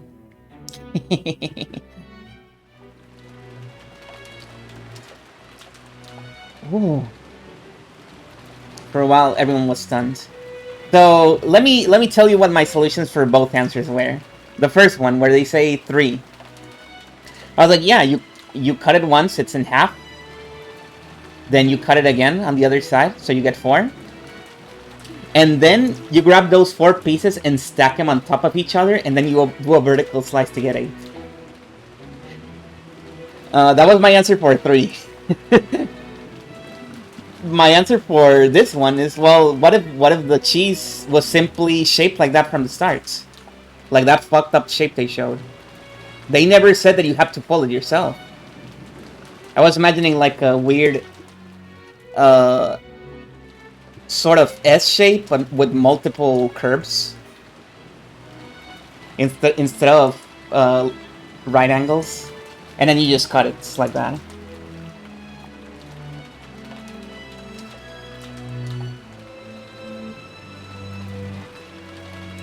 Valor had reached a far better answer than 3 by thinking of the problem as a riddle.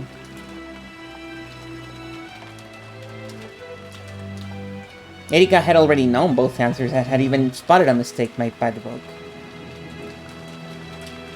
The others could do nothing but stare at those two in surprise. Ah, okay. Well, yeah. Incredible. So we're just stiff-headed once? What's another defeat?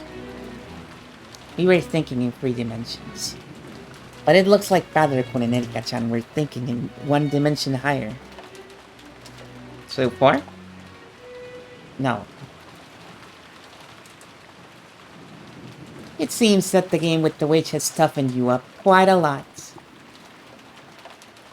Puzzles without specified rules, in other words, all things not covered by the red truth, are left to the observer's interpretation.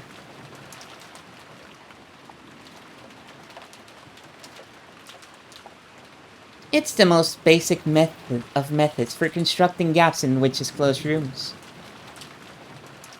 What are you talking about? Is that a quote from some novel? Well, let's call it that for now, shall we? Anyway, I guess this means that everyone's brains are as stiff as rock-hard cheese. Without any signs of restraint, Erika looked at everyone and laughed sarcastically. Only Maria didn't notice the venom in that laugh as she happily turned to the next page. Oh. Then, on to the next problem. You have 3 cups and 6 coins. Split up the coins so that there's 1 coin in 1 cup, 2 coins in another cup, and 3 coins in the 3rd cup. Oh! Wait a sec, that's easy. Just stick 1 coin in the 1st cup, 2 in the next one, and 3 in the last one, and you're done. However, can you do the same thing with only 5 coins? Yes, I can. Oh! Here's another cliched problem. Don't tell me that you'll all need to waste several precious seconds on a problem like this. By now, Erika was gazing around with an unpleasant look. Acting in a manner that was completely inappropriate both for a guest and for someone of her age. Rosa, if I was Rosa, I would love this guest. He's like, oh, for once my daughter... For once I don't feel bad about my daughter being an embarrassment. Which, by the way, very fucked up thing to do, but still. She was no longer a guest who would be staying until the storm passed. She had transformed into an annoying guest who wouldn't leave until the storm passed. Everyone thought this, but they were unable to say it aloud. Oh. Right. Speaking of problems with coins, I've heard that picking up coins is a good way of judging someone's skill with chopsticks. Oh, George. George just repeatedly stepping on landmines. Chopsticks? Yes, chopsticks, that's right. Chopsticks are the most elegant utensil on the planet. Poking things and chopping them up with forks and knives is so barbaric. Chopsticks are the best. For me, using chopsticks is truly an art. Jessica was about to say, aren't chopsticks just sticks? But stopped herself just in time. Very smart. She realized that it would be best to let George take control for now. Not my fucking problem. I have a coin here, so would you like to challenge me?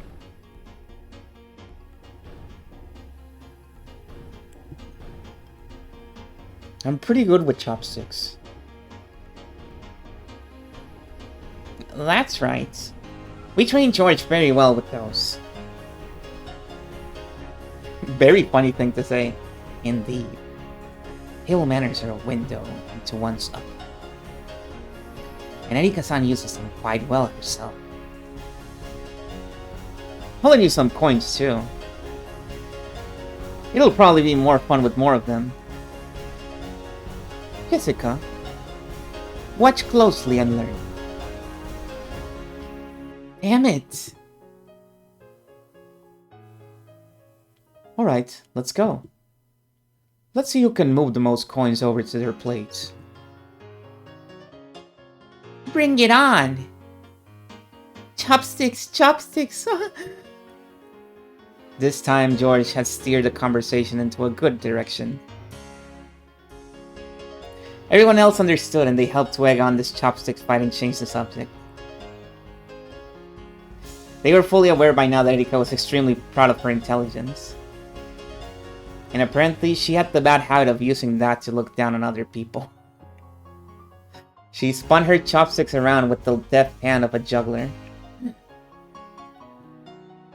Staring at the coins scattered on the table like a dog who had been told to stay after having a meal placed in front of it. She's awesome.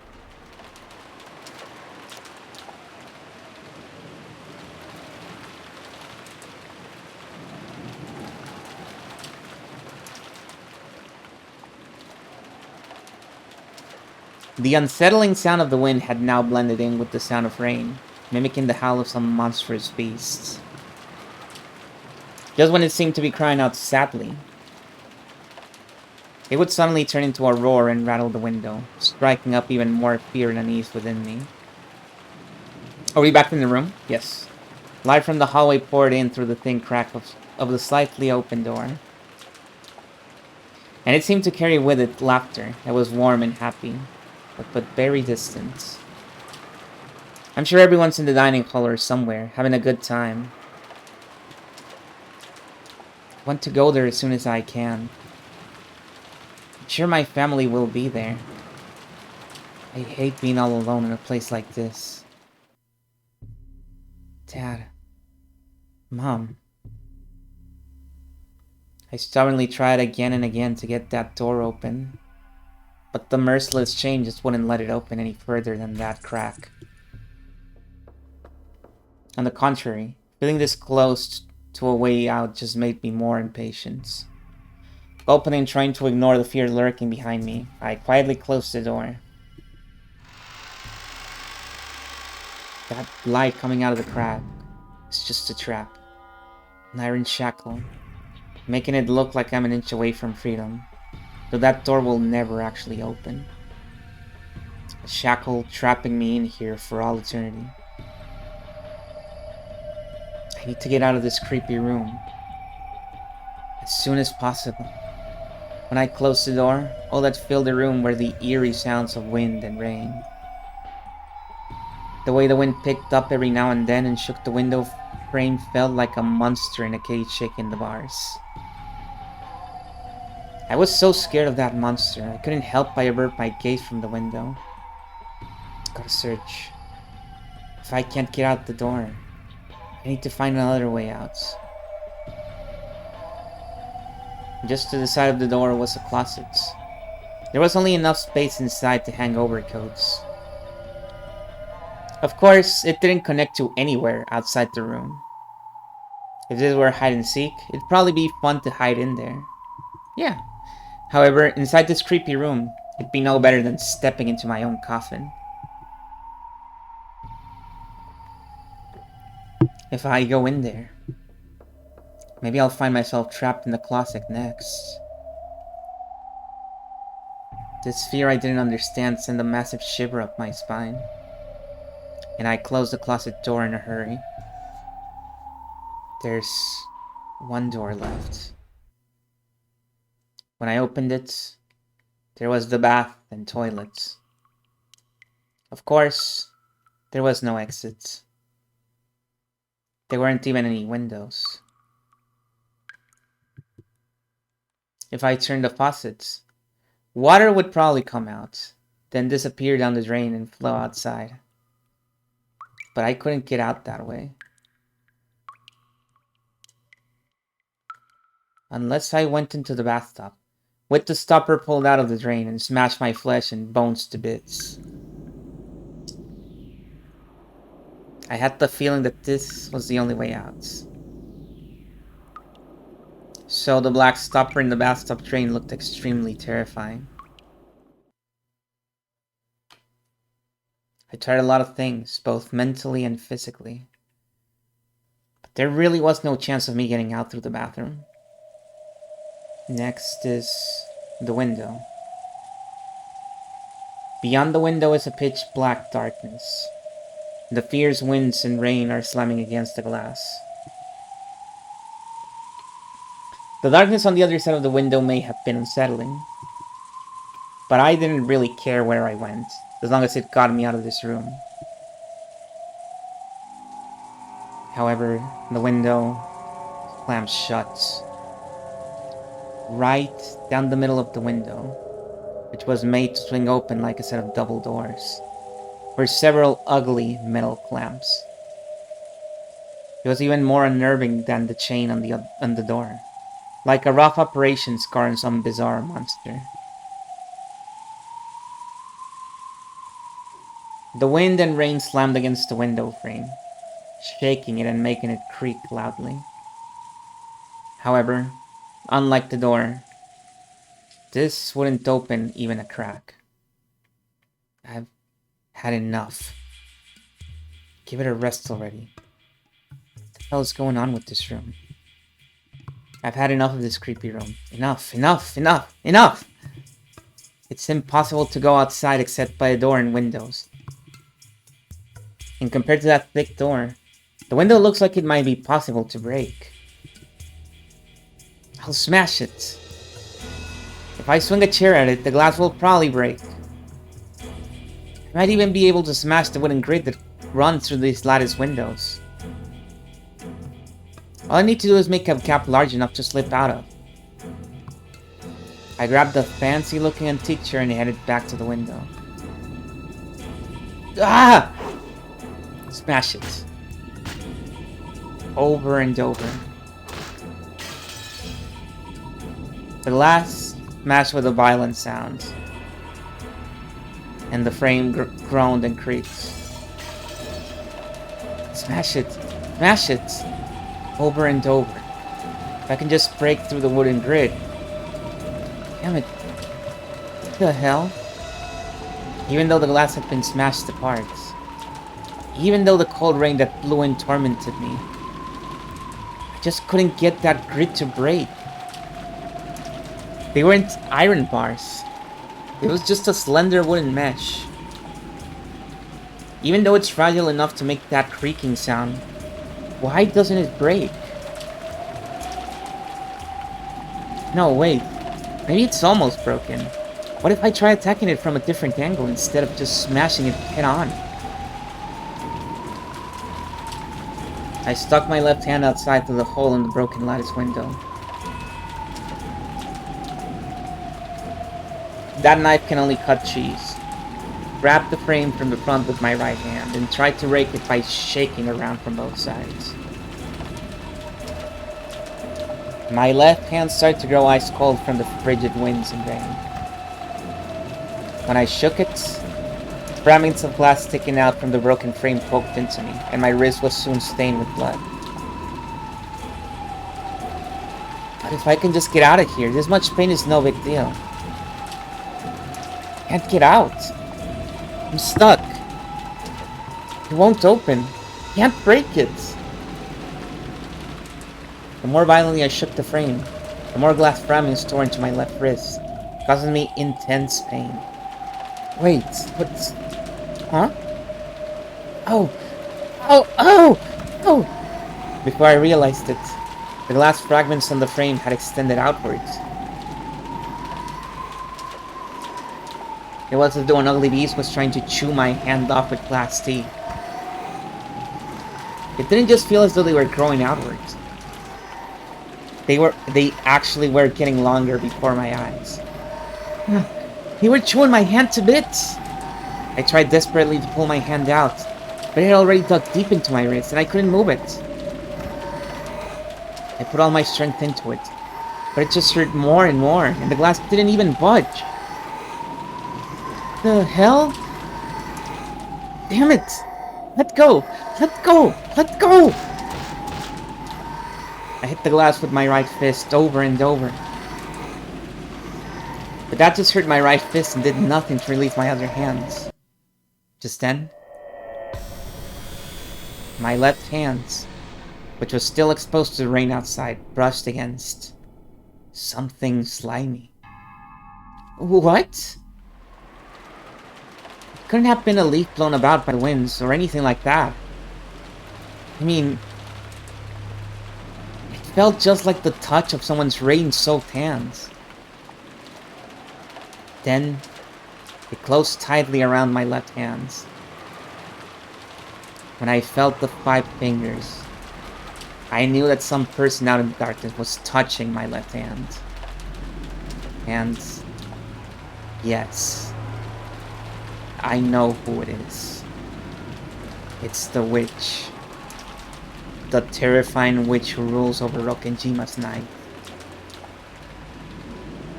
The 2 hands soaked in the freezing rain gently caressed my left hand. However, though I could tell what was happening by touch, I couldn't see anything out there in the darkness. Then, I felt about my fingers and twisted my ringed finger upwards. Oh! It's gonna break! Ah!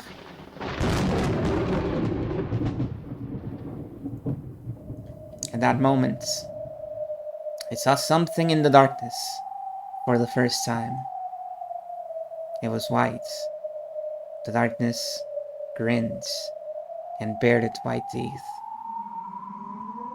Then, that mouth filled with eerily white teeth approached my finger that had been twisted up so far was about to break, and opened wide. It must have been laughing at me from the darkness. After all, that creepy mouth was twisted upward in a huge grin.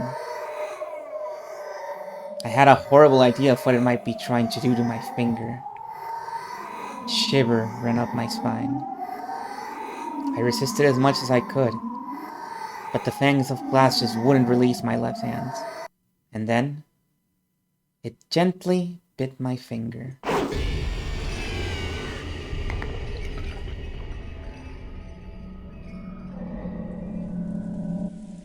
Flesh and bone were crushed and torn apart in an instant. Crunch, rip, tear, squelch, splat.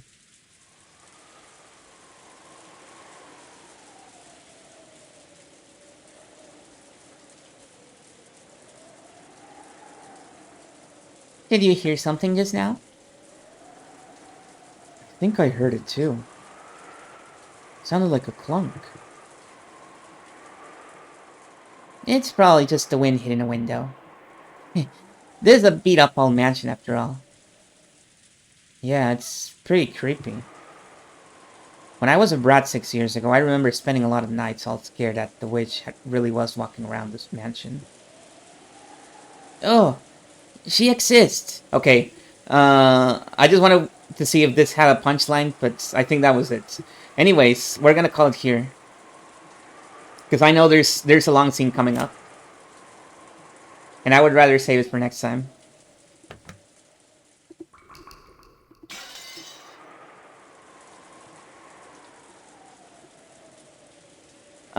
Because... Well, one, because it's late. Two, because we need to see the result of the poll.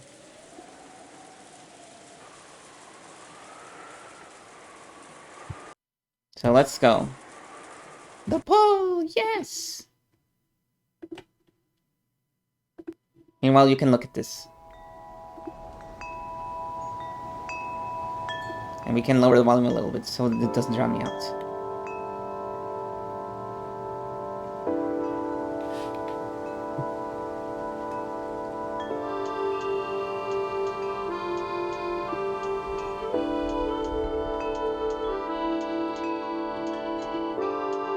Show me the poll. Right now. I forgot to erase the previous one. Fuck! Okay. No! I forgot to erase the other one! Now they're stacked up together. Oh no! Shit, and the people who answered the other one are probably asleep now. Am I gonna have to do the poll again? I think I'm gonna have to do the poll again. I think I'm gonna have to leave it until next time. Unless... Well, there's no way of knowing this, but it's... Are the people who answered this still here? That's an impossible question to answer. You cannot answer this question.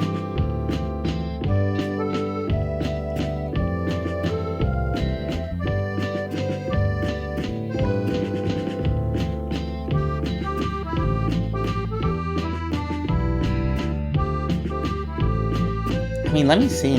Did it? Maybe I'm wrong.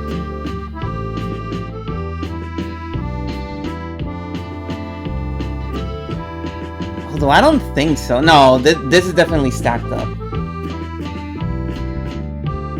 This is definitely stacked up because there's 8 votes for Anjay, and Anjay was not even in that episode. There's no way 8 people voted for Anjay. Ah, man, we're gonna have to do it next time, I think. Because I need to do the poll again. Firemountain, you did not vote for Anjay 8 times. Maybe you voted for her once, but not 8 times. And there's 8 votes for Beato as well. No, there's definitely more votes than people here. For sure.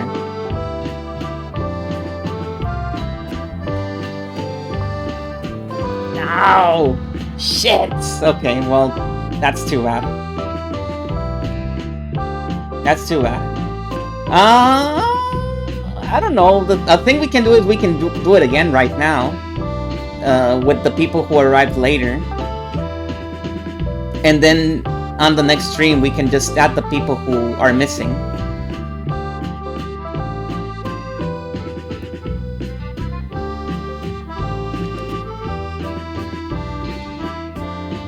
But that means we need to answer it again. Too bad. So I think you can use the same link. I don't think I need to change it. Yeah, you can use the same link if you want to answer it again. Go ahead. Go ahead. Sorry. I keep doing this every time. Every time I find a new way to fuck it up. This one is choose 5. Remember this. We're choosing 5 this time. This one is gonna be faster for me because I already know what I voted for.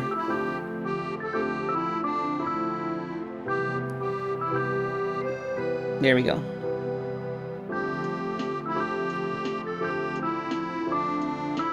Although I did mention that I was kind of phoning it in a little bit for the least favorites.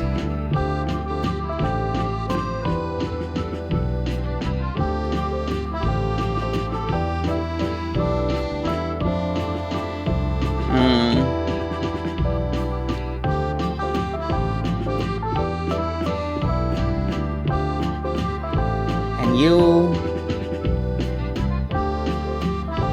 do it again. I'm sorry. You don't have to do it if you don't want to. You can go home and sleep.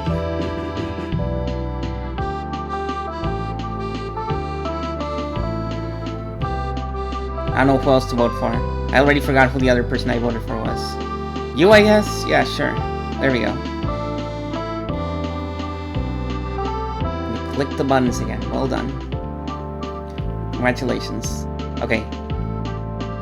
I did it. I've answered it again.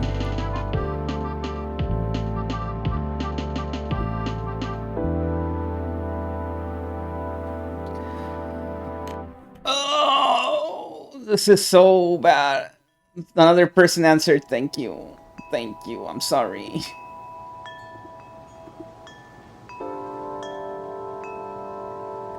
If you answer the poll right now,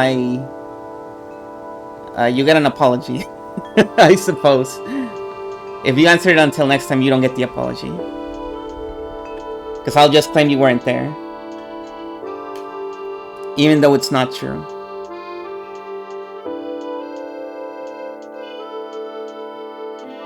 Thank you, Bug. I'm sorry.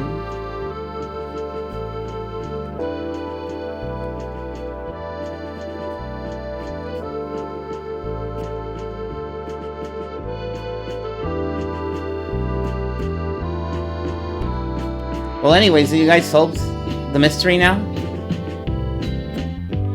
Oh shit, the censored Snoopy. It's awesome.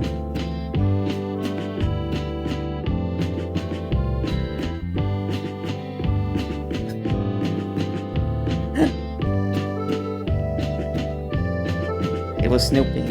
Snoopy did it.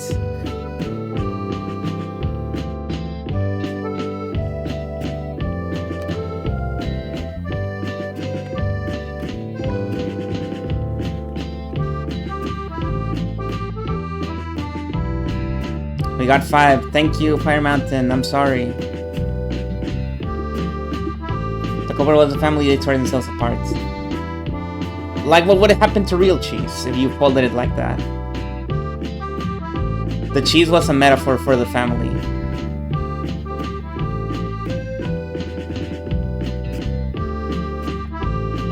Would have been better if the cheese was cut into 18 pieces. Or 17, depending on how you choose to see it. Oh, man.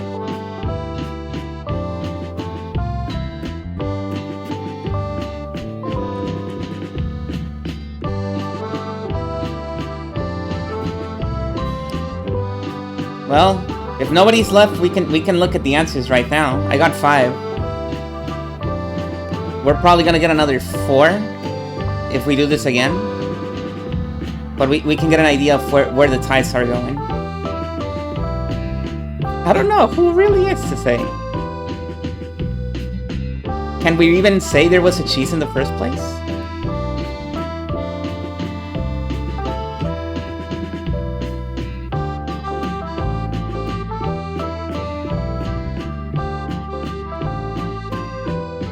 Okay, we'll just do it right now. I'll show you what's going on. And you can see how things are moving.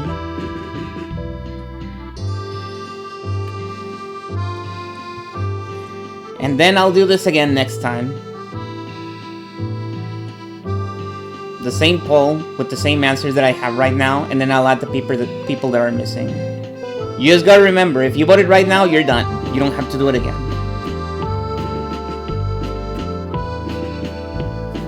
Because apparently the poll does let you do it again. You gotta be careful.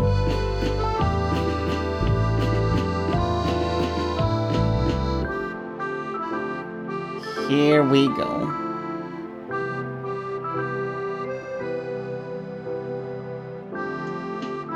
First, we got the top.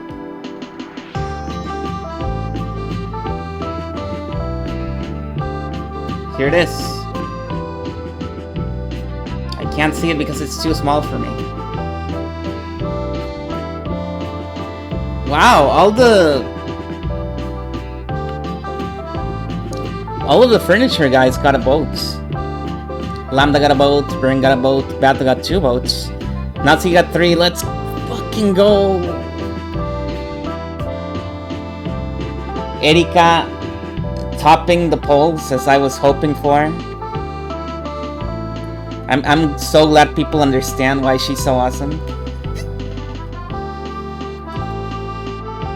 And she's not letting up on this 6th episode either. She's still doing it. Both guy, yeah.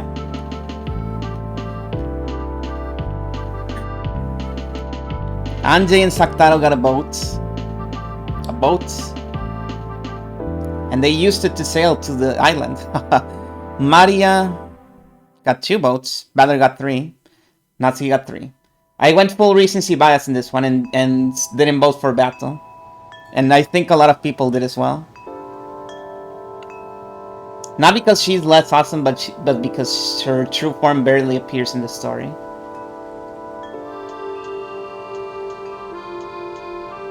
And I voted for Battler because he has to be awesome. It's not really him, it's his piece.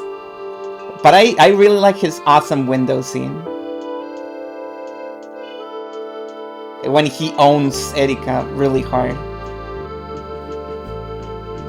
You voted for both kinds instead of Battle.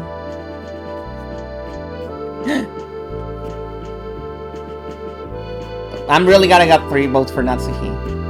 It is very important that Natsuki got votes. The PN emoji, given human form.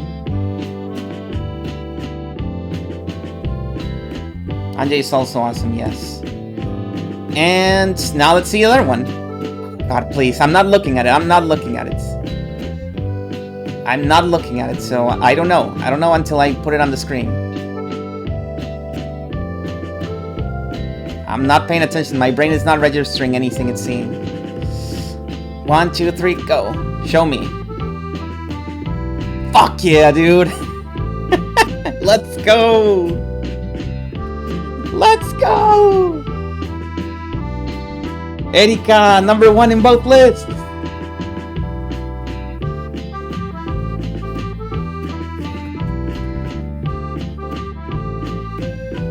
Everyone loves and hates the blue girl.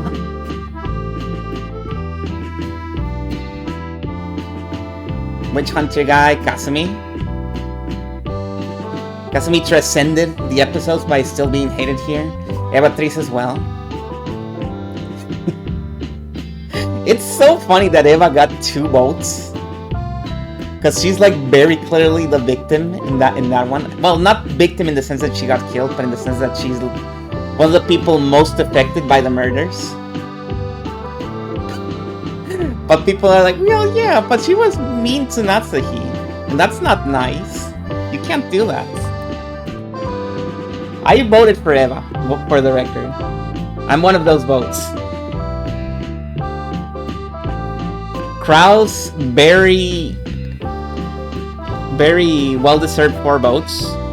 Ginso got 2 votes because he was also mean to Natsuhi. Implied. Burn got 1. And the rest is normal. Rose and George still getting 3 votes is awesome. Like, don't think I forgot just because you died immediately. I didn't forget. And in the previous, in the favorites one, I voted for Burn. In the vote that would have gone for Beato went for Burn. Because I feel like I'm not gonna get another chance to vote for Burn. And it was very hard to vote between her and Lambda. Because if I wanted to vote for Lambda, I would have to leave Lanor out, and I wasn't gonna leave Lanor out.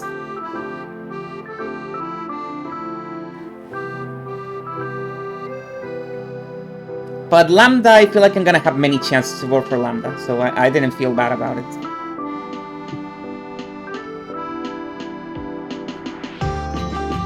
It's like, yeah, I kind of want to vote for both, but this is like Lanor's debut episode, and she's pretty cool in that episode, so it would feel bad if I didn't vote for her on this one.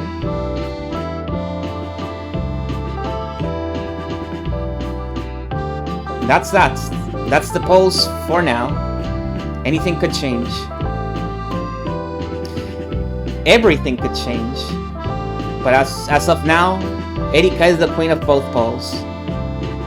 In a miracle never seen before in these polls.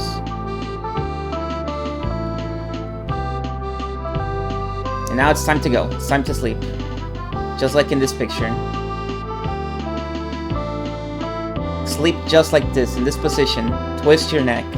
Wake up with a horrible neck pain the next day.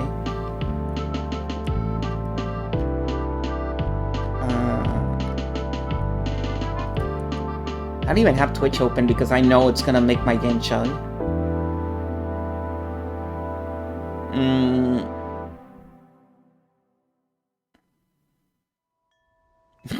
Okay, sure.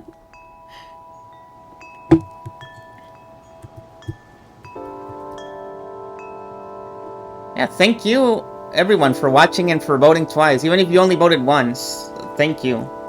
I'm sorry I threw your vote in the garbage and into the boiler and incinerated forever. That was extremely evil of me, and you should resent me for it.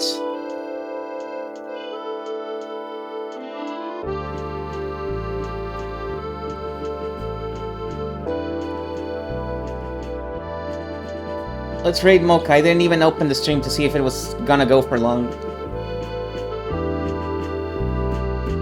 I'll let it slide this time. Thank you. No, don't run the ad. I don't want to hear it. Thank you. Okay, have a good night. I'll see you on Monday with more Torneko. Or I'll see you next week with more Umineko.